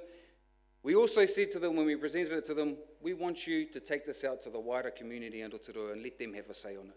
We knew that we had to get the whole community on board. It wasn't just getting that council on board. We needed to take it to the whole community. That process, in terms of submissions, attracted 2,000 submissions. And at the time, it was the largest number of submissions the council had got on any particular take that they put out to the community. Of those 2,000 submissions, it was about 50-50, 1,000 against and 1,000 for. And our people were awesome in that process. For our people to make 1,000 submissions is a big statement. We all know, you've heard the kōrero today, a lot of our people don't connect with this kaupapa. It doesn't interest them. One of the reasons that I think we got that number of submissions from our people was the way that we took that kōrero out to them. The principles that we talked about, the values that we talked about, we talked a reo that they could connect to. We gave them messages that they could connect to, and that inspired them, that touched their hearts, and then they said, I'm going to have a say, and they wrote their letters.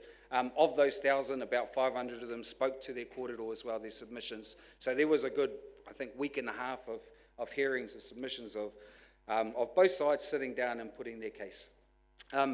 Obviously, on the other side of those 2,000, the other 1,000 that were against, there was also a lot of kaki whiro, a lot of rednecks that came out. And we knew in our rohe, this is part of understanding your rohe, we knew that that was there. Even though Rotorua, as a town, when you look at it, looks very Māori. There's carvings there, there's rails around the place, te mea. And you might think, kapai he taone Māori, noiho tēnei. But there's still rednecks in there. We knew that they were there, and they popped themselves up from time to time. On this particular kaupapa, there was a bit of a groundswell of a number of them, and they had a go at us. Anyway, the outcome of that whole submission process, when it went to a vote, the councillors passed it a majority. I think it was around about 8 to 12 in favour of the agreement. The next one. So really briefly, this is us doing a hikoi on the day that we presented the model to the council. So as Taurawa, we walked from one of our key meeting houses, Tamate Kapua, down at Ohinemutu, and into the council. And again, that was a statement that this is important to us. We're here en masse. One of the interesting things about doing the hikoi is the kōrero that we had beforehand. So one of the kōrero, a key part of that kōrero that we had was he ngākau whakaiti. Let's be humble when we do this whānau. We don't have to fight because we know who we are. We know this is our place.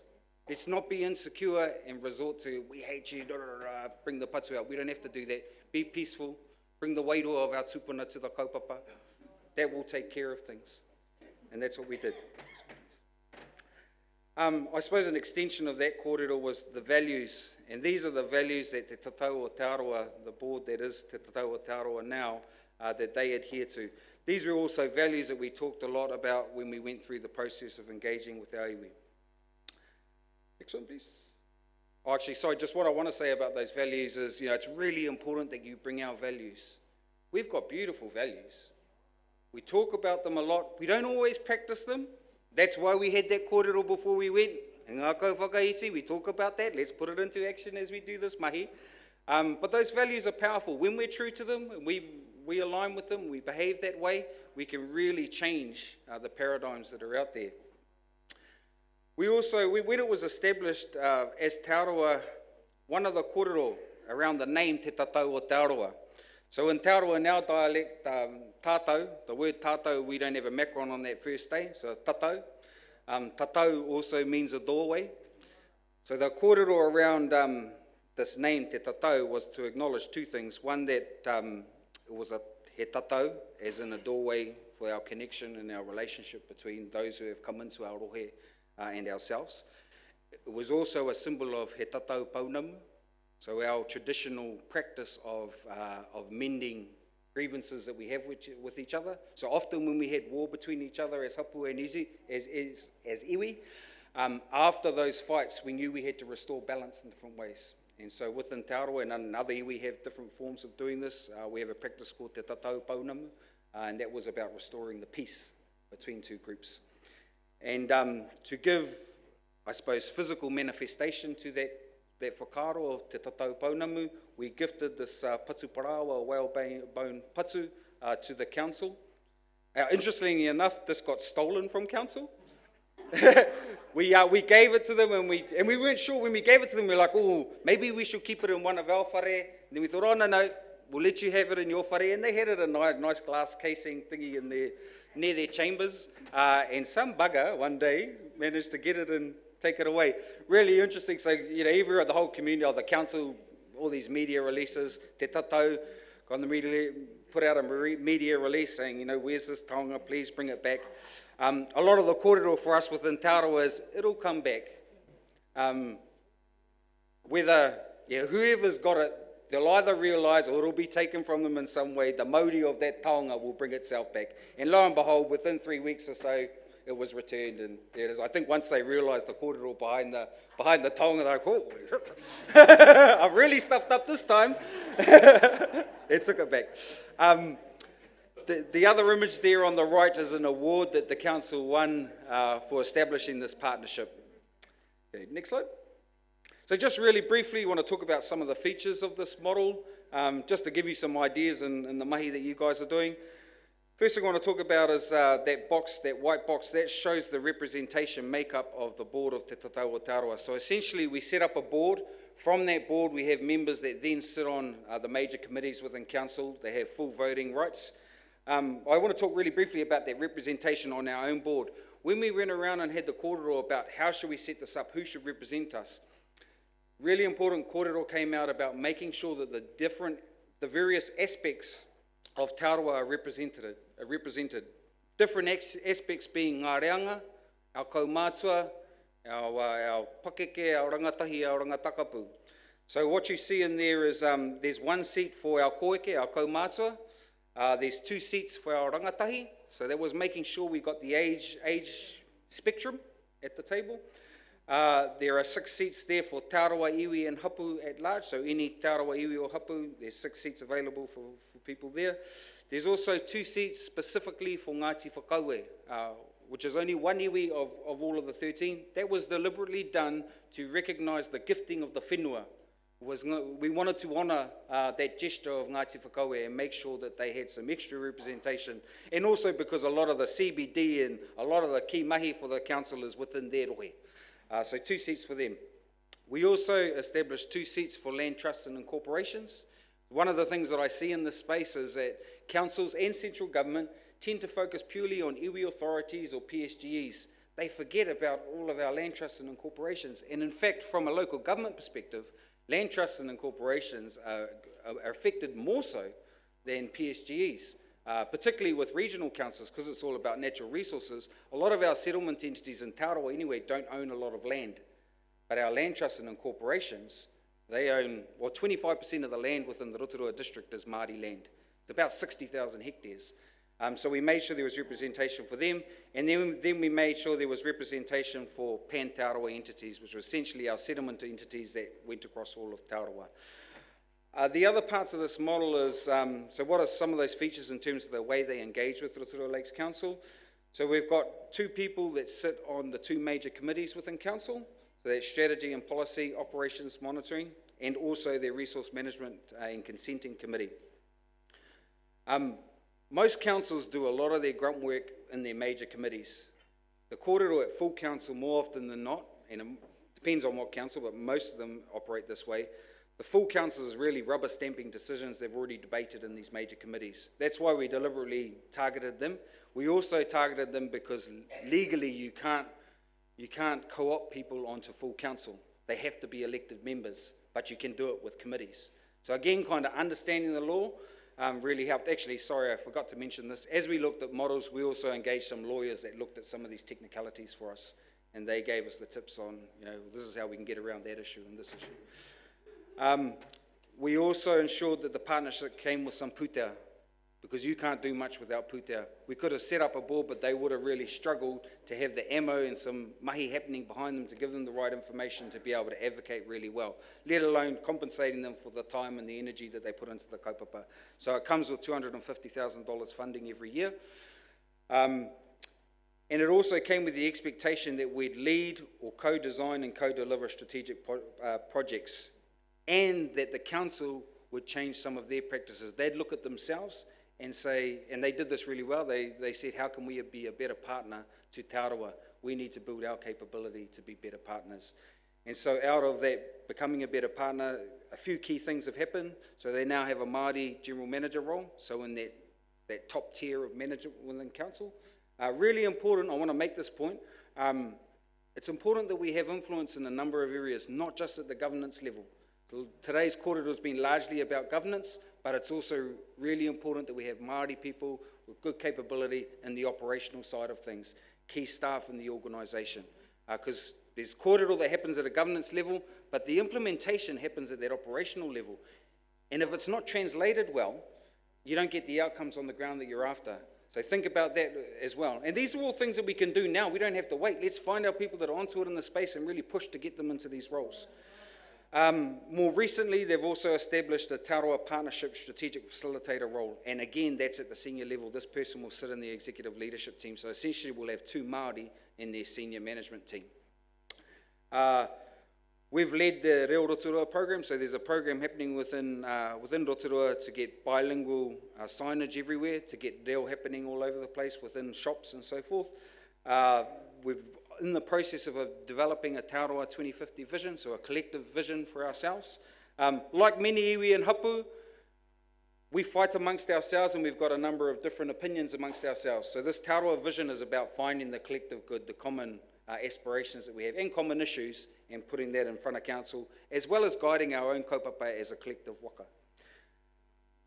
We've also influenced the council to establish a bicultural competency program. So every employee in Rotorua Lakes Council at some point has to go through this program. And I understand at the moment 70% of their workforce of about 350 people have all gone through this program. So that program involves a noho marae. So they'll go and stay on a marae, they learn about our tikanga, they learn about our kawa, they learn about our history. And that's about helping all of that staff in that organisation understand who we are. So the next time they're working with us, they've got that background. They understand why we're mamae at times. They understand why certain things excite us and other things we don't. I don't really care about that. That's been really important. The other things that we've looked at too is public-private partnerships. How can we potentially invest in some of the infrastructure that councils are developing? So please. That's the day that we signed the partnership formally. So I'd gone through its process in the council and got agreement there. And then we had this event at Tamatekapua, one of our ki marae within Te Aroha. Just wanted to put that up there just as I suppose, a beautiful symbol of two peoples coming together. Because there's a number of white faces in there amongst us Māori, and it was important for us all the way along that we celebrate this stuff together. So that's a quick kōrero on Te Tatau o Te Aroha, and that whole process. Just a couple of points I want to raise there. It was a long-term journey. When you think about 1880 to where we are now, that's how long it's taken us to get here. And it's a journey, whānau, we haven't reached the destination. We never will reach the destination. I just want to paint that picture, because sometimes we think once we've got the model and we've got the sign-off and we're in there, we're at the table, kei te pai, we've sorted everything out. E kao. There's plenty more mahi to go. So, yeah, keep that in mind. Okay, so I'll katahuri ake au ki toi moana, so Bay of Plenty Regional Council. So I'm in my second term as a councillor there representing all Kure as one of the Māori wards. I'll just tell you a little bit about the history of establishing the wards there. We were, I suppose, a little bit different to anyone else who's trying to establish Māori wards now, in the sense that the legislation wasn't there at the time. So the establishment of the Māori wards within the Bay of Plenty has its own legislation and its own statute. That went through a process, so essentially it started from both iwi and council saying we need Māori representation. And both iwi and council championed this kaupapa and took it out to the wider community and said we want to establish Māori wards. Now Judge Chapsky was the judge that heard this whole case, went through the Environment Court and decided whether it should be established or not. And he made this statement: parliamentary Māori seats had set a precedent. Māori seats in council is in accordance with the constitutional principles of law. It's the right thing to do. It's pretty obvious. You're willing to do it for central government. Why isn't it the same for local government? Because for me, he tuakana taina, central government is just a tuakana to local government. They're all the same whānau. And sometimes they disconnect themselves and don't necessarily talk to each other. I do moan to Nanayama about those things at times. But anyway, it's the right thing to do. The precedence is already set. But then when the legislation was established, it has this stupid little rule. I'll leave this kōrero to Andrew about this 5% bloody poll that the community can overturn your decision. It's the only ward, only form of representation a community can overturn. If you decide we want a community ward for Waitangi, for Paihia, you can do that. And legally, the community can't say, "Kao, we don't want that." Well, they can't have a poll and stop it. But a Māori ward, yeah, they can stop it. For me, and I think Andrew said it's inherently racist. Every other ward, kei te pai, Māori wa hoke e kao. We're going to have a little hook in there that can stop you fellas going down that path. Heoi anō, we're very fortunate in the Bay of Plenty. So that bill got drafted in 1999 and it was passed in 2001. The first election that had Māori wards was in 2004. And there were 3 Māori wards established, so there's formulas for how many seats, wards that you get. It's basically based on population. So we've ended up with these 3 wards of 14 seats on council. 3 of us are Māori. So we're now 15 years down the track. So it's 4 elections, we're in the 4th election cycle. So we've had a fair bit of time to have some influence. Just a couple other things I want to point out about the Bay of Plenty context. Bay of Plenty has a number of iwi, so there's over 37 iwi. It keeps getting higher with treaty settlements because karahake ngā iwi, you know, there's new iwi popping up all over the place. There's that, but there's also cross claims. So hauraki weren't so much of a feature in the Bay of Plenty, but recently that's changed, so that number keeps growing. But what's interesting is that 37 odd is a third of all the iwi across the whole motu. There's about 100 iwi across the whole motu. So 1/3 is within our rohe. That helped our cause because you had all of these iwi, all of these different iwi and hapu views. I'll go to the next one. So what are some of the impacts, the tangible impacts that we've had in terms of that council? I think the first thing for me is it's the influence on the mindset and the values, the paradigms. That's the first place that you've got to start. You've got to change that wairua first, and then the action, the physical starts changing. So by us being there and sharing those values and being pretty staunch about the importance of these values, we've started to shift the way that council thinks. Now, regional councils focus on natural resources, and you know, some of the whakaaro that we bring, that's very natural for us, is really powerful in this space. Just the whole kōrero, the concept about our whakapapa to the taiao, that we are descendants of the natural world. We are related to Ranginui and Papatuanuku. We are one. That really changes, if you can put that message across in a powerful way, changes the way people think about natural resources. It's not just somewhere, that lake isn't just somewhere to have some fun and ride my jet ski and drink a few beers around it or whatever. That is me. My life was that. If I don't look after that, I'm killing myself. And I think there's a consciousness growing in Aotearoa and the whole world that if we continue the way we are as humans, we ruin Te Taiao, we ruin Ranginui and Papatuanuku, we ruin ourselves. Our children won't be here. That why that you mentioned earlier, e hoa, ngā uri whakatipu, that's exactly what this kaupapa is about. We've got to make sure that we look after this place for our future generations. So we've changed that mindset, and then that's flowed into changing the actions and the operations of council. So some of the practical things around that, resourcing and capability. We've got a Māori policy unit that has about 10 staff. I know a lot of councils that have the one token iwi liaison officer, and I feel sorry for those people. That's hard mahi. Hard mahi to do on your own. Even in a team it can be hard, but you know, there's not much resource. So we've got 10 people there, around about a 1.3 million budget that supports just that Māori policy unit. But we've also established specialist kaupapa Māori roles. So one of the things we're conscious of is don't just set up a Māori policy unit and they're the go-to for everything Māori. We knew we had to start having influence across the whole organisation. So we also do Māori competence training within the organisation. So our Māori policy unit go around and help train the rest of the organisation so they understand things. But then we've also established some new roles in key areas. So one of the challenges for us is getting mātauranga Māori into the science and the planning and the processes of council. So recently we've established a Māori scientist role, and that person's there to bring mātauranga Māori, and so they understand mātauranga Māori, but they're also scientists. So they're bringing those two worlds together. Because what I've seen in the space is that you need to be a translator. You need to be able to take our mātauranga Māori and work out, how does that look in Pākehā terms in these ways that Western science works. So that's one. Another one is around a Māori planner. So we've got now a Māori planner that sits in our planning team. We also have a Māori RMA advisor. So whenever consents are happening, they have input into that. One of the key things they do is they help hapu and iwi with any responses that they're doing to consents. One of the struggles that we're hearing from iwi and hapu is they really struggle. Now they've got a relationship, they're part of decision-making processes, e.g. they get to have a say on consents, but they're just struggling from a resource perspective and a capability perspective to respond to all that and do a good job. So we established that role so this person can help them. We also have a Komiti Māori.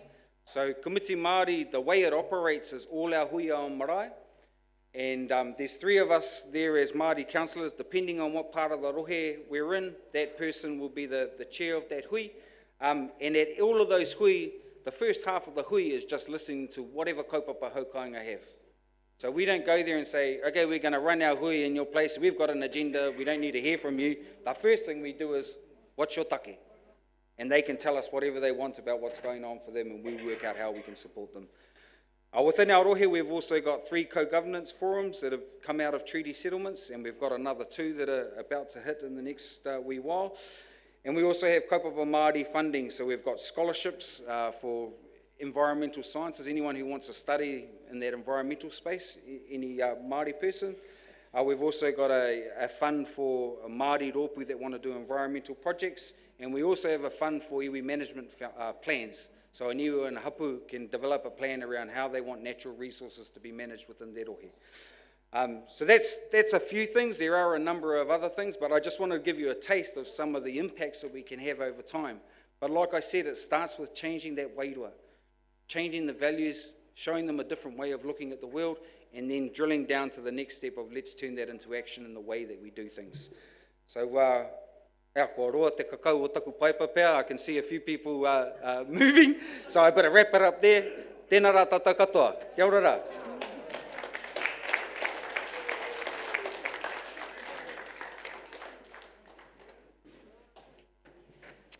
Tēnā koutou, tēnā koutou, tēnā koutou katoa. Ko pukaha ta maonga, ko ruamahanga ta awa, kei ngā mutu te kāinga noho, ko Andrew Judd tuku ingoa.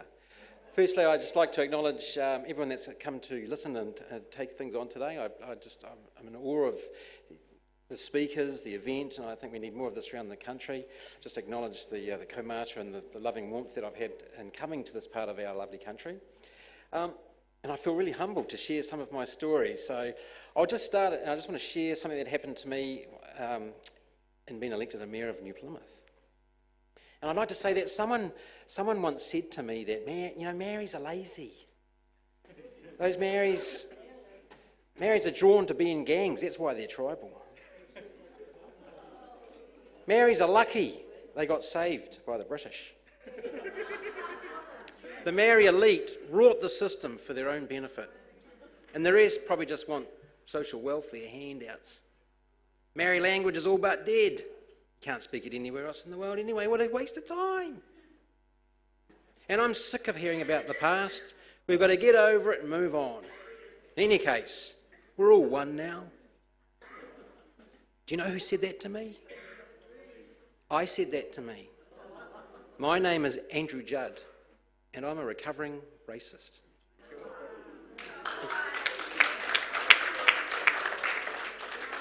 In 2013, I was elected Mayor of New Plymouth. I had a 9,000 vote majority. I just served 2 terms as a councillor. We used to have a committee Māori. I'd never ever attended one meeting. I didn't even know what it was all about. I had no idea. In fact, I remember sitting in a meeting once and asking a colleague, what's the difference between hapu and iwi? What's that all about? In 2 elections prior to standing for the mayoralty, I was never asked one question about the Māori world. In fact, if you'd said to me, there's a Māori world, I would have said, get over it, move on, we're all one. But here I was, elected, 2-term councillor, a 9,000 vote majority mayor, woohoo! My campaign slogan, and we heard about that earlier on, was let's bring honesty back to local politics. Based on a narrative of a council overspending, wasn't being honest about its infrastructure, an ageing population on fixed incomes with high asset bases. Little did I know that those words about honesty in local politics would come at me in a way that I could never have dreamed of. You see, until I was elected mayor, I'd never set foot on a marae in my life. I'd never engaged in a Māori world. But of course, when you are the mayor, you are engaging in a Māori world. And we just so happened to be at the same time as my first few months of election, Te Atiawa and the Crown were going through a treaty settlement process. So I was beginning to be a witness of that experience. And another day, another time of what I actually, my own personal journey, but I was observing what I saw and felt was something broken, something really broken as a Pākehā. So my journey has become Pākehā to Pākehā, because everything in New Zealand has been created and designed by me for me. We know this to be true. We've heard this today. We understand, more you than me, of course, but I saw it. So what happened next? So Te Atiawa, the people going through settlement, came to me and said, we're about to get a lot of land back, a lot of money. We'd like to work with the council for the benefit of everyone. Beautiful, right? I said, yeah, we can do that. How do you see that working?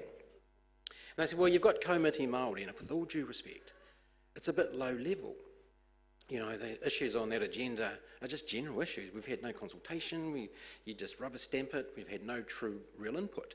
I thought, yeah, I suppose I can see that, I suppose. What would work? They asked, how about we had some representation on your standing committees, similar to the Rotorua model? Congratulations, by the way, because it is world leading. Because you can appoint people to standing committees. You can appoint an accountant to your risk and audit committee. In fact, that person could chair it. And if I did that, I'd be a great mayor. Please don't give him my vote. But my council rejected representation on standing committees for Māori. You can't have unelected mayors on the council, Judd. That's anti-democracy, apartheid supporter. Wow, really?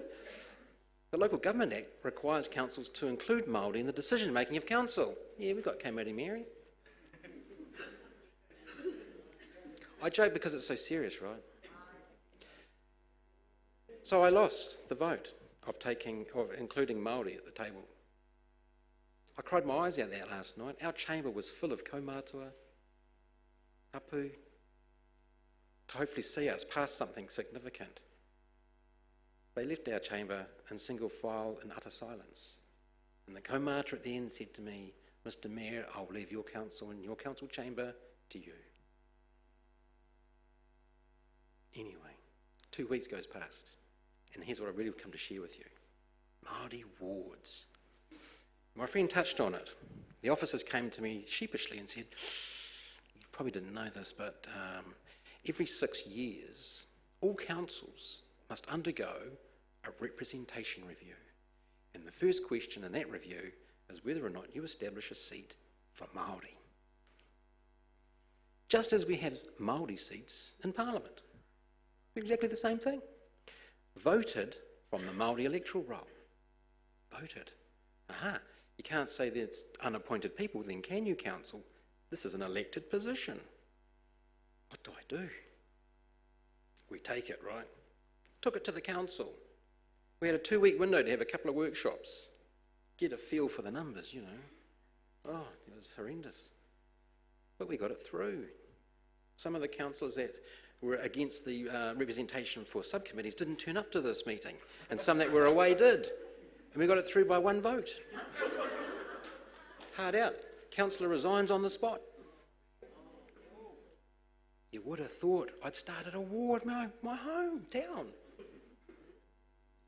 The thing is, though, the reaction and the anger and the hatred that I got, I recognised it. It's me, right? I saw myself in that stuff. Another story. But here's the thing, and you touched on it. During this representation review period, first question is, do you establish a seat for Māori? Why is that the first question? Well, because that question can go to a petition. Now, councils and government were known as representative democracy. Parliament is the House of Representatives. Council chambers are chambers of the elected representatives. That is your right to vote for somebody who represents you. And one of the ways in which a community or a country can have fair representation is either electorate seats. We have those, don't we? Because if we were at large for the nation, we wouldn't want that, because Auckland would dominate the numbers, right? Who would be New Plymouth's voice? So we have electorates. Representative democracy. Councils are similar. They have wards. Auckland has wards. New Plymouth has wards. We have city and rural. 14 seats. And they're termed under the Act as communities of interest. So the rural community is a classic example of a community of interest. And it makes sense if you think about it to review a representative process, because you wouldn't want, communities change, they grow, they shrink. You wouldn't want all your councillors living on the same street, for example. Because the notion of representation is you can go quite freely to someone who understands and connects with your issues, your area or community of interest. They're your voice that we will vote for, set into a parameter called a ward. But only the Māori ward can be taken away, right? Think about this, it's horrendous. The Māori ward seat is voted off the Māori electoral roll. It's exactly as we have in Parliament. And with all due respect to the Minister, it was kind of glossed over, right? The Minister holds a Māori ward seat. The minister that holds a Māori ward seat is also the Minister of Local Government and has the notion of saying, I've got to hear from the people. You've got to go and get the support with you want what I've got. It's amazing, right? They only need 5% to form a petition, a poll, to take it away. That's what happened in New Plymouth, and also happened in 5 other councils around New Zealand. Because actually, if you think about it, you don't have to think too hard, it's kind of designed not to work. If a community doesn't agree with a rural ward, you don't have to have a petition. You go to the local government commissioner. That person can override the council decision and establish that rural ward or city ward. That's racist. But it's worse than that. It empowers Pākehā to colonise. Because you're telling people you can have a pen and decide whether tangata whenua Māori can have a say at the table. It doesn't go the other way. Imagine. There's no way it would go the other way, would it?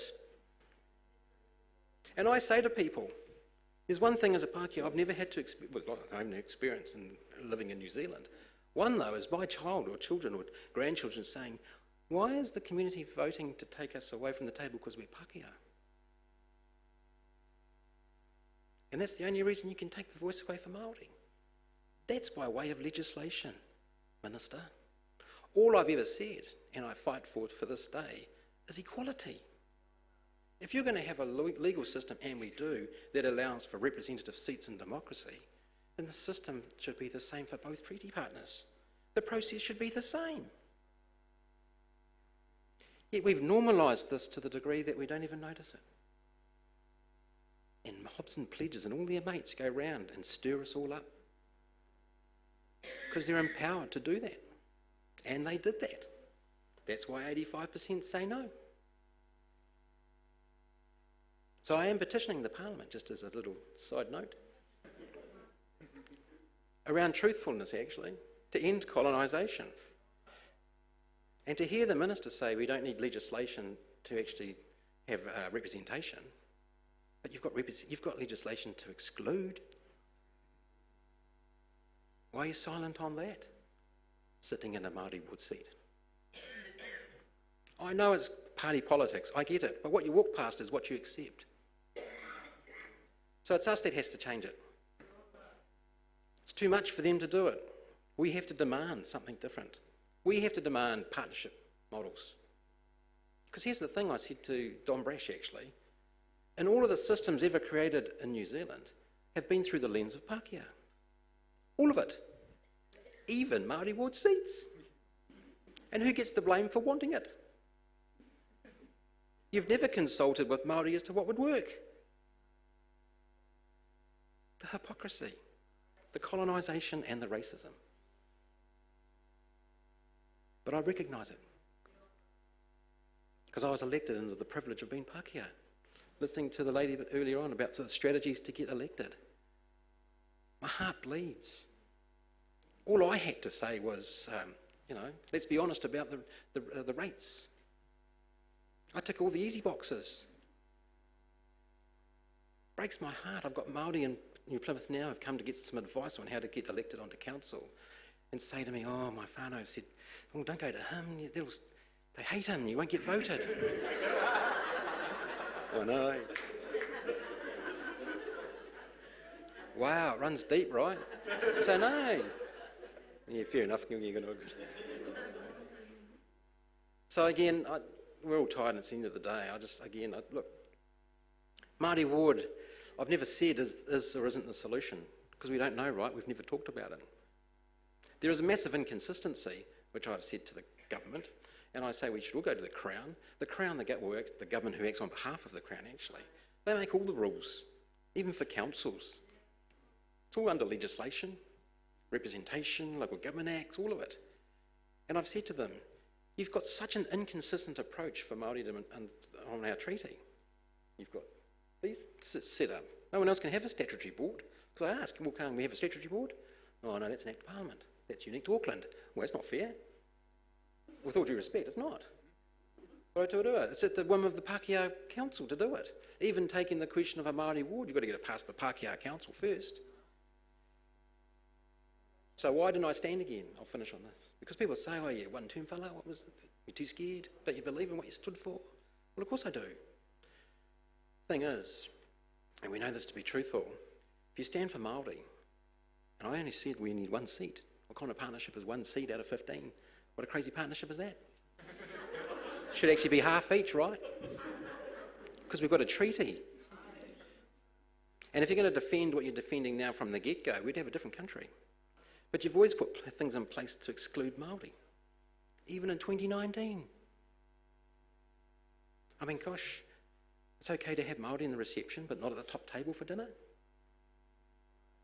Yet they own the restaurant. It's true, eh? So when we're here, we've got to find different pathways, different doorways. Wow, really? Do we? Come on, stand staunch. It's the manakitanga that get these Pākehā to do what they do. It's true. I've been there, I've heard it.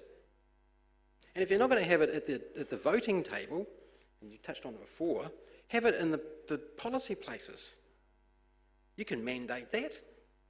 CEOs aren't elected and they have a lot of power. You appoint to hospital boards. I'm on a board of school trustees. We're more engaged in the Māori space than councils ever are. I went to local government conferences during this period. I was harassed. I became kapiti on my own guy. It's true. Council in Taranaki, they said to their mayor, don't you take any of that Maori stuff to us? I know you know this to be true, and there's no glossing of it. It's designed by Pākehā for Pākehā. Because you can petition if the Māoris want a seat. Says it all, right? Can't petition you because you're female, or your religious belief, or your sexual orientation. We'd say, no, that's horrendous. Anyway, when I sign that form, can't have the Maoris there. And people are saying, yeah, because you can't have race-based seats. No, you can't. I agree, horrendous. It's te tere te Waitangi based. So thank you, everyone. More power to those that are standing. And I think they're gone now, but justice, I just loved what I heard her say. I hope I live long enough to see it. Because you see, from when I opened up to what I've discovered was the love of a world that was always around me, the Māori world. There is nothing to fear. There is everything to gain to be side by side. Kia ora.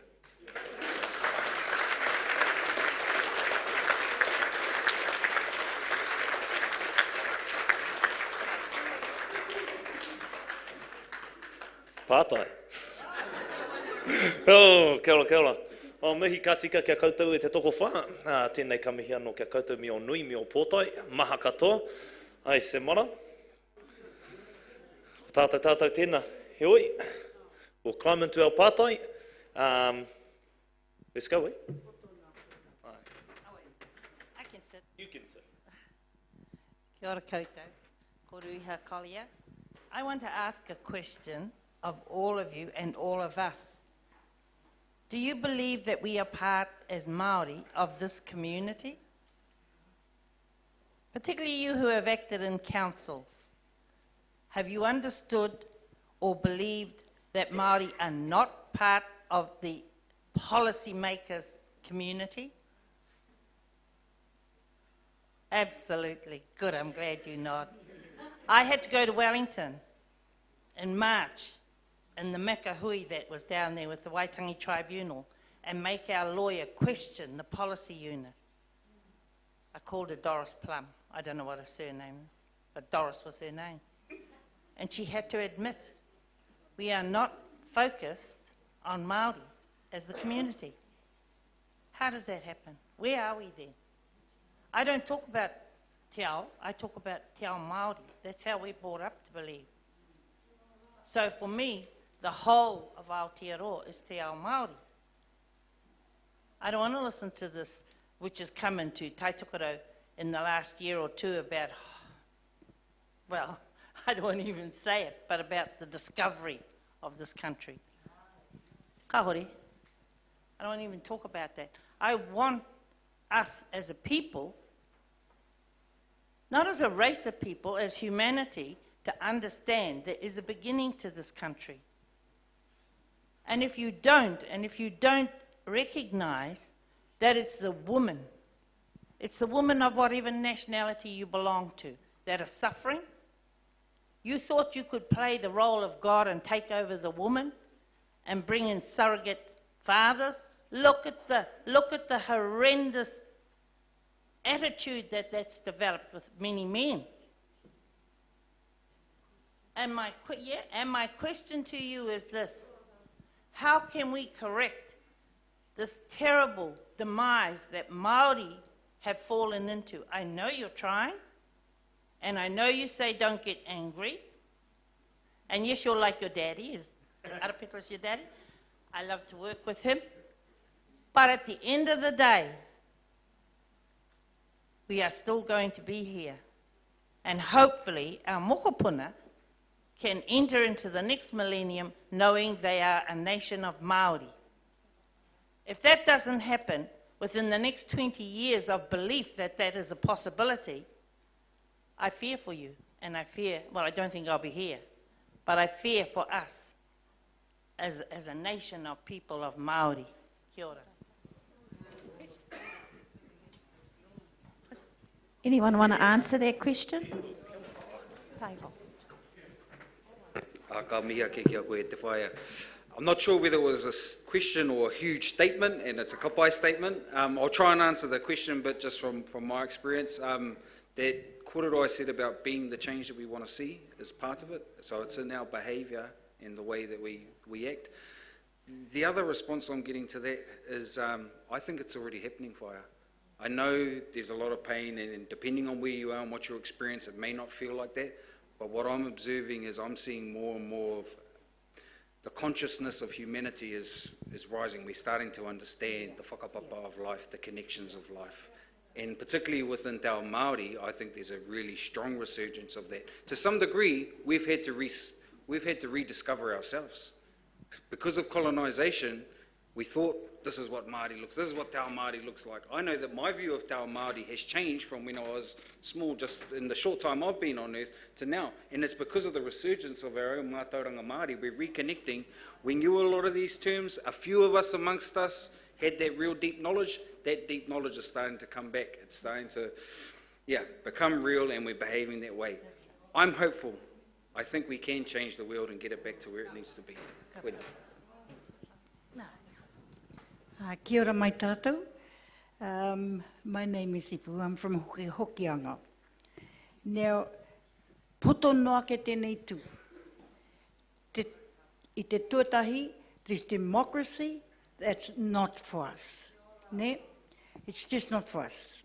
And let everybody, for us all to remember that.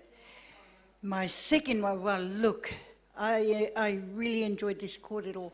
The fact is that you guys, Te Arawa, you just got up and did it. Koutou i roto tō rohe, you got up and did it. Koutou i roto tāmaki, you got up and did it. A tātou nei roto ngāpuhi awa, we're going tinoranga, tiratanga antui. We're going to govern. We're not going to go partnership, are we? There. But poto knock it, anyway, that was on your side. My question is, tēnei tangata a Captain Cook. What are these councils doing about that? Are they going to go with them? Do they know that he killed a lot of us Māori? You know, and why are we supporting them in this case? But anyway, I had to throw that in. Has nothing to do with councils. Kia ora mai tātou. Did anybody want to answer that part? Oh. Ai tēnā rā koutou katoa. Ko ana here Herbert Graves tōku ingoa. I'm the chief servant of Ngāti Kahu, in Pākehā world known as the chief executive. I've a question for each of you. Now, Ngāti Kahu is just in the process of hearing, we had our hearing yesterday, over the non-compliance of the Far North District Council with their sewage systems. The regional council was there. I can see that the commissioners were very good, but I suspect, and I'm talking to you, Bill, and to you, Mike, that we're going to end up in the courts. So my question to you, Glenn, is, since the advent of the Independent Māori Statutory Board, has there been a reduction in litigation by Māori against the Auckland Council?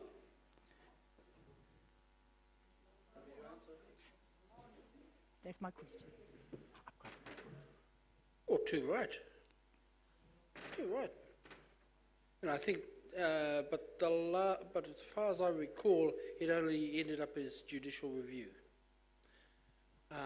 But yeah, it's going all the time. I mean, we all know about Puketutu and the kaupapa there. Yes. So nothing changes that way. And look, you know, bottom line is, council is driven by legislation, and it's driven by the dollars it has in its pocket. If it doesn't have the dollars in its pocket, it can only rely on legislation. If it doesn't have the legislation, it won't do it. You know, so, I mean, the country suffers from a lack of investment in infrastructure. Yes. You know, and so that's always going to be the case, where we're going to say, we want the best, but the reality is the council can't afford it. But my korero is, I mean, with sewage and whatnot as well, we didn't invite 50,000 people a year to come and live in Tamaki, but neither did council, but it's left with the legacy. Tēnā koe. I suspected as much. It's a good structure, better than what we've had in the past.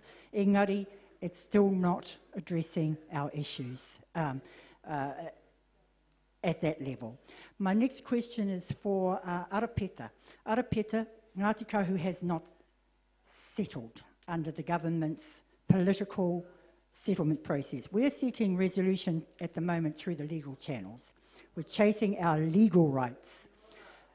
Rights which are recognised in the United Nations Declaration on the Rights of Indigenous Peoples, as well as in Te Tiriti o Waitangi and of course Te Hakaputanga. My question to you is, do you think that mana whenua should have to wait to accept treaty settlements before we can even get a peek into the council's, you know, before people like Andrew would open their doors to and their ears to us? Kaya koutou te mana, and there's many options that you have. I personally don't think you need to wait until the settlement with the Crown is sorted. I think you can do it simultaneously. In fact, you might sort out the local government stuff before you sort out with the Crown. Yeah, kaya koutou. The other thing I'd say is that you need to be having the conversations with both anyway, because what you've already heard is that there's constraints within local government because they're bound by the legislation that central government established. So that question around litigation, because I want to talk a little bit about my experience in the Bay, whilst it's better, we're getting less litigation, it still happens. And it's because there's some decisions we can't sway because the central government legislation just doesn't allow us to, like some of the RMA legislation. The commissioners have no choice but to allow things to happen, even though as a council we're saying we don't think that's a good idea. But so you need to have the korero with both. And yeah, haere tonu. Again, we really honour Rotorua Council for at least going as far as they have. To you, James, Ngāti Kahu have deliberately chosen to invest our very limited resources, time and energy in seeking the systemic change through the constitutional transformation mahi of Mateke Mai o Aotearoa, and also through the Aotearoa independent monitoring mechanism of the government's compliance or lack thereof with the UN DRIP. What would be the best way, the least energy, so that we don't divert our energies from, you know, I've got a team of 3. I'm the CEO of 2 staff. We do $1 million job on a $10,000 budget practically. And we're also, of course, dealing with national level as well, with the national government. So what advice would you give to Ngāti Kahu, the least we can do and the best we can do without diverting too much of our energies away from the systemic change mahi that we're doing?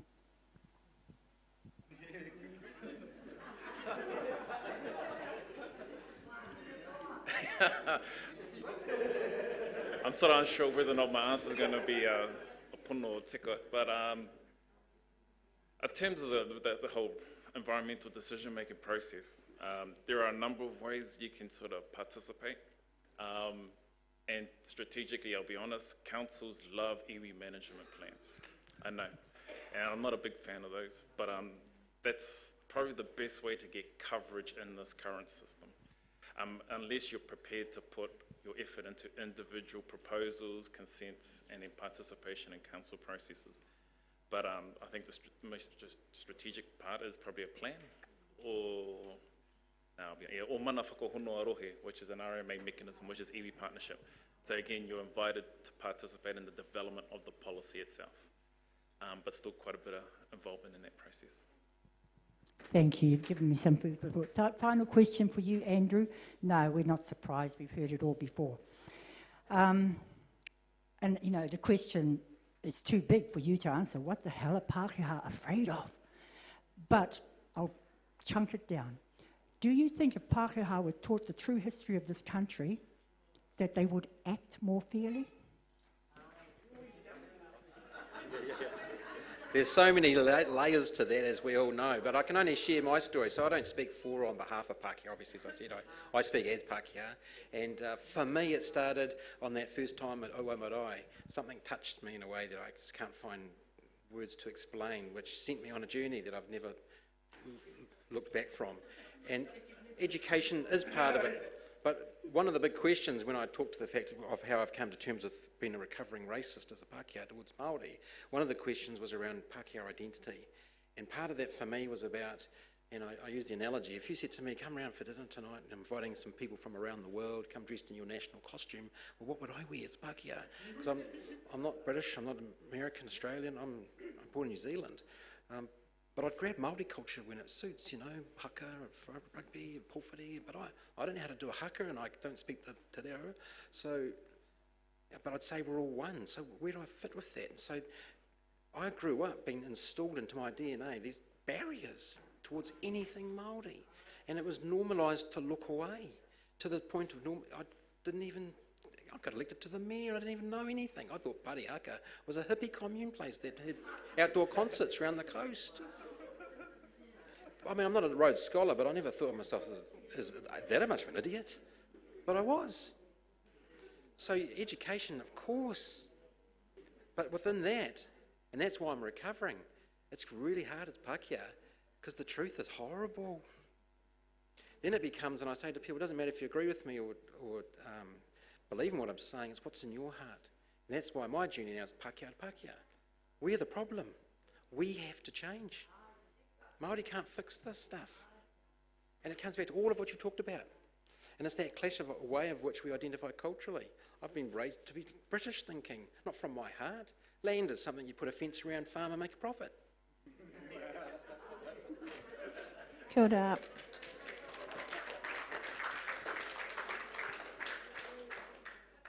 Yeah, just a question of interest to the panel there.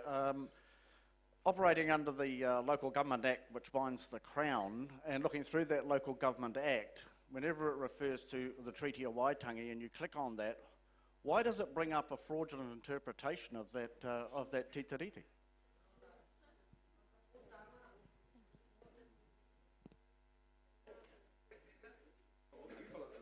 Whichever one of you want to take that on. No, because I can only talk from my experience and how much everything is tokenistic.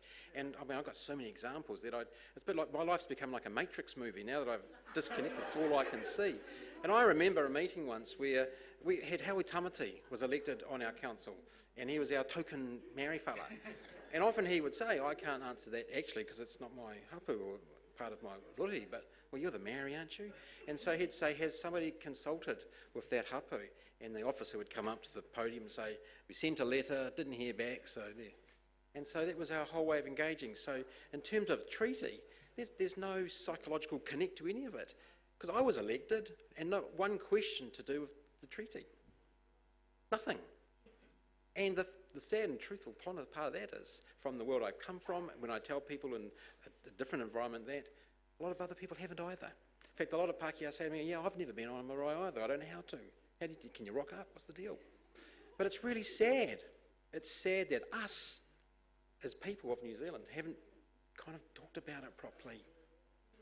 We haven't come with peace in our hearts. Things like you just raised. That's hurtful. I mean, I didn't even know there was two versions of a treaty. Is the taxi ready? I forgot.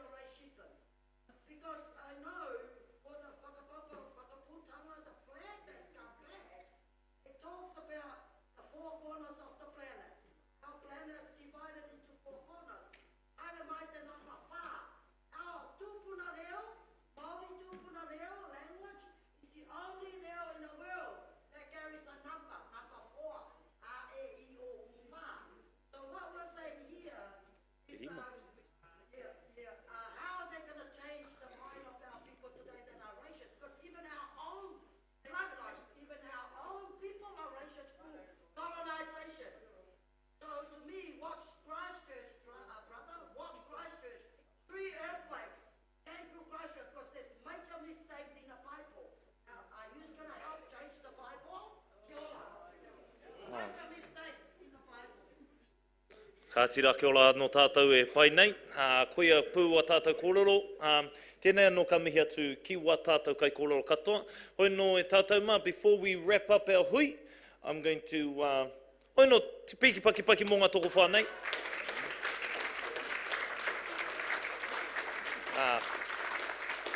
Fire Deb and Julianne, they have a little bit of a koha here for each of our kai kōrero.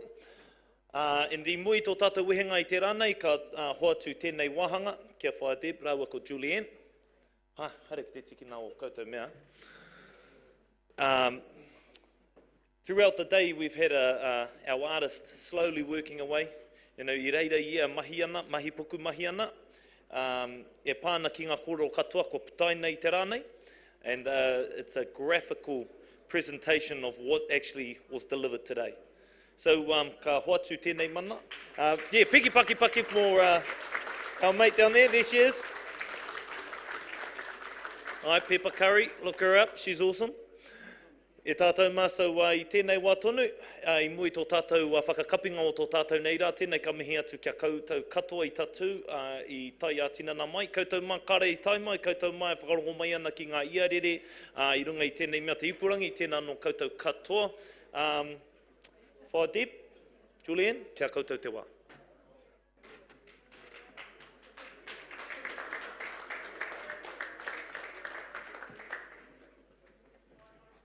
We'll just share this mic thingy.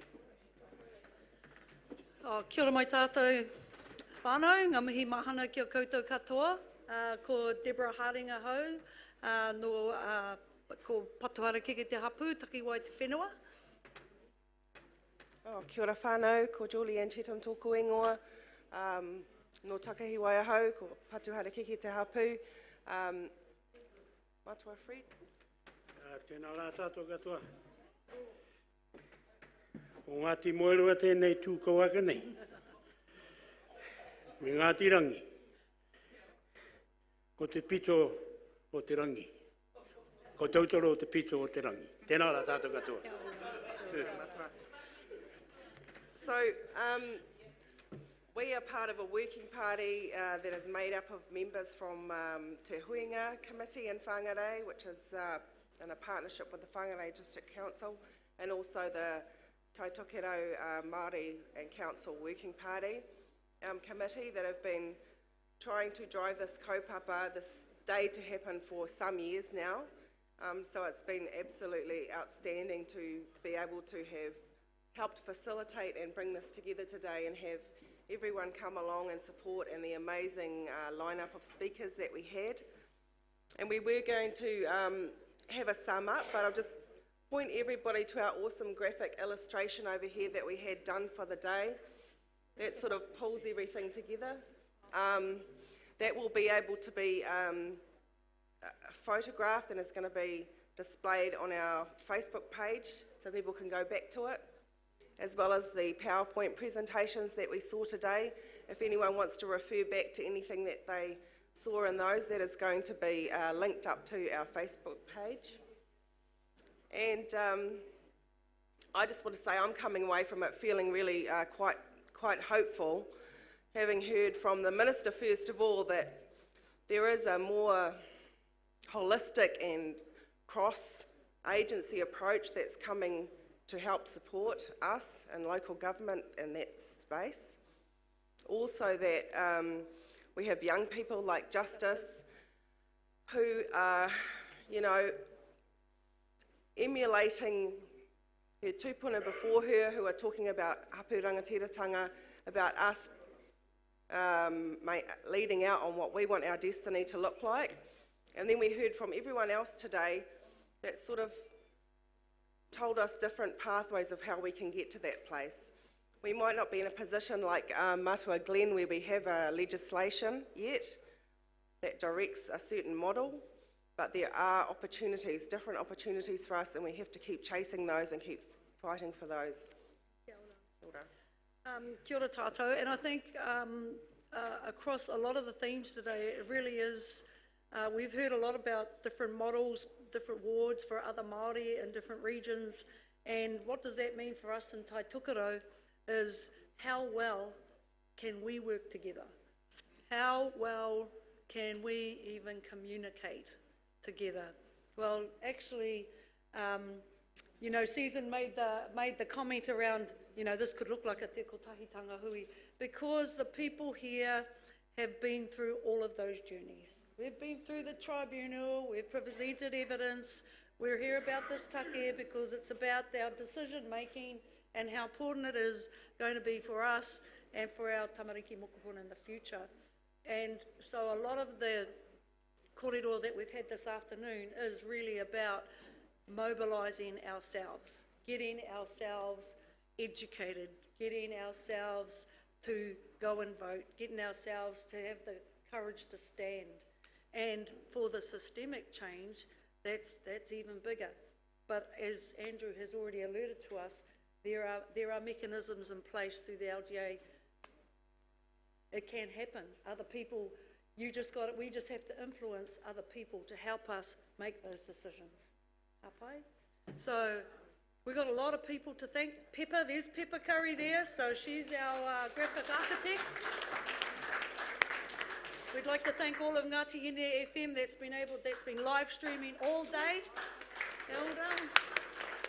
We've got Eric at the back for Sound Cave that has put this up for us. Here's your little hudaki thing.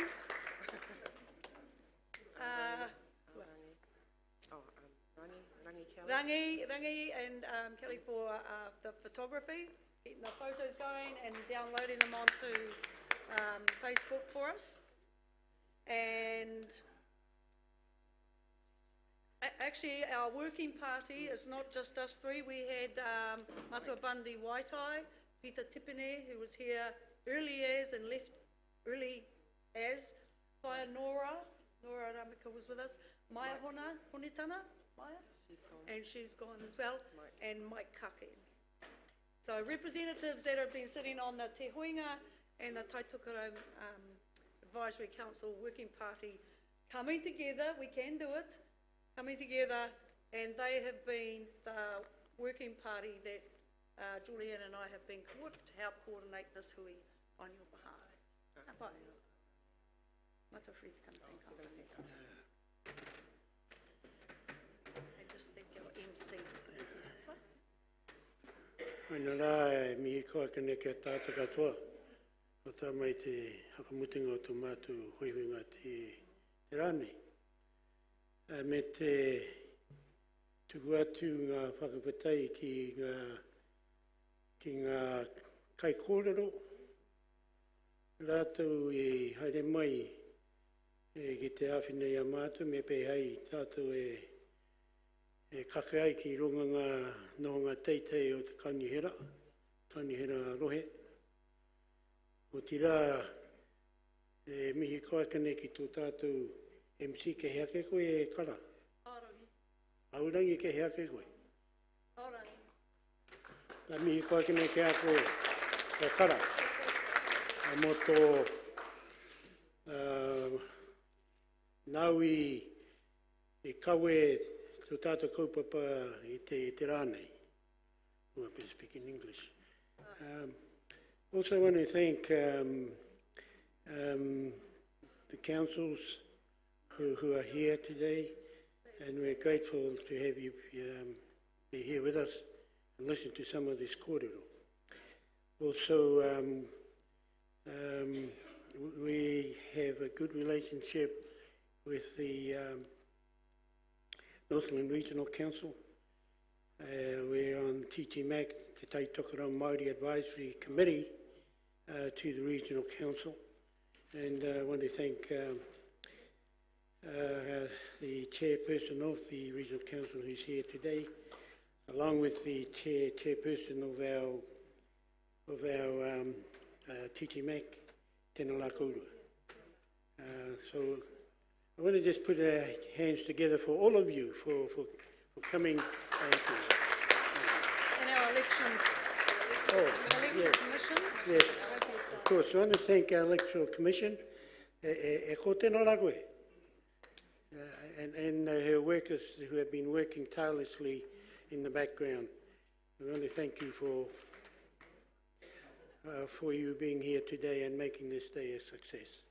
O loko toru mātou, tātou, e te mutunga o te rānei, hākua tēnā, ko tira te pānuitia ngā hihia, ngā tumana ko, e pehe ai tātou e uru ai i roto ngā kaungihera rohe. Te mea mea he ronga nau, ronga tātou, ki tō tātou rangatahi, te tātou tai tamariki i tūake i te kōrero ana kōrero, tēnā pēr, kei a rātou a pōpō, kei a rātou te rangatiratanga mo tātou. You know, I've always said, you know, they are the leaders of tomorrow, but sometimes we don't recognize that tomorrows have already arrived. And I think I want to thank, what's her name, Justice, for her presentation today. And yes, I better turn to the council, because what she said is quite true. If we don't make those systemic changes, then we got these young ones coming up behind us that's going to force us to make those changes. So I don't want to take too much more time. I enjoyed myself today, listening to all the those who have spoken with us today and represented us today. I think it's been a real wake-up call for tātou ngā puhi. Maranga mai ngā puhi. Me tūake tātou, me he mea hihena tātou ke te uru ai ki ngā nohanga teitei i runga ngā pāri nei, i runga ngā kaunihera arohe, i roto o tira, i roto te kāwanatanga, me tūko ake tātou. Mā te atu tātou e manaki tia ki ngā wākatoa. Ke haka kahai tātou i roto i nei mahi, i roto i tēnei au hurihuri nei. Nō reira, o tai mai te haka kapi tō tātou i te mea i haka tūwhera tō tātou hui wengai te krakia, te tika ngā māku tēnā mea. Kumutu? Hoina rā, me inui tātou. E te matua kahalau i hoa. O tēnei anō mātou, te hako oha i a koe, e rangirunga te rangi māri e tanga o te ngākau, tuku atu o mātou hakapetai haka mumiti atu ki a koe. Me te tō wairua i roto tu mātou haka mīnanga i te rānei. Me te inu e kahatula ki a koe, ke manaki tia o mātou kai tamariki, rātou kei te whai mai i muri a mātou. Ke tūkaha i rātou, i roto tau huri nei. Me te mahara anō e pāko kei te tīmatatanga, me tāko titanga ngā mea katoa. Me te inu atu rā kia koe, te mātou wehenga e te au hiahi nei. Ke kau ai ai tua ki hinga ki ringa mātou, ke tai ora mātou, ke mātou kainga. Māua hakamana mai e nei inu atu rā kia koe. I roto te tingoa tapu I tau I tamatu tātou kai pukora ko hiu kai ti. Āmene. Tēnā rā tātou. Kia ora.